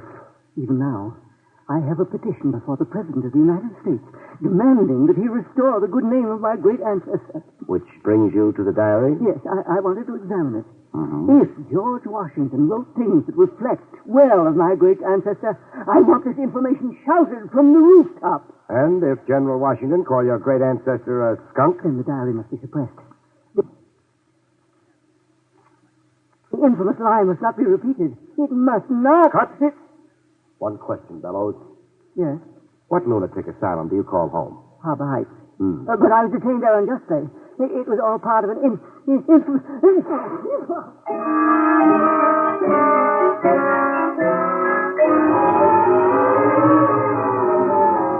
An escaped lunatic in a monkey suit, armed with an old dueling pistol. About the pistol, it turned out my hunch was cockeyed. It was loaded. You could have been killed. If the gun didn't backfire. But I can't understand. Why didn't he shoot? His reflexes wouldn't reflex. He was so hoodooed watching me behave like a suicide, he couldn't get up the coordination it took to blast away. Oh, I'm glad he couldn't. So glad. Are you so glad? Yes. You say that like... You know something? What, Barry? Keep twinkling those eyes at me, and I'll climb right up on that white cloud with you. And, Barry? Go sailing over the moon. Oh, I love sailing over the moon.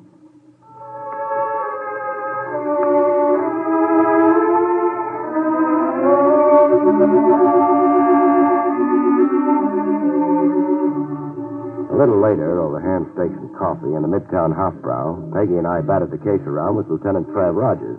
Just a few more facts, Craig. That is, if you can spare them. Well, you know about all there is. I know you gave me exclusive custody of a corpse and a lunatic. Show more respect, Trav. Bellows' great-grandfather... I've already had the pedigree up to my ears. I want the diary, Craig. Who doesn't? You'll have to get on the end of a long line. You won't surrender it? By court order? By police request. No can do. And our reason? It's the property of my client here, sacred to my keeping. I asked your reason. State. Diary's the honey that draws the flies. While I've got it, it's open season on Barry Craig. Someone may come calling with a gun, and voila, I'll catch me a murderer. Or catch a bullet. All right. Your life. Squander it any way you like. Good night, Miss Palmer. Good night, Lieutenant.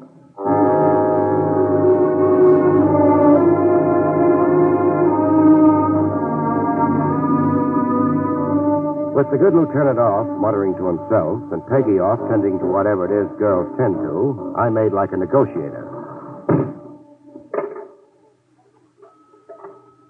Grant Tyler, a guy with $100,000 worth of interest in an old notebook, was a guy well worth cultivating.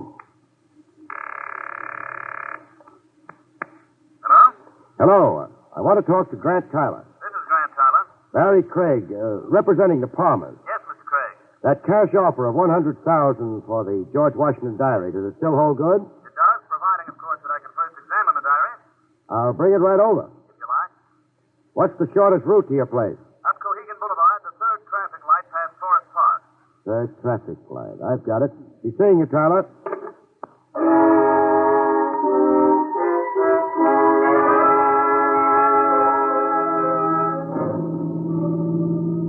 The second traffic light past Forest Park, I got the stop signal, a hand signal.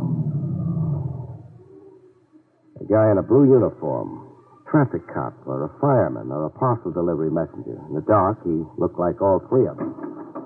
You were going 60, pal. The gas pedal jammed. Are you a traffic cop? No. No? Then what the...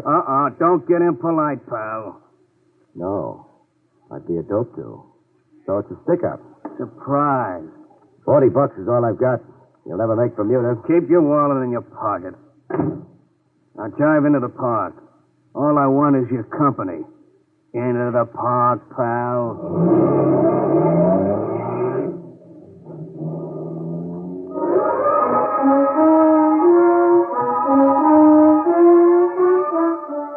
A closer look at the uniform, and I knew it. $4 rental in any theatrical costume shop. I'd been suckered. Our destination in the park was a shadowy side road. On the green, Buster got down to cases. Let's have it, pal. It? The George Washington diary. Oh, you know about it. Hand it over. Just like that, huh? Cigarette? Stalling can't do you no good. Can I help it if I'm a dedicated chain smoker? Oh, matches. I'm out of them. You, Buster? Here. Thanks.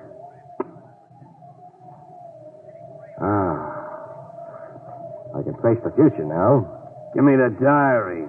Or do you still want to clown around? No, the diary. Here it is. From me to you without love. Who are you working for, Buster? 2 kids and a blind grandmother. Mind if I borrow your car? Help yourself.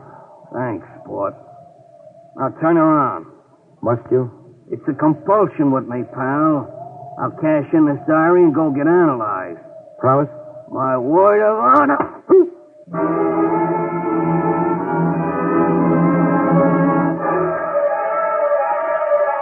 It took a long time for the balloon to drift down from out of gravity and settle back on my shoulders. When I was finally used to owning a head again, I had a cab drop me at Tyler's. I'd meet up with the baloney cop again if the cover of his matchbox I'd connived was any help. Moriarty's Bar and Grill, the cover said. I'd be haunting the place. Yes? Barry Craig. Oh, you're late. Sorry, I was detained. Well, we'll have to do this another night, Craig. I've no time left for you now. Tough. Can I come in a minute? Well, I see no point in... Thought you were an Americana collector crazy to buy the diary. I am, but... But I haven't got it to sell, and you know I haven't got it. That's why the brush now? You're speaking nonsense. Am I? I was detained, I said, by a hood who stuck me up with a diary. I know nothing about it. Then what do you know? Talk and act responsibly, Tyler. George Palmer was murdered earlier tonight. George Palmer was murdered? If you didn't know it, talk to me, Tyler. Well, after your telephone call, Mr. Holland telephoned me. The junk dealer who sold Palmer the antique wall clock? Yes. Holland said he'd have the diary for me, and could he come over right away, tonight? And you said yes? Well, I'd be a fool not to. Holland's price is only $10,000. And 10 years for receiving stolen goods? Holland claims to be the rightful owner, that he merely sold Palmer a clock. Even so, you'd still buy a lawsuit? That's much of a risk I'm willing to take. Holland's engaged lawyers, offer to guarantee me against loss. Holland's due here tonight, you say? Any minute now. You'd better go. No, I'd better stay where I can listen and not be seen. Oh, here, maybe. Park behind the draper. Mr. Craig. You'll lose the argument, Tyler, so don't argue, huh?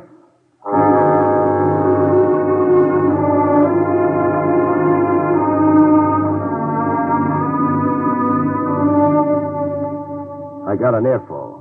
Holland looked and sounded like a guy ready, willing, and able to set fire to his junk shop and to himself. You don't have the diary, Mr. Holland? No, I came to tell you no. But you assured me. Something went wrong.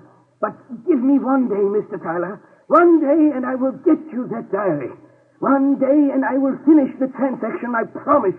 I only have to get my hands on a no-good double-crossing rat. A no-good double-crossing rat. Oh. My friend in the park. Buster'd been working for Holland until he branched out for himself.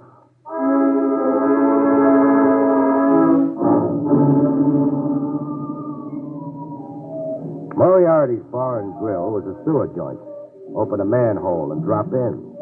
20 minutes in it, and Peggy was gasping for air. Oh, I can't stand much more of this place, Barry. You won't have to. Surprise. You see him? He sees me. And making like to come over yet. Wait, the gall. Hiya, pal.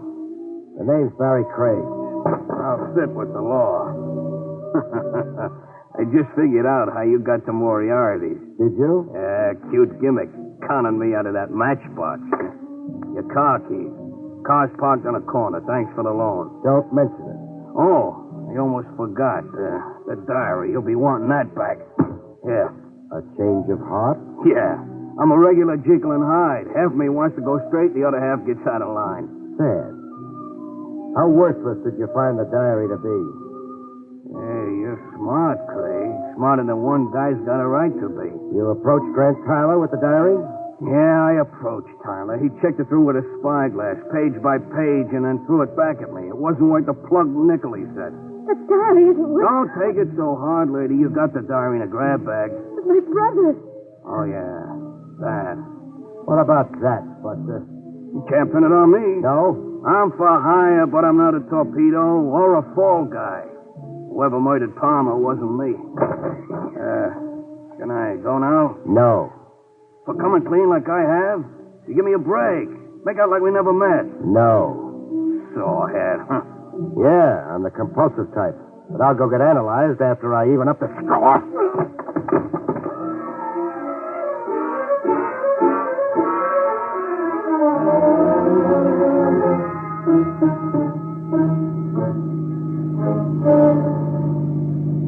With Buster nursing his jaw in the pie wagon, I went cruising with a beautiful lady.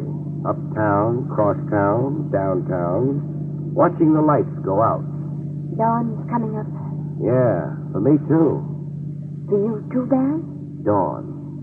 You get drugged by night, you can't see a foot ahead of you. You're too busy listening to the thump of your heart. Especially with a beautiful babe blowing stardust at you. Barry, you're talking all mixed up. I'm always confused before I'm clear. That wall clock was sold in running order. Holland's sales receipt guaranteed running order. Oh, your mind's on the case. On a corpse. The clock couldn't be in running order, not with a notebook hidden in the woods. But now you're contradicting. Stay with me, baby. When I examined the clock, it wasn't running. The mechanism had been injured. It wasn't running. Yet it was when Holland sold it to your brother. Does that mean something? It means that someone planted the diary in the clock after George Palmer carried it home from Holland. Am I clear? No, not to me. A phony diary not worth its weight in paper sets off a chain reaction of cranks, connivers, and grabbers. Everybody went for the gag. George, too? It cost him his life? Yeah, George, too. The question I'm asking is, who could or would plant a worthless diary in a wall clock? Who could or would? Only somebody who wanted George Palmer murdered, but not for the diary. How long was your brother dead before I called him up? Barry, well, you're out of your mind. You heard George shot. I was with you when you did. Don't bank too hard on the alibi, beautiful. I heard somebody shot, but it didn't have to be George. Anybody could have called himself George Palmer with me, especially over the telephone. Anybody. Or, say, Grant Tyler.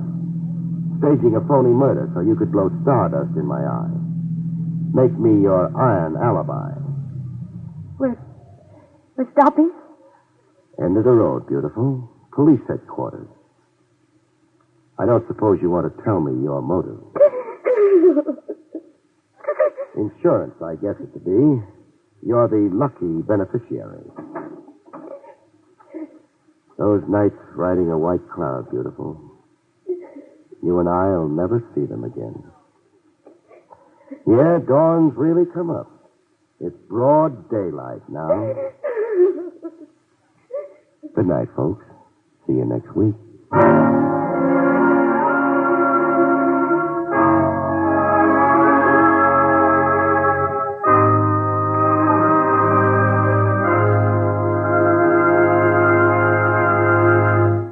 You have been listening to William Gargan in another exciting transcribed mystery drama from the adventures of Barry Craig, confidential investigator.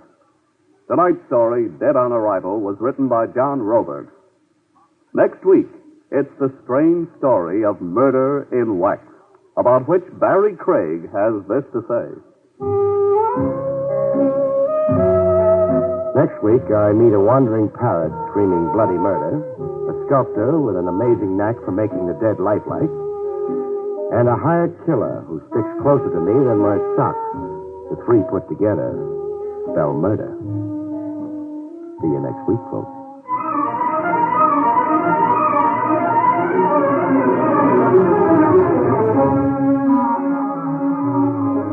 Featured in the role of Peggy was Arlene Blackburn. Barry Craig, starring William Gargan, was under the direction of Hyman Brown. This is Don Pardo speaking.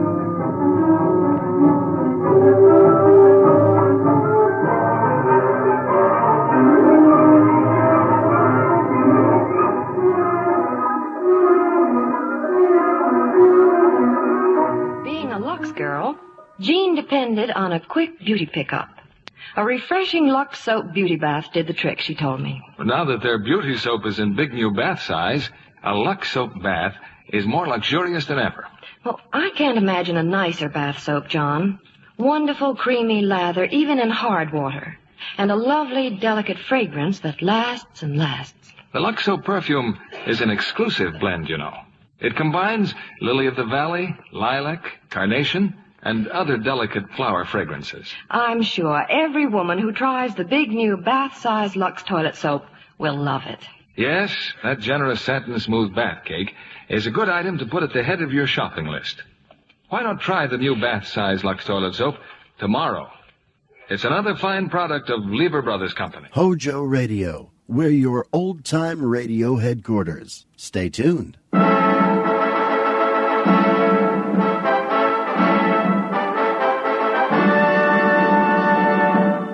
The National Broadcasting Company presents, transcribes Sir Laurence Olivier, your host, in Theatre Royal.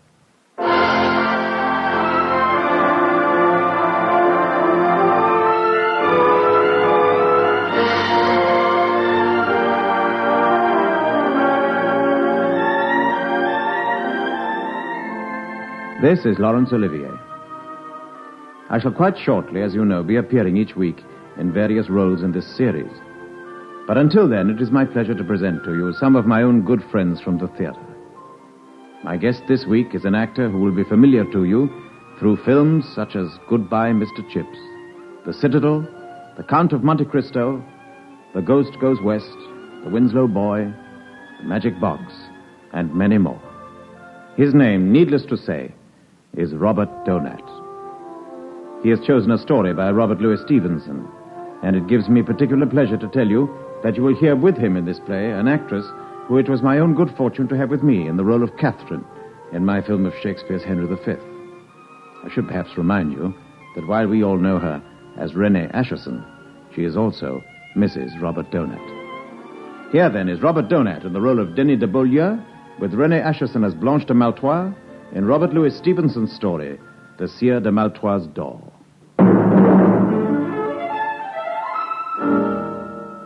It happened in 1429. France was still under arms, for Burgundy had not yet captured our Joan of Arc, and the English had not yet burned her. I was a younger man, more headstrong, and I fought for France.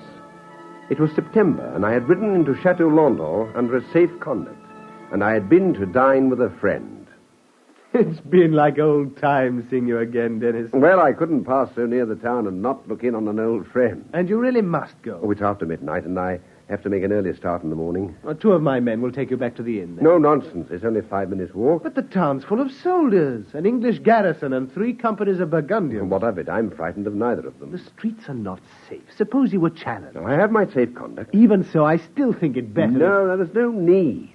I shall be up at the inn before they can find me in the dark. Good night, Pierre. I shall be back with you in a couple of weeks. Well, good night, then. But be careful. The town's alive with soldiers. Au revoir, Pierre.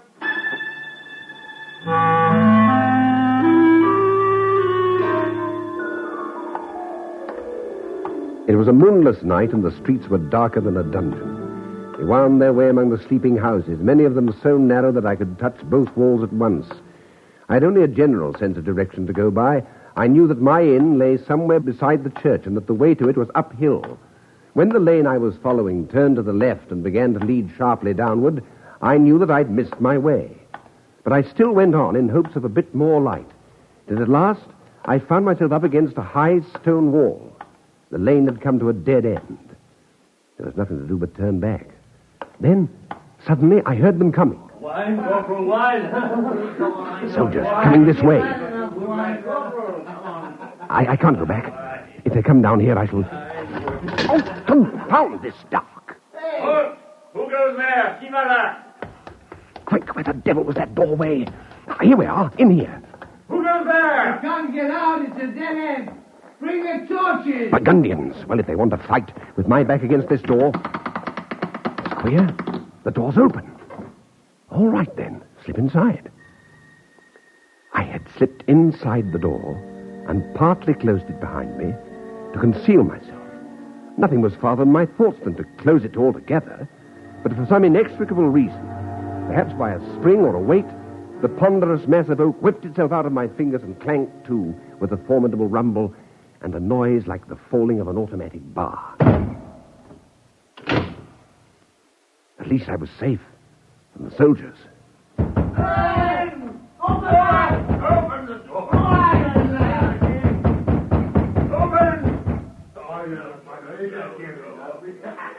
Yes, I'd escaped the soldiers. I heard them go back up the lane, cursing and shouting. But I only escaped one danger to fall into another. For the door that had closed itself behind me could not be opened again. It was shut, fast and firm as a rock. I was caught there, trapped in a strange house, and still in this confounded darkness. Is anyone there? I stood there in the pitch dark, and somehow I knew that I was not alone. It was as though many men were standing there in the darkness near me, holding their breaths and not moving a muscle. I felt that I was in deadly peril. At last I saw a chink of light. It was there at the end of the corridor, a chink of light through the arras that covered the doorway of a room.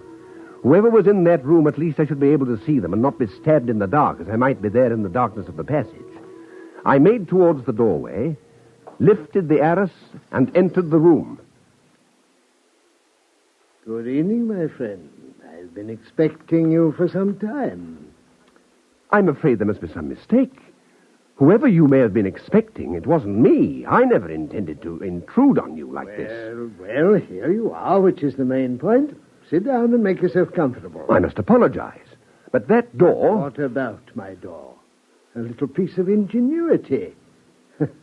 You say you never expected to meet me. Well, old people like me must expect such reluctance now and then, and when it touches our honor, we find out ways of overcoming it. You may have arrived uninvited, but believe me, you're very welcome. You persist in your mistake, sir. There can be no question of your wanting to see me. I am a stranger here. My name is Dennis de Beaulieu. If I'm in your house, it is only because... My young friend, permit me to have my own ideas on the matter. They may not be the same as yours, but time will show which of us is right. As you wish. Sir, you're insulting me. If you're out of your mind, I've better things to do than stand here being laughed at by a lunatic. My conscience is clear, but you refuse to listen to explanations. You're trying to make a fool of me, but I don't propose to let you. If you won't open your door and let me leave, I'll hack it down with my sword. My dear nephew, sit down. Nephew, you lie in your throat. Sit down, you rogue. Do you think I've nothing but a door to keep you here? If you don't want to be bound hand and foot, sit where you are and God be with you. Do you mean I'm a prisoner? I'm stating facts. You can put your own construction on them. Do you suppose that when I arranged that little contrivance that let you into my house, I stopped short at that? I advise you to regard yourself as a young buck, freely conversing with an old gentleman. I might have expected better of you, sir. I see by the arms above your hearth that you are of the Malatois family. Quite right. I am the sire, the Malatois. And when it is a question of my honor... I have done nothing to impugn it. I have my own opinion about that. Come in, Father, come in. Is she in a better frame of mind? She's more resigned, monsieur. Resigned? Lord help her, the girl's hard to please. A likely fellow, not ill-born, and of her own choosing too. What more could she have? The situation is unusual, monsieur. She's ashamed. She should have felt rather more ashamed before she began the dance. It was none of my choosing. But since she has begun it, she can carry it to an end. Monsieur de Beaulieu, may I present you to my niece? She has been waiting for your arrival, I may say, with even greater impatience than I have. Will you come this way, please? As you wish, She's sir. waiting for you in my private chapel, and as you will see, she is fittingly dressed for you, as a bride. Blanche, I have brought a friend to see you, my little girl. Turn round and give him your hand. It's good to be devout, but it is also necessary to be polite. Uncle, that isn't the man. He isn't the one. Of course not. I expected as much. So unfortunate that you couldn't remember his name. But, Uncle, I have never seen this person till this moment. Never set eyes on him. I never wish to see him again. Sir, if you are a gentleman, you will bear me out.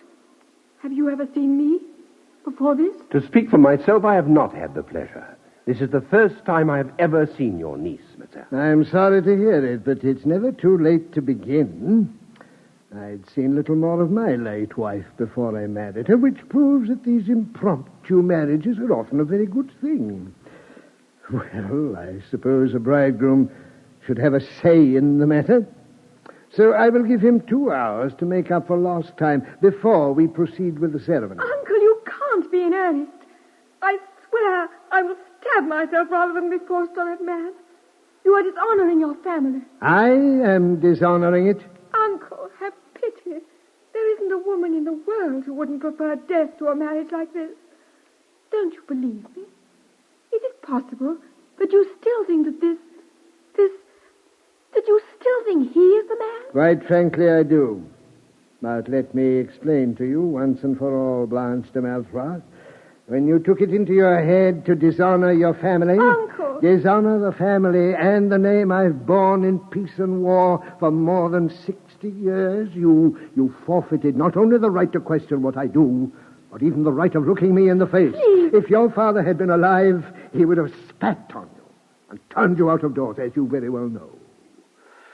And you can be thankful that you have only me to deal with, mademoiselle. It is my duty to get you married without delay, and out of pure goodwill, I have tried to find your gallant for you. Personally, I still believe I've succeeded. You haven't. Sir, tell him that you're not the one. Monsieur, I've told you already, you're making a terrible mistake. Very well, then, that's as may be. But I say this before all the heavenly angels. If this is not the man, Blanche de Malfroy, I care not a jackstraw. Monsieur, are you completely mad? I tell you... Quiet, sirrah. As for you, Blanche, I advise you to be polite to your young friend. For you can take my word for it. The next bridegroom may be less appetizing. Come, Father. Here.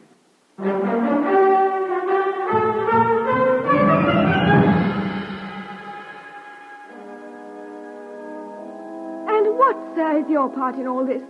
What are you doing here? What indeed? I'm a stranger in the town, traveling through under a safe conduct. I went to have supper with a friend and was returning alone to my inn. I lost my way in the dark and I found myself outside your door. I was suddenly confronted by a lot of drunken soldiers, Burgundians. And I stepped into the doorway so that at least they couldn't surround me. I was going to make a fight for it, but I found the door open, so I slipped inside like a fool, and the door slammed shut behind me. I suppose you don't believe that. Yes, I believe you. I know that the door was open, and I can well believe that it shut behind you. But why? It was a trap. Only the trap was laid for somebody else. I see. Well, I've told you how I come to be here. Perhaps you'll tell me a few things yourself. What does this comedy mean, and what's going to be the end of it? I wish I knew the end of it myself. Well, sir, you have told me your story. It is only fair that I should tell you mine. I only wish I could do so without blushing.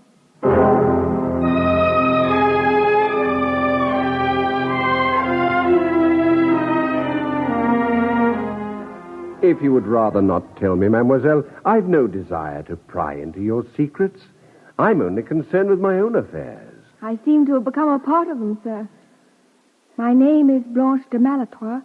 My father and mother died when I was a child, and I've lived all my life with my uncle here.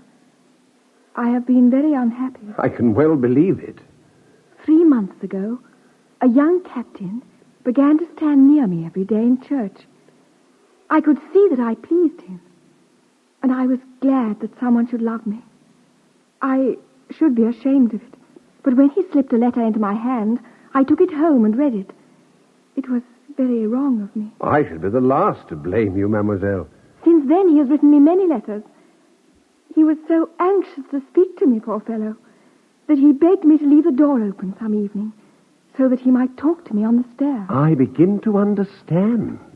How my uncle came to suspect, I don't know, but it is hard to keep anything from him. This morning, as we came from Mass, my uncle took my hand in his and forced it open and read my little note, walking by my side all the while. When he had finished, he gave it back to me with great politeness. It asked me once again to leave the door open. And this has been the ruin of us all. So it was your uncle who left the door open? Yes. He kept me strictly in my room till the evening, then ordered me to dress as you see me, like a bride. I had refused to tell him the young captain's name, so he was determined to lay a trap for him. I was terrified, even when I found out what my uncle intended. For why should this young man wish to take me on such shameful terms? Perhaps he has only been trifling with me, or I might have made myself cheap in his eyes. I can well suppose that he might have despised me. I am sure that you must do so as well. On the contrary, mademoiselle. Now, you have taken me into your confidence. I will try and deserve it. Where is your uncle now? I think he is writing in his room. Then will you take me to him? I think I can answer him. Come.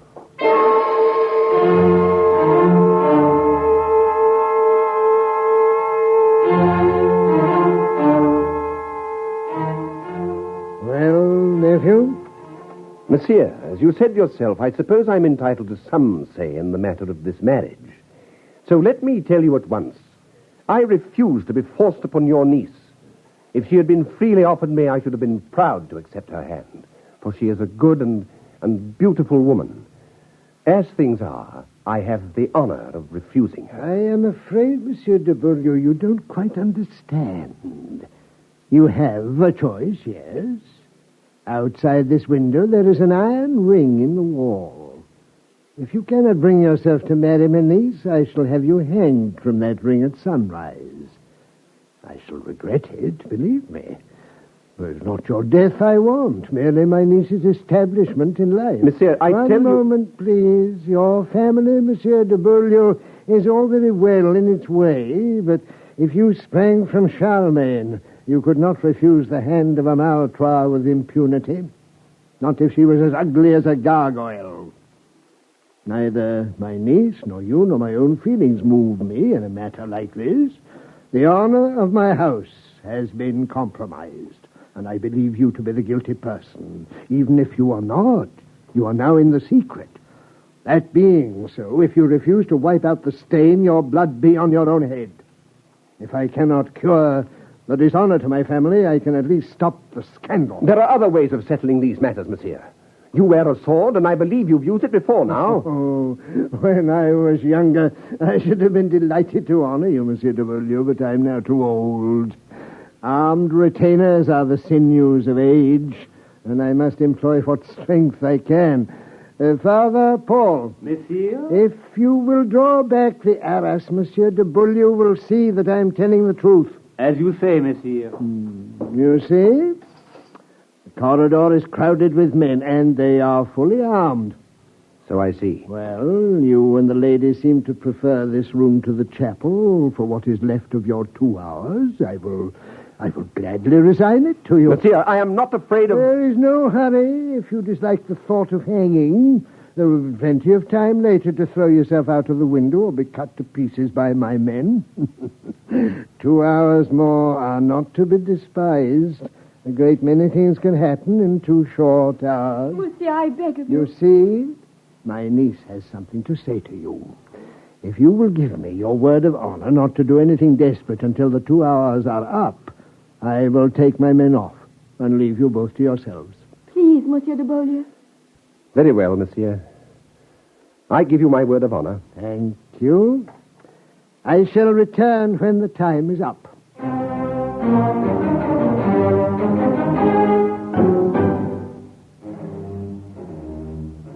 Monsieur de Beaulieu, I won't let you die. I will marry you, after all. You seem to think, mademoiselle, that I am very much afraid of death. Oh, no. I know that you're not a coward. It is for my own sake. I couldn't bear to have you killed for a scruple. I'm afraid that you underrate the difficulty. You don't seem to realize, mademoiselle. What you are too generous to refuse, I may be too proud to accept. Besides, your noble feelings towards me have made you forget what you owe to others. I owe nothing to anyone.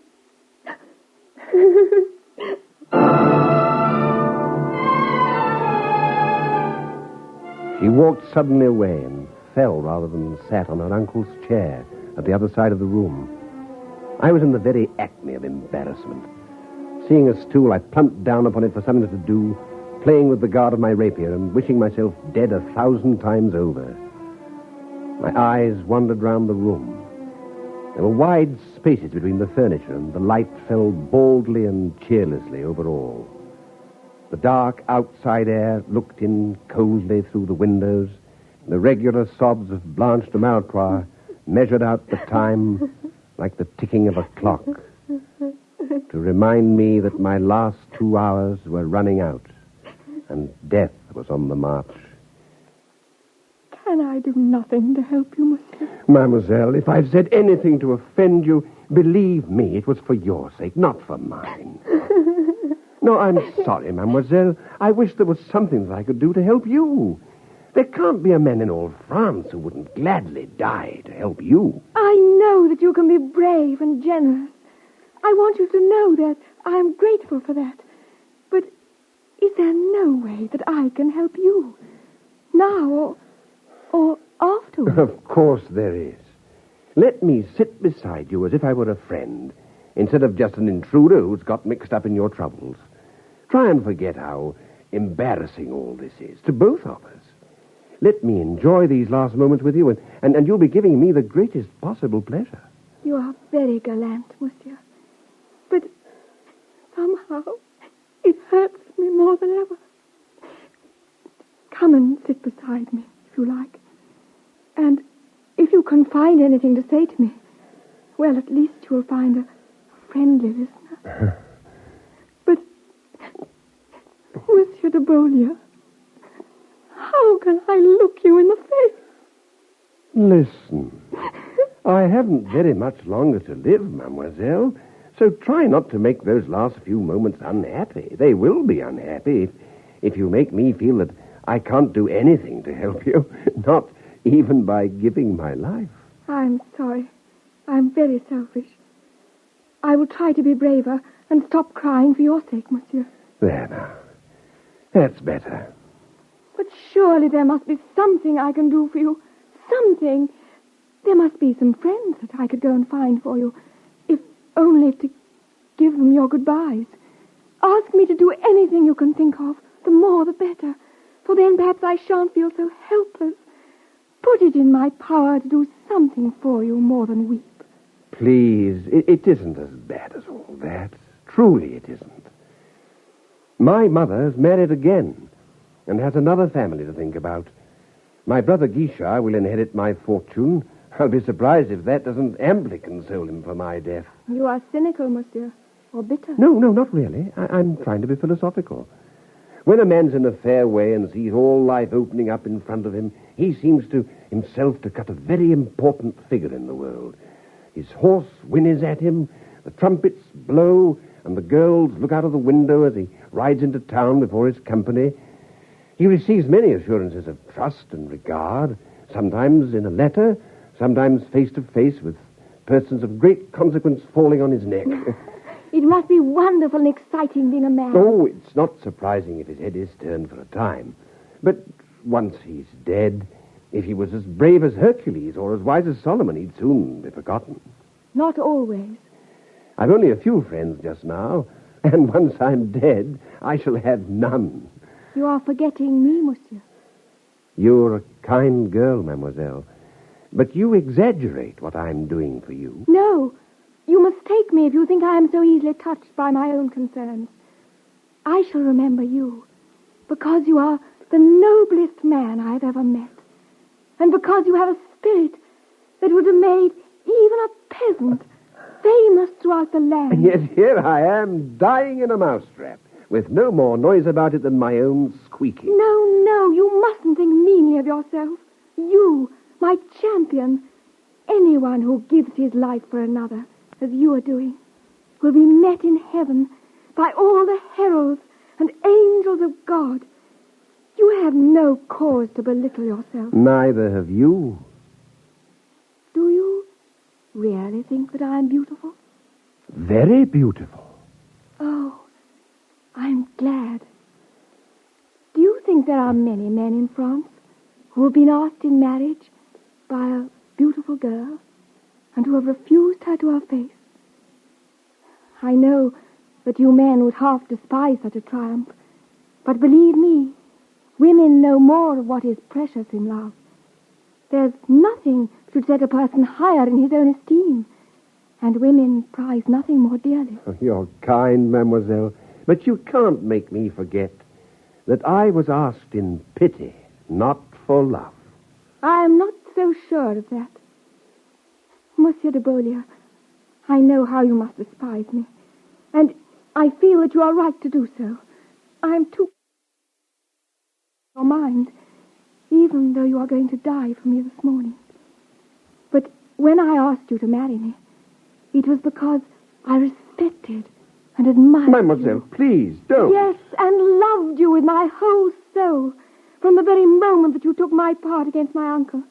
If you could have seen yourself as I saw you, and just how noble you looked, you wouldn't despise me. You'd pity me. But how can I? Wait. Although I have laid aside all reserve and told you that, remember that I know your feelings towards me already. Believe me, I am not going to weary you with importunities into marrying me. I have some pride of my own, and I swear that if you are now to go back on your word, I would no more marry you than I would marry my uncle's groom. It's a small love that shies at a little pride.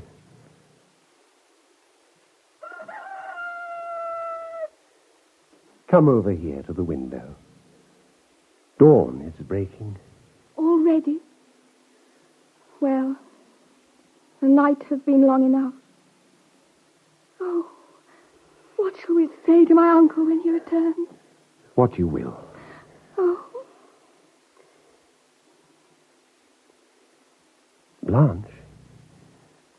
Blanche, you've seen whether I fear death. You must know by now that I'd sooner jump out of that window and die down there under the ramparts than lay a finger on you without your free and full consent. But if you care for me at all, don't let me lose my life in a misapprehension. For I love you better than the whole world. And though I'll die for you gladly, it would be like all the joys of paradise to live and spend my life in loving you. After all you've heard about me? I've heard nothing. The captain's name was Florimond de Chandiver. I did not hear it. Blanche. Oh, my love.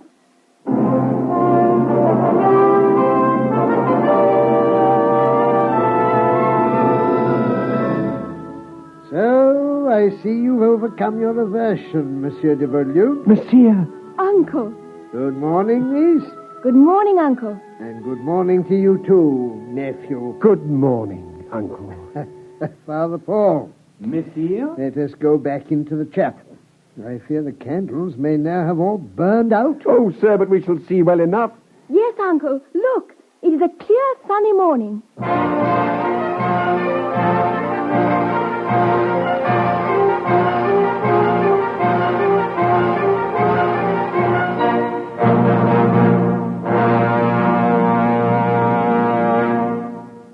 This is Laurence Olivier again. I would like to thank Robert Donat for his performance as Denis de Beaulieu and Renée Acheson, who played Blanche de Maltois, together with the other members of the cast, in this week's play based on Robert Louis Stevenson's story, The Sieur de Maltois' Door. Next week, I look forward to the pleasure of welcoming you once again to our program, when I hope to have as my guest Trevor Howard. Until then, au revoir, and thank you.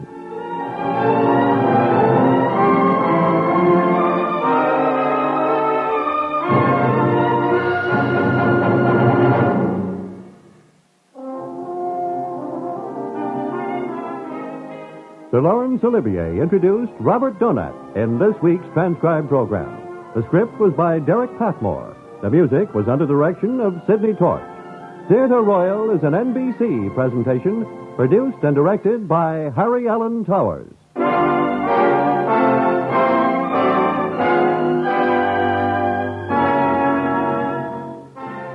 I'd like to say a few words about health. Over 50% of all family colds can be traced to uneven heat or overheating in the home.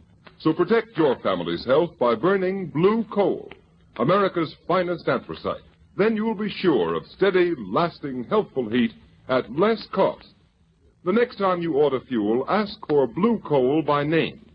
You don't have to get a full supply. Your nearest blue coal dealer will be glad to send you a trial ton. Phone him tomorrow. Stay tuned to HOJO Radio.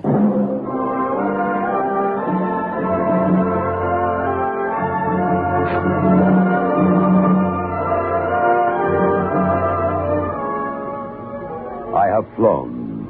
I have sailed. I have moved about this world of ours, and ever in search of the finest of its kind, we bring you the tops in spine chillers.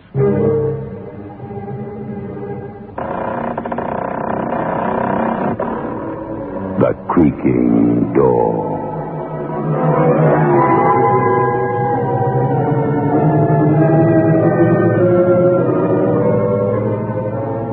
The manufacturers of State Express 3-5 Silter King cigarettes take pleasure in presenting The Creaking Door.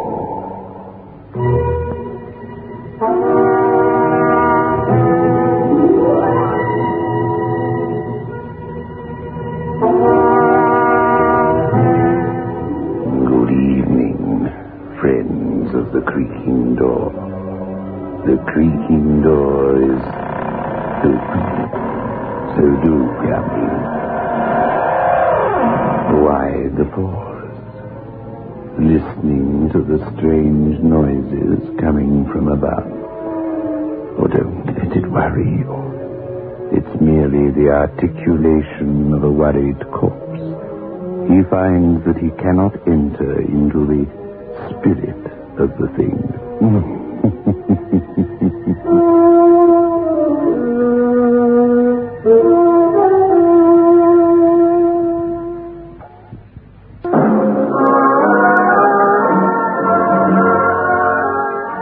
Moves in world class. Get the taste of new smooth State Express 3-5s today. We promise you, it's the smoothest cigarette you can get.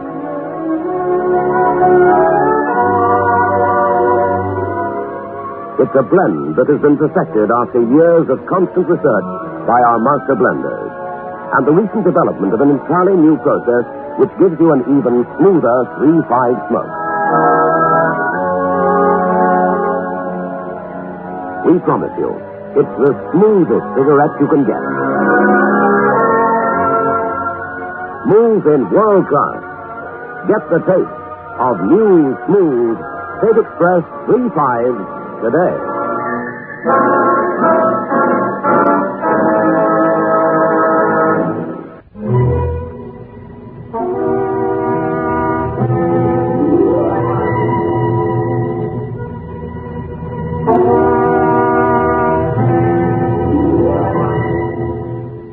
In the mournful churchyard, the friends gather in the fog to mourn a dead man.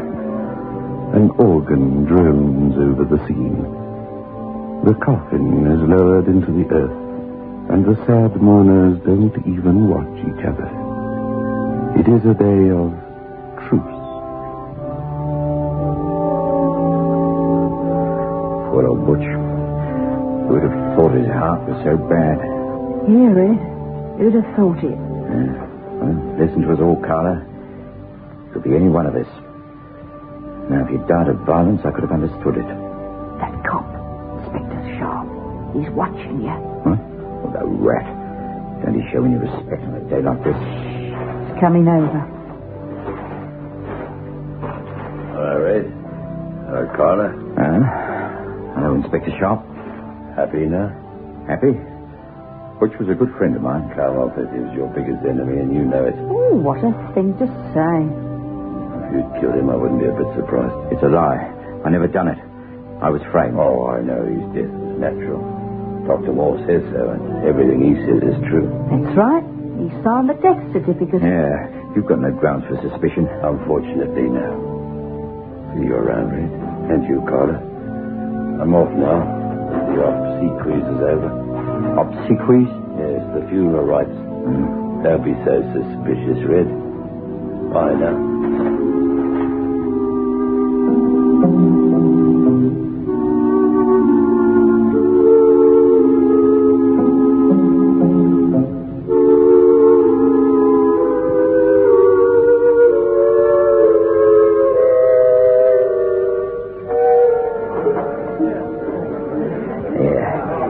Drop of bubbly, Carla. Sorry. It's a sort of occasion, this. Not that I wish that on any man.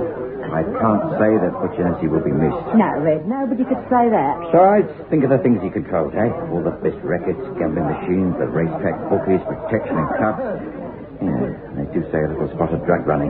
He got too big for his boots, he did. Yeah, and all the mobsters in the city will be running around like dogs looking for the master. Hey, Carla. Imagine if I was your master. That'd be the most, Red, but you ain't. That's right. But I could be. I'd be governor of the whole scene.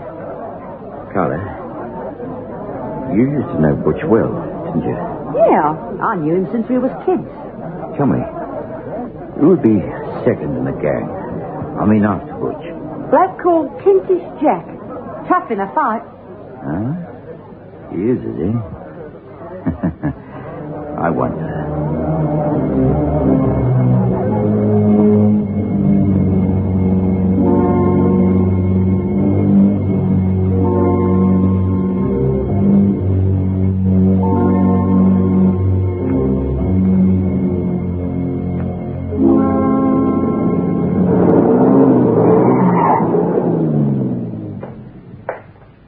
Hey, Jack? Hey, you? Yeah? Who wants me? Just a friend.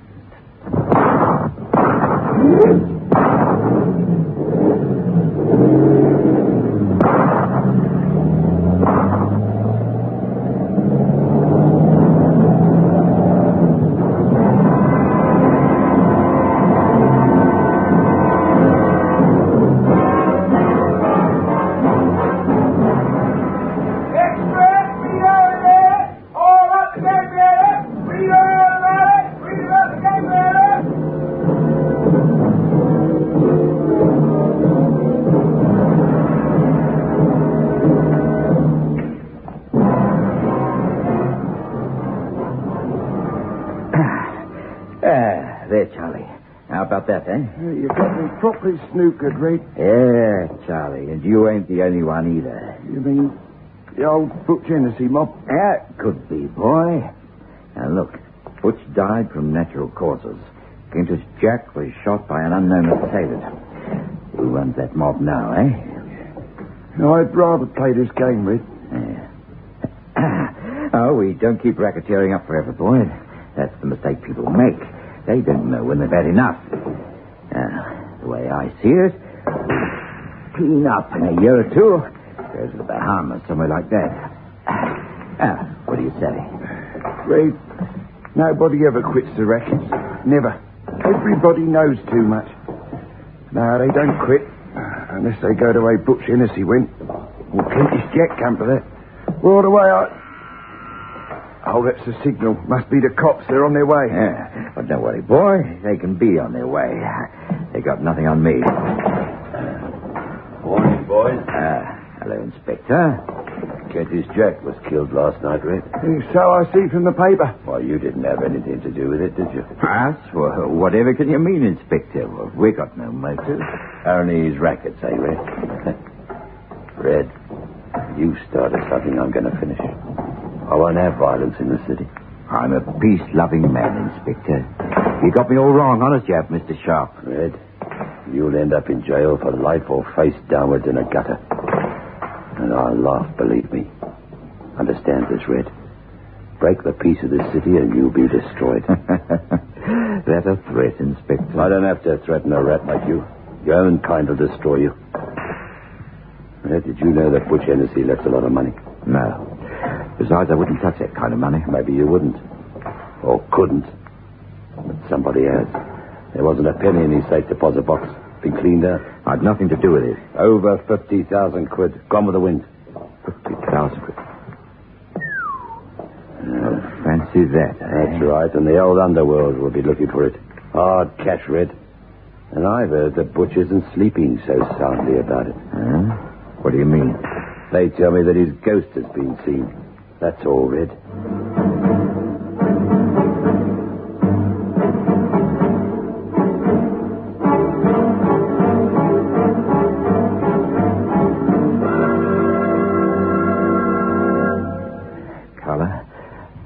I don't feel safe. Even in my own flat. It's all nonsense, Red. There's no such thing as ghosts. Everybody knows that. I don't know it. Have another drink, Red. Right, yes, I will. Look, when I was in Carmore jail, there was a ghostly cell. The door used to swing open when there was nobody there. You couldn't lock it or nothing. I believe in ghosts, all right? Yeah, but not ghosts of blokes like Butch Hennessy. I do, I tell you. If there's ghosts of old geezers with their heads cut off, why not of a smart boy like Butch? Well, what would you be looking for, Red? Revenge, that's what. Revenge for the death of Kentish Jack, Carla. Now, look, they say all his money's gone. Where? That's what I want to know. Who's got it? Is it a lot, Red? That copper sharp says it's 50,000 quid. Any mob would go after that kind of money. But where would that much money vanish to? That's what I want to find out. Starting with our late friend Kentish Jack. Look, I'm a fair cracksman. I'll take Charlie, and we'll do Jack safe. I'll bet there's nothing there. Well, there may be some kind of clue. We'll try it anyhow. Jack's place is up at the top of a high building. I bet nobody's took it over yet.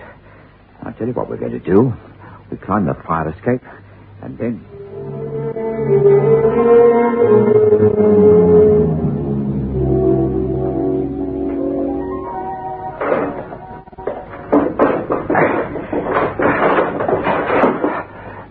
Right. Now come in, Charlie. That fire escape was easy. Here, we'll shut up and follow me. You got your gun? Right here, Red. I've got the torch, the tools, the lock. Okay. Now for the safe.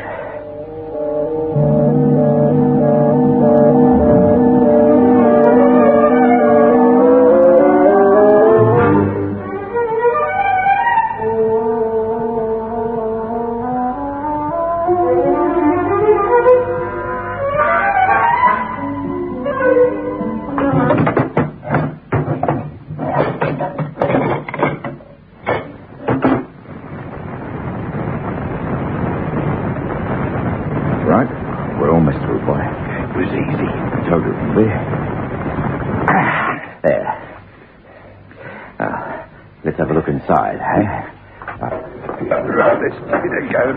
Come on. There we are. Easy now, right. Nothing. Huh? Can you beat it? Not a thing. Well, I didn't expect the cash, but... Oh, isn't there something, a clue, but... not a thing. Who's there? It's only your old pal, Butch Hennessy. It's his voice. I know it anywhere. Butch, come out and show yourself. Are you worried, boys? Where are you? Butch, look. I've nothing to do with your death, honest. Where is he, Red? Shine your torch. There. Nothing. Are you looking for something, boys? There it is again. Look, that voice is coming from the next room. That's all. The skylight's open. We'll soon find out. Nobody there. Look, there's the stairs going down. Come on, quick as you like. There he is. Get him. We'll soon find out if he's a ghost. Clean away, Charlie boy. He ain't a ghost, that's for sure. But it don't make sense. You saw him buried. Old Doc Moore signed a certificate. That's right. And what I want to know is this. Who was in that coffin I saw buried the other day? And there's only one way to find that out. You mean, have a look? Yes, that's just what I mean. We'll have to dig up that coffin tomorrow night. Now, let's get out of here before we get pinched.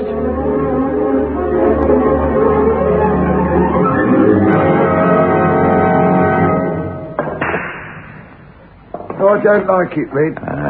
That was a lovely shot, Charlie. No, I don't mean that. I mean, well, digging up that corpse. It's a bad thing to do, disturbing corpses. Any better suggestions? No, I suppose not. Then play a shot like a good little boy and leave the thinking to me, will you? No, I don't feel like playing, Red. Go on. Do you think I like waiting the whole day? I'm scared, I tell you. Well, I'm scared too. I don't like ghosts and never did. I want to get hold of the rackets, and nothing's going to stop me, human or inhuman. Oh, well, you're the boss. Because I think that's why. Butch is alive, get it?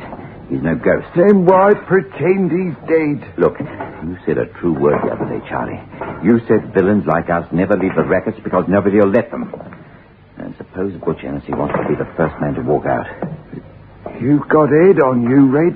Say Butch pretended he was dead.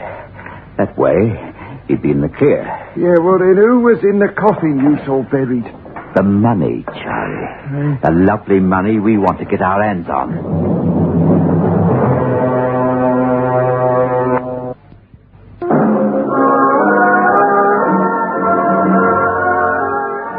Smooth in world class. Get the taste of new smooth State Express 3.5s today. We promise you, it's the smoothest cigarette you can get.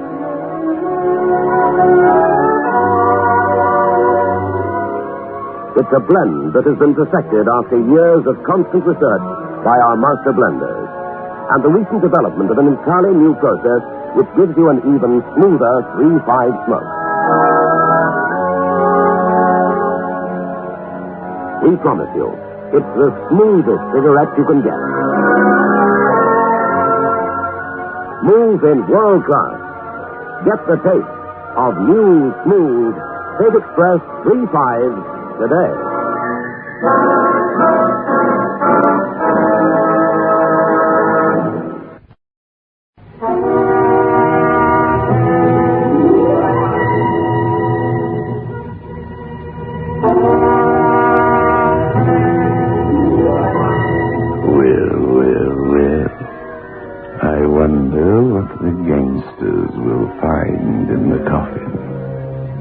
Treasure hunting in graves can be very dangerous, you know.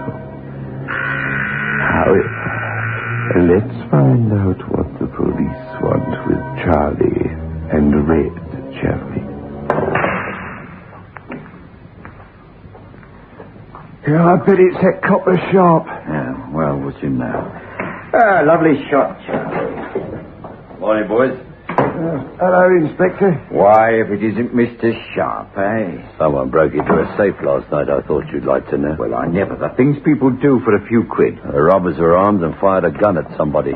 Or something. That's a serious charge, that is. Isn't it, Inspector? You wouldn't know anything about it, would you? Me? But I was home all evening. Wasn't I, Charlie? Oh, yes, we was at home. Yeah. Anybody hurt, Mr. Sharp? Not this time. But I don't like guns and I don't like safe breakers. And I needn't tell you that both you boys are in serious trouble. Mr. Sharp, we can't be in much more trouble, can we? Ask Butch Hennessy. He ought to know. No, he's dead, Mr. Sharp. Yeah. Do you believe in ghosts, Charlie? Oh, that's for kids, Inspector. Well, the whisper's gone around that Butch has come back from the dead. And then you fellas don't believe in ghosts, do you? So, that's all right. Oh, you don't believe in ghosts, do you, Mr. Sharp? I don't know, Charlie. I don't know. I didn't. Once. Enjoy your game. Oh, well, he's gone fast enough. Yeah, but you've got to use your head in this racket. The point is, why did he come here? What's he after? Us. He'd give good money to put us in jail. Well, I'll tell you what I think. He came here to rattle us. Act as if nothing happened. Look, I'm going to see Carla, and we'll meet tonight. Okay? Yeah, okay. Yeah, I wish it was all over, Red. I'd rather face a squad of cops than that graveyard tonight.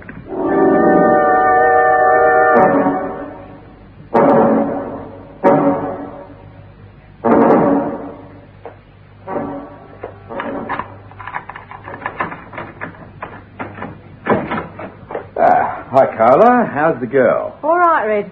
Like a drink? Yeah. Thanks, kid. Anyone been along? Not a soul. Sit down and relax. Yeah, I thought that some of them nosy coppers might have been along. That Inspector Sharp, somebody like that. No one, Red. You're just jumpy. I keep thinking of Butch Hennessy. I see him on the street everywhere. Then you turn round and he isn't there. Here's your drink, Red. How did you see Butch? We saw him buried. I'm not so sure. That's the end of him. Look, you're safe up here in this block of flats. If you lock the kitchen door, no one can get in by the fire escape. That leaves the front door, and if you put the chain on it... You have got it bad. Oh, no one will come in here, silly. Yeah? Well, maybe. But better safe than sorry. There. You see, if Butch is alive, he might come after you. Yeah, I suppose you're right, but I... What's that? A cat. The wind, anything. Yeah. That noise came from the bedroom. Nobody could be in there. Nobody. Of course not. It's Butch. He's in the bedroom. Oh, that's nonsense. Yeah? Well, I'm going to see. See, there's nobody there. Yeah? Well, he must be hiding. Come out of there. Well, why don't you look under the bed? Look, I'm sorry, Carla. I'm jumpy, that's all. I could have sworn it. Look. Didn't you hear a laugh? No, of course not. I thought I heard a bump. Yeah, well, let's go back to the living room. Okay, Red. I see Butch everywhere. Well, I don't see him. I hear him. If he ain't a ghost, he's mighty like one. Well, I didn't hear anything anyway. Look, love, I'm going to settle this one way or the other tonight. Charlie's coming with me, and we'll dig up Butch's grave. I reckon the money's there. The money? Yeah. Look, Carla, I'm going to spend all the day well out of Hennessy's way, see? There's something you can do for me. Oh, anything at all, Red. You know that. Take this gun and ditch it.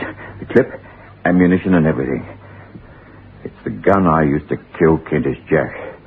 And it's too hard to carry. Understand? Whatever you say, Red. Good. I've got a sort of feeling that something's going to happen. I'll get picked up or something. So drop it in the river. Sure, Red. I'll put the gun where no one will ever find it. Where will you spend the day? Where no one will ever find me, kid. That art gallery. So long, love. So long, dreamboat. Butch. Butch? You can come out now, he's gone. Thanks, Carla. Oh, it was a bit cramped in that wardrobe. Well, you had to make a noise, and that was the only way. I didn't expect him today. If he had found me, it would have meant a showdown here. You make a lousy ghost. Oh, I don't know. I groan and crackle very convincingly, Carla. That poor boyo, he doesn't know if I'm dead or alive. You've been seeing too much, Butch. Butch Hennessy's a chap people don't forget in a hurry. I've still got her fixed up, Carla. I'm dead. We pick up that money from the graveyard and scram, the both of us. Just you and me. Sure. Leave these boyos to look for the ghost. I'll quit the rackets. Come with me overseas. A new life is waiting for us. I'll invest in legitimate business, okay? Sounds wonderful. Butch, why hide the money in your coffin in the first place? Doesn't make sense. Don't you see? It's in cash. Small notes, negotiable currency. Every racketeer in the place was after it. I had to hide it somewhere.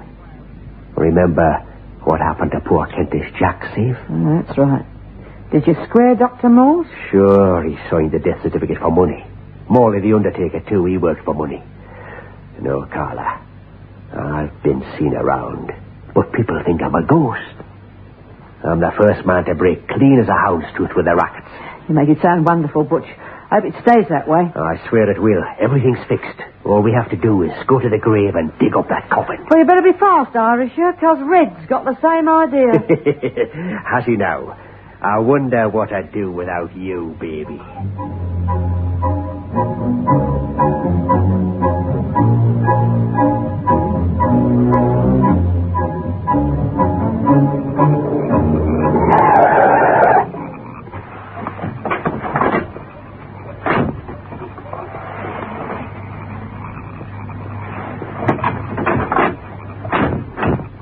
This is the place, Red. Sure. Understand what we do? We get in that graveyard and start digging. Yeah, I'm with you, Red. The dough's there for certain. Right. That's it. Are you sure, Red? Certain. I saw him buried there, didn't I? Or at least I saw something buried there in this grave. Besides, look at the earth. It's just been turned over. Yeah, that's right. It's all loose. Let's start digging. Now, come on, put your back into it. Yeah, well, I am trying, mate. What was that? It was an owl, Red, that's all. Well, I don't like owls. I don't like this place. I don't like any of it. It smells wrong to me somewhere. What do you mean, Red? I don't know. Something creepy. There's something wrong. This earth shovel's too easy. Yeah, well, we'll soon know one way or the other. All right, we touched the coffee lid. Come on, let's dig it out. There. I reckon that'll do it. Yeah. Right. I'll take a spade and lever off the lid. There's a fortune in this for us. There. That's done it. Let's see. Well, what is it, Red? Take a look. It's Butch Hennessy's corpse. Who's that? Carla. She shot him. The money. Oh, we shouldn't have come. I told you the old thing's crazy. Carla? What have you done with the money? The money? It ain't there? Not a cent. Carla, I'll get you if it's the last thing I...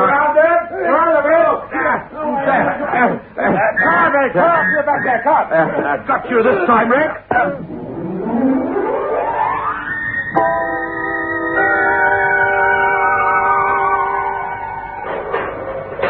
Well, we got you into the cells at last, Red. Yeah, what for? We was found robbing a grave. So You've what? got a lot of explaining to do. The grave of a criminal who was supposed to have died 4 days ago. Our police surgeon says Hennessy's been dead for less than 6 hours. I never shot him. It was Carla. You heard her. She was at the graveside. Don't give me that. We've got the automatic found by the graveside with the fingerprints on it. It was Carla. Save your breath and tell it to the judge. Look, you know she was by the grave.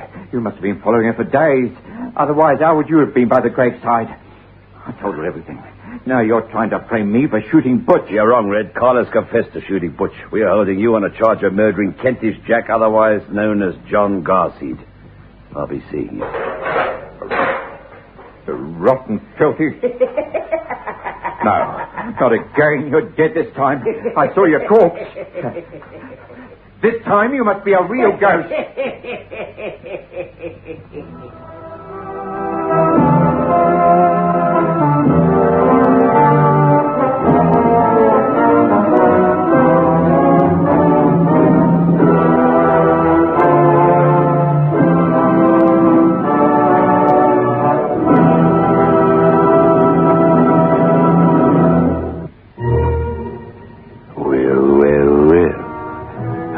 Confusing for poor Red and his friend Charlie.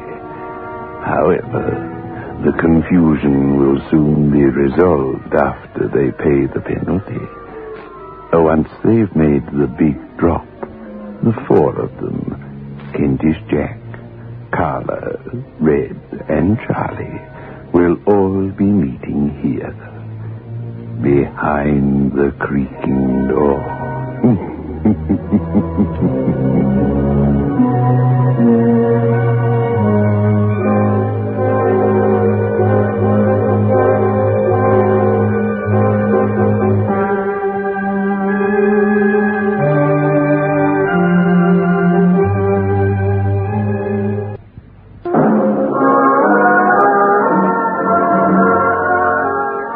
Smooth and world class. Get the taste of new smooth State Express 3.5s today. We promise you, it's the smoothest cigarette you can get.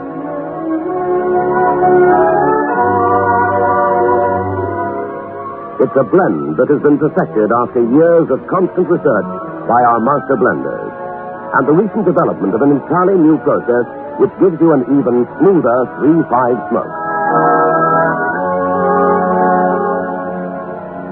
We promise you, it's the smoothest cigarette you can get.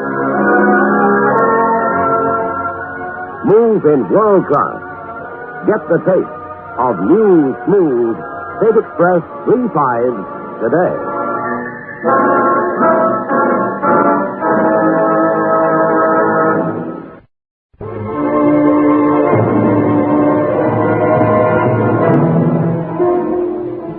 This is your host back again. Just a reminder of our rendezvous next week. Where are we going? Through the creaking door, of course.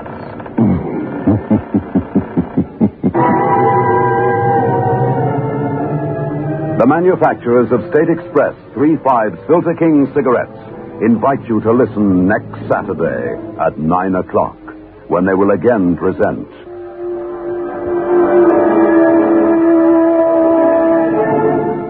The Creaking Door.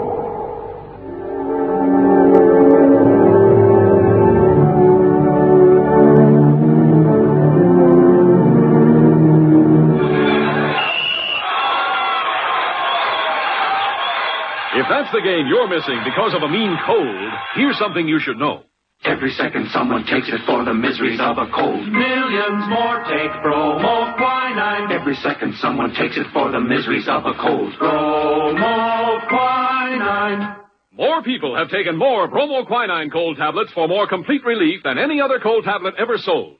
You could take aspirin or other single-action cold remedies all day and not get bromoquinine's more complete relief, even for virus colds. Bromoquinine works to relieve stuffy nose, body aches, fever, irregularity, the blues, and headache. More complete relief, because bromoquinine is the only cold tablet sold with wonder-working quinine and 5 other medicines, health-fortified with vitamin C. Remember, every second someone takes it for the miseries of a cold. Millions more take bromo quinine. Get bromoquinine brand cold tablets. HOJO Radio, where the classics come alive.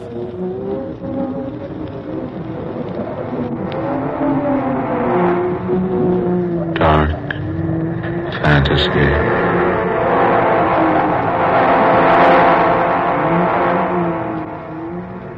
I am the dweller in the house of bread.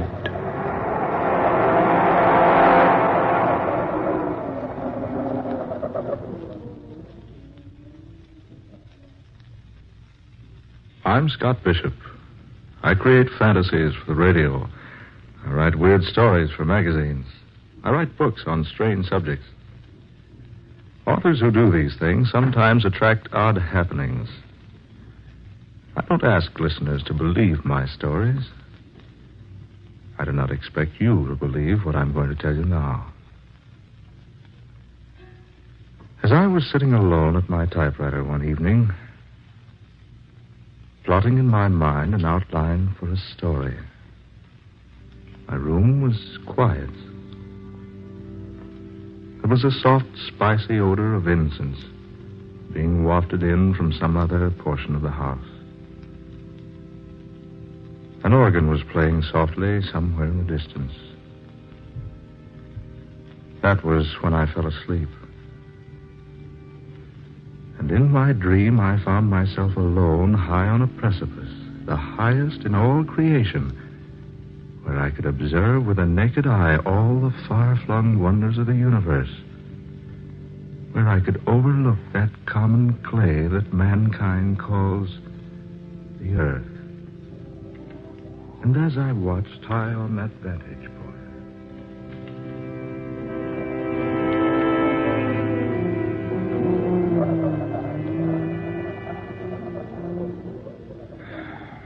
why do you sigh, my son? Oh, I thought I was alone. Are any of us ever alone? No, I suppose we're not. But it's so desolate up here, so far from anything else. And I seem to be searching for something. Could it be, my son, that the reason is you are searching for the truth? The truth. What is the truth? You ask that? Then asking, you surely must not know. The truth. Is it some vague inconsequential thing? Some mythical nothingness? Some non-existent wishfulness? Truth, my son, is neither inconsequential, nor vague, nor mythical. If I could only believe that. You can believe it, if you will.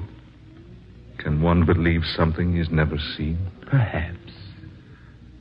You think me a cynic, don't you, sir? I haven't said I do. Nor have you denied it. My son, look upon me. What do you see? Why, a man. Like myself. A little older, perhaps. And perhaps wiser. I make no boast of any wisdom I might have. I am the way, and the truth, and the light. What was that? Merely words spoken by a man who was about to die. I know. The Bible. The Bible. The way, and the truth, and the light. If I could only find them. You will find them, if you look far enough. Who are you? I am just a man. But your name? It is a very common name. You'll find it in any city directory or telephone book. Then why do you conceal it? I don't conceal it. My name is Word. I can't agree that it's such a common name. Nor could you agree that it is unusual? No. Names are such temporary things. You can say to me, my name is Bishop, and there is no way for me to know whether you are good or evil, religious or atheistic, learned or ignorant, an emperor or a beggar. But you've told me more about yourself than just your name. Have I? But haven't you? Just a moment ago you reminded me that your greater age has made you wiser than I. Well? If you're so much wiser, perhaps you can tell me where to find what I seek. Where to find the truth? The truth. The light, peace, happiness, contentment. All those things man wants so eagerly, yet seldom finds in sufficiency. He only fails to find them, my son, because he is blind to them. Then they're real? They do exist? I have said that they do. Then I beg of you to help me find them. I beg of you. That, my son, I cannot do. For it is given no one to help another find those things which you seek. You must search them out in your own way. You must exert your own efforts and discover them. But can't you tell me anything? Anything at all? I would like nothing better than to disclose everything to you. But this much I can say. Yes? If you are sincere in wishing to find the truth, if you really desire to know the way of light and happiness and peace, if you would know the road to all these majestic things, then seek you the house of bread. Remember the house of bread. Seek you the house of bread. But wait. Wait, I say. Come back. Don't leave me now. Where is that house? Where will I find it? Where will I find the house? Tell me, O wise one. Where will I find the house of bread?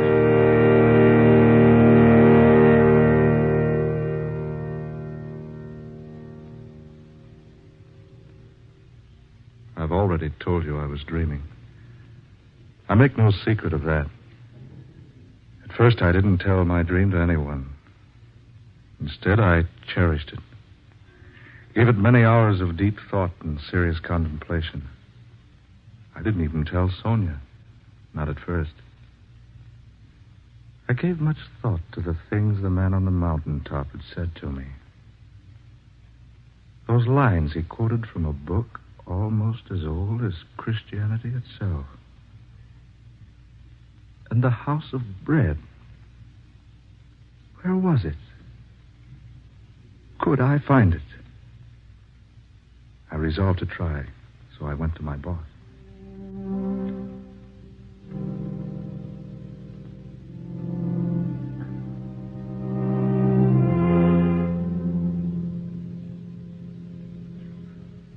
Are you trying to tell me, Bishop, that you're leaving? Regretfully, yes.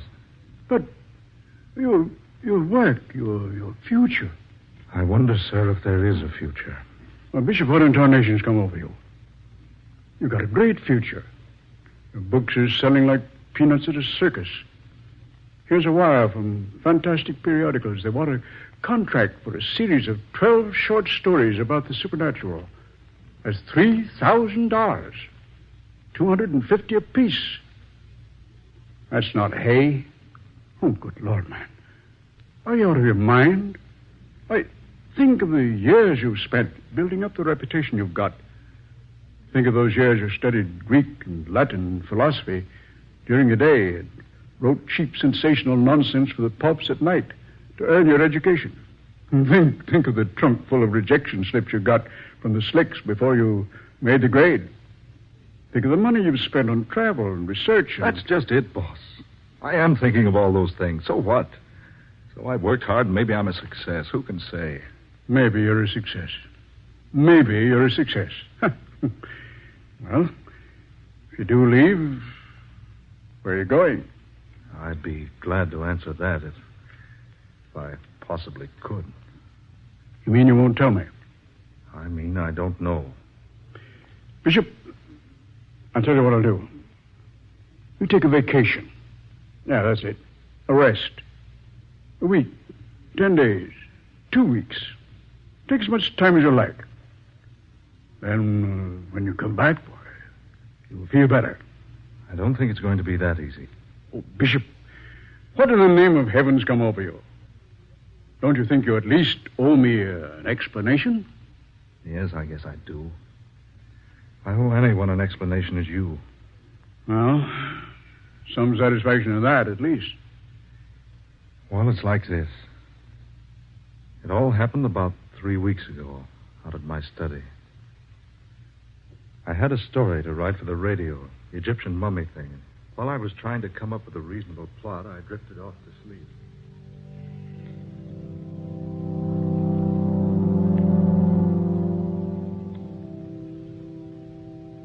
Telling Sonia was different.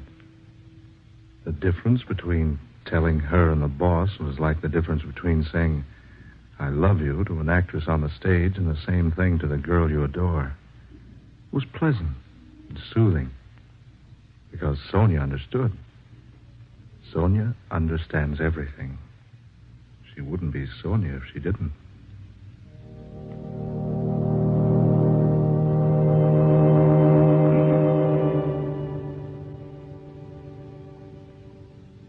So that's the way it is, Sonia. Well, my darling, when are we leaving California? Scott, you look so strange. Didn't you think I'd want to go along? But, Sonia, you want to seek it, too? What better thing could I do? Yes, I might have known you'd wish to go along. Do you mind so much? Mind? Well, no, of course not. But the journey may be a long one. I love long journeys. And a difficult one. I've always been used to difficulties. It may take us to far-off places. But I adore far-off places. And it may end only in disappointment. Haven't we shared many a disappointment, Scott? Yes, indeed we have. I can think of no one I'd rather make the journey with. Thank you, darling. When do we leave? Well, whenever the house trailer's been remodeled and the car cylinders have been ground. Where do we go first? I don't know for certain. It reminds me of Sir Galahad looking for the Holy Grail. Did he know where he was to begin his search? More or less, I suppose. Well, do you know where to start looking for the House of Bread? Darling, I haven't the slightest idea where to begin. Dearest, what do you suppose the man named Word meant by the House of Bread? Yeah, I've asked myself that time and time again. Surely not a real house. No, I think not. Sonia, that phrase symbolizes something. But what? Well, perhaps we shall find out someday.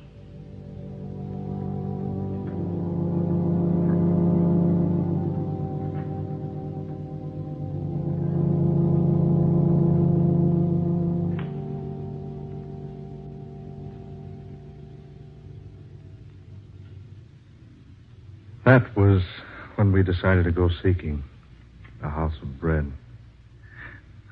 As I look back on it now, I don't blame the boss for thinking I was balmy.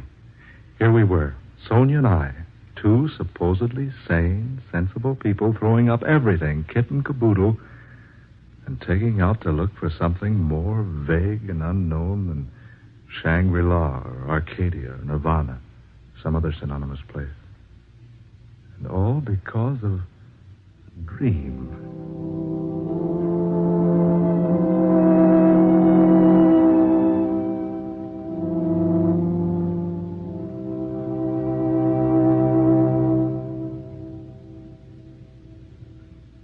So we had the house trailer remodeled and the automobile repaired, and we drew our money from the banks and started out. It was the 21st day of May, my birthday, about 6 o'clock in the morning. I gathered up the morning newspapers on the way out of the house, breathed in some of the fragrant California atmosphere. Sonia wanted to stop at the used bookshop on Pacific Avenue, so we drove through the spacious Long Beach streets until we came to the place opposite the post office. Sonia bought 7 travel books and a back issue of a magazine that contained one of my better stories. She said she wanted to drive around Rainbow Pier once, so we did. Then we scooted over to L.A., picked up Highway 66, and drove to Las Vegas. We stayed in a tourist cabin at Boulder that night. Bright and early the next day, we drove over to the dam. As we began driving through the mountains out of the place, I noticed Sonia laboriously writing in a small but bulky book.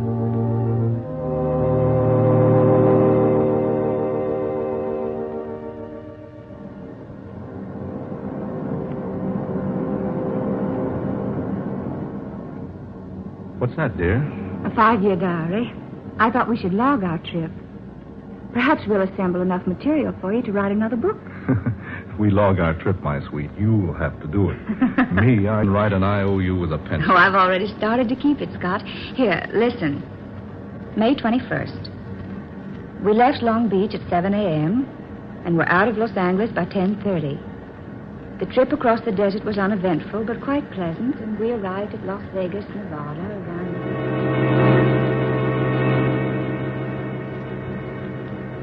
May 22nd, Flagstaff, Gallup, Albuquerque. May 23rd, Amarillo, Oklahoma City, Tulsa. Kansas City, St. Louis, Chicago. Philadelphia, Washington, New York City.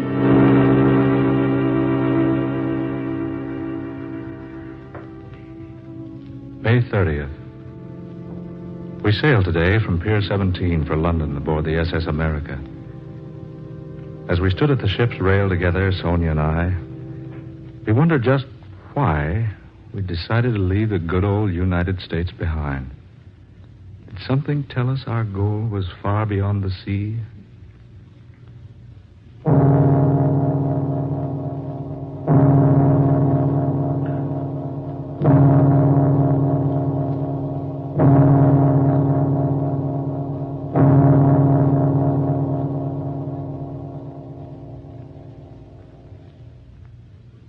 We have spent the past few days in London.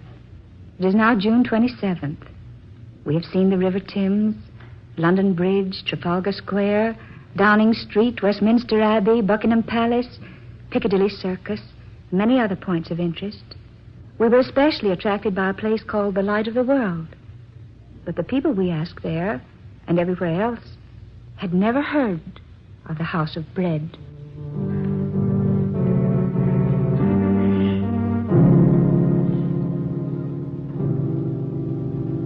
July 16th. We're about to leave Paris for Madrid. Sonia and I sought diligently in this city of pleasure for the place the man called Word named to me. We searched everywhere. The magnificent Bois de Boulogne, boulevards, everywhere we could go. We did Eiffel Tower and the Louvre and Cardinal Richelieu's Palais Royal, the Cathedral of Notre Dame, Grand Opera House, the Arc of Triumph. Then we were attracted to the Place de la Concorde, which is called the Place of Peace. And we thrilled for a moment because we thought our search was ended. But when we asked about the House of Bread, folks only laughed at us.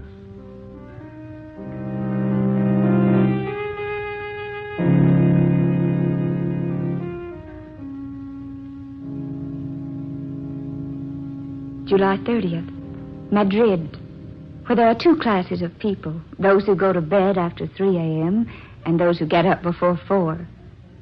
No Spaniard had ever heard of the House of Bread.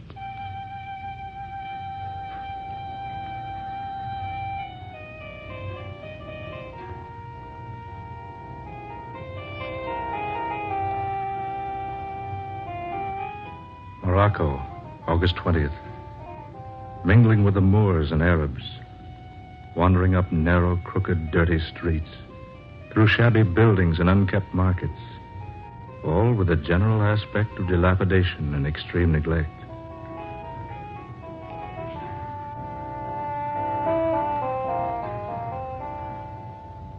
Tripoli, September 15th. Sponge fisheries, ostrich feathers, gold, ivory, rugs, and the ruins of a triumphal arch erected to Marcus Aurelius.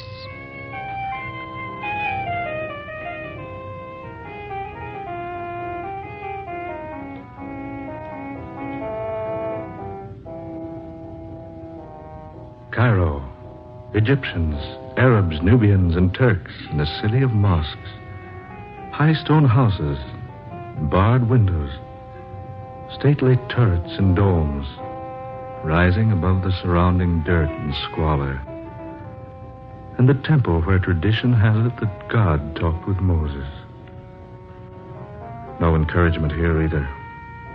The house the man Word spoke of is unknown. It is late October.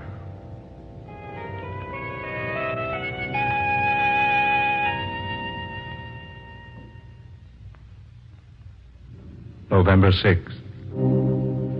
November 16th. November 26th. December 5th. December 15th. December 25th. Jerusalem. The hill of Calvary, not far from the city gates, where once a humble man bearing a cross of misunderstanding and hate, far heavier than mere beams of wood, drank the last drop in the cup of human bitterness. The city of God.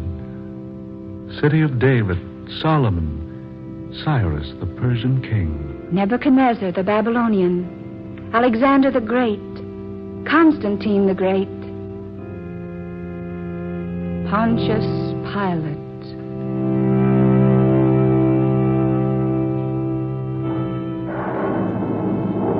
The storm swoops down. Rain begins to fall. The newborn stars are hidden, all save one. There's one star to the east, quite close by. It scintillates through the gloom, through the downpour. It sends out its rays and engulfs us, enfolds us, becomes almost a part of us. And Sonia writes that we must follow the beam it sends pounding vigorously earthward.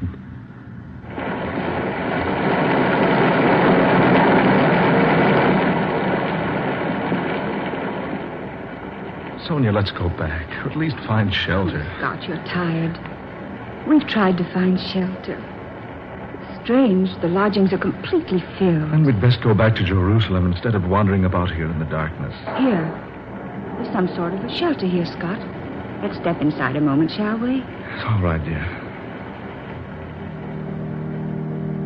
There seems to be a light in here. Yes. And there's someone here beside us. Scott, look. I bid you welcome, good people. We beg your pardon. We thought this place was unoccupied. No, do not go. You are welcome here. I say, haven't we met before? I believe we have. Yes, we have. Now I remember. You're the one in my dream. Your name is Word. In the beginning was the Word, and the Word was with God, and the Word was God. The way and the truth and the light. I am come, a light into the world, that whosoever believeth in me shall not abide in darkness. The way and the truth and the light.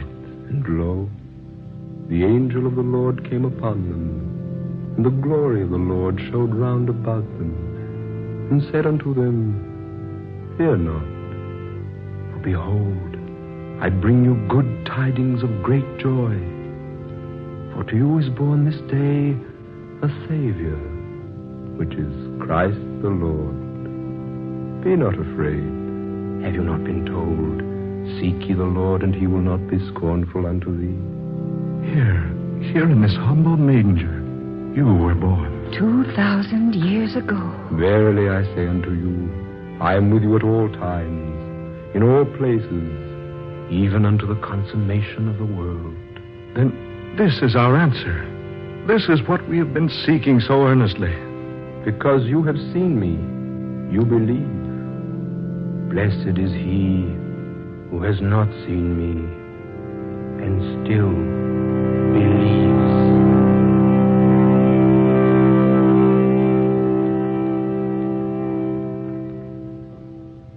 And that is my story. We awoke the next morning feeling more refreshed than we'd felt in all time. The sun was bright, the rain had gone. What was the significance of the house of bread? We didn't learn that until later when I consulted the Britannica. I quote as it is written word for word. Bethlehem, a small town in Palestine situated on a limestone ridge 5 miles south of Jerusalem, a city called by the Hebrews the House of Bread.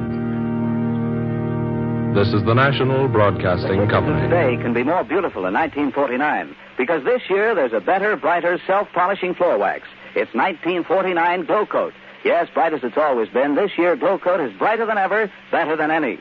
Try 1949 Glow Coat on your linoleum this week. Thanks for listening to HOJO Radio. We'll be back again very soon.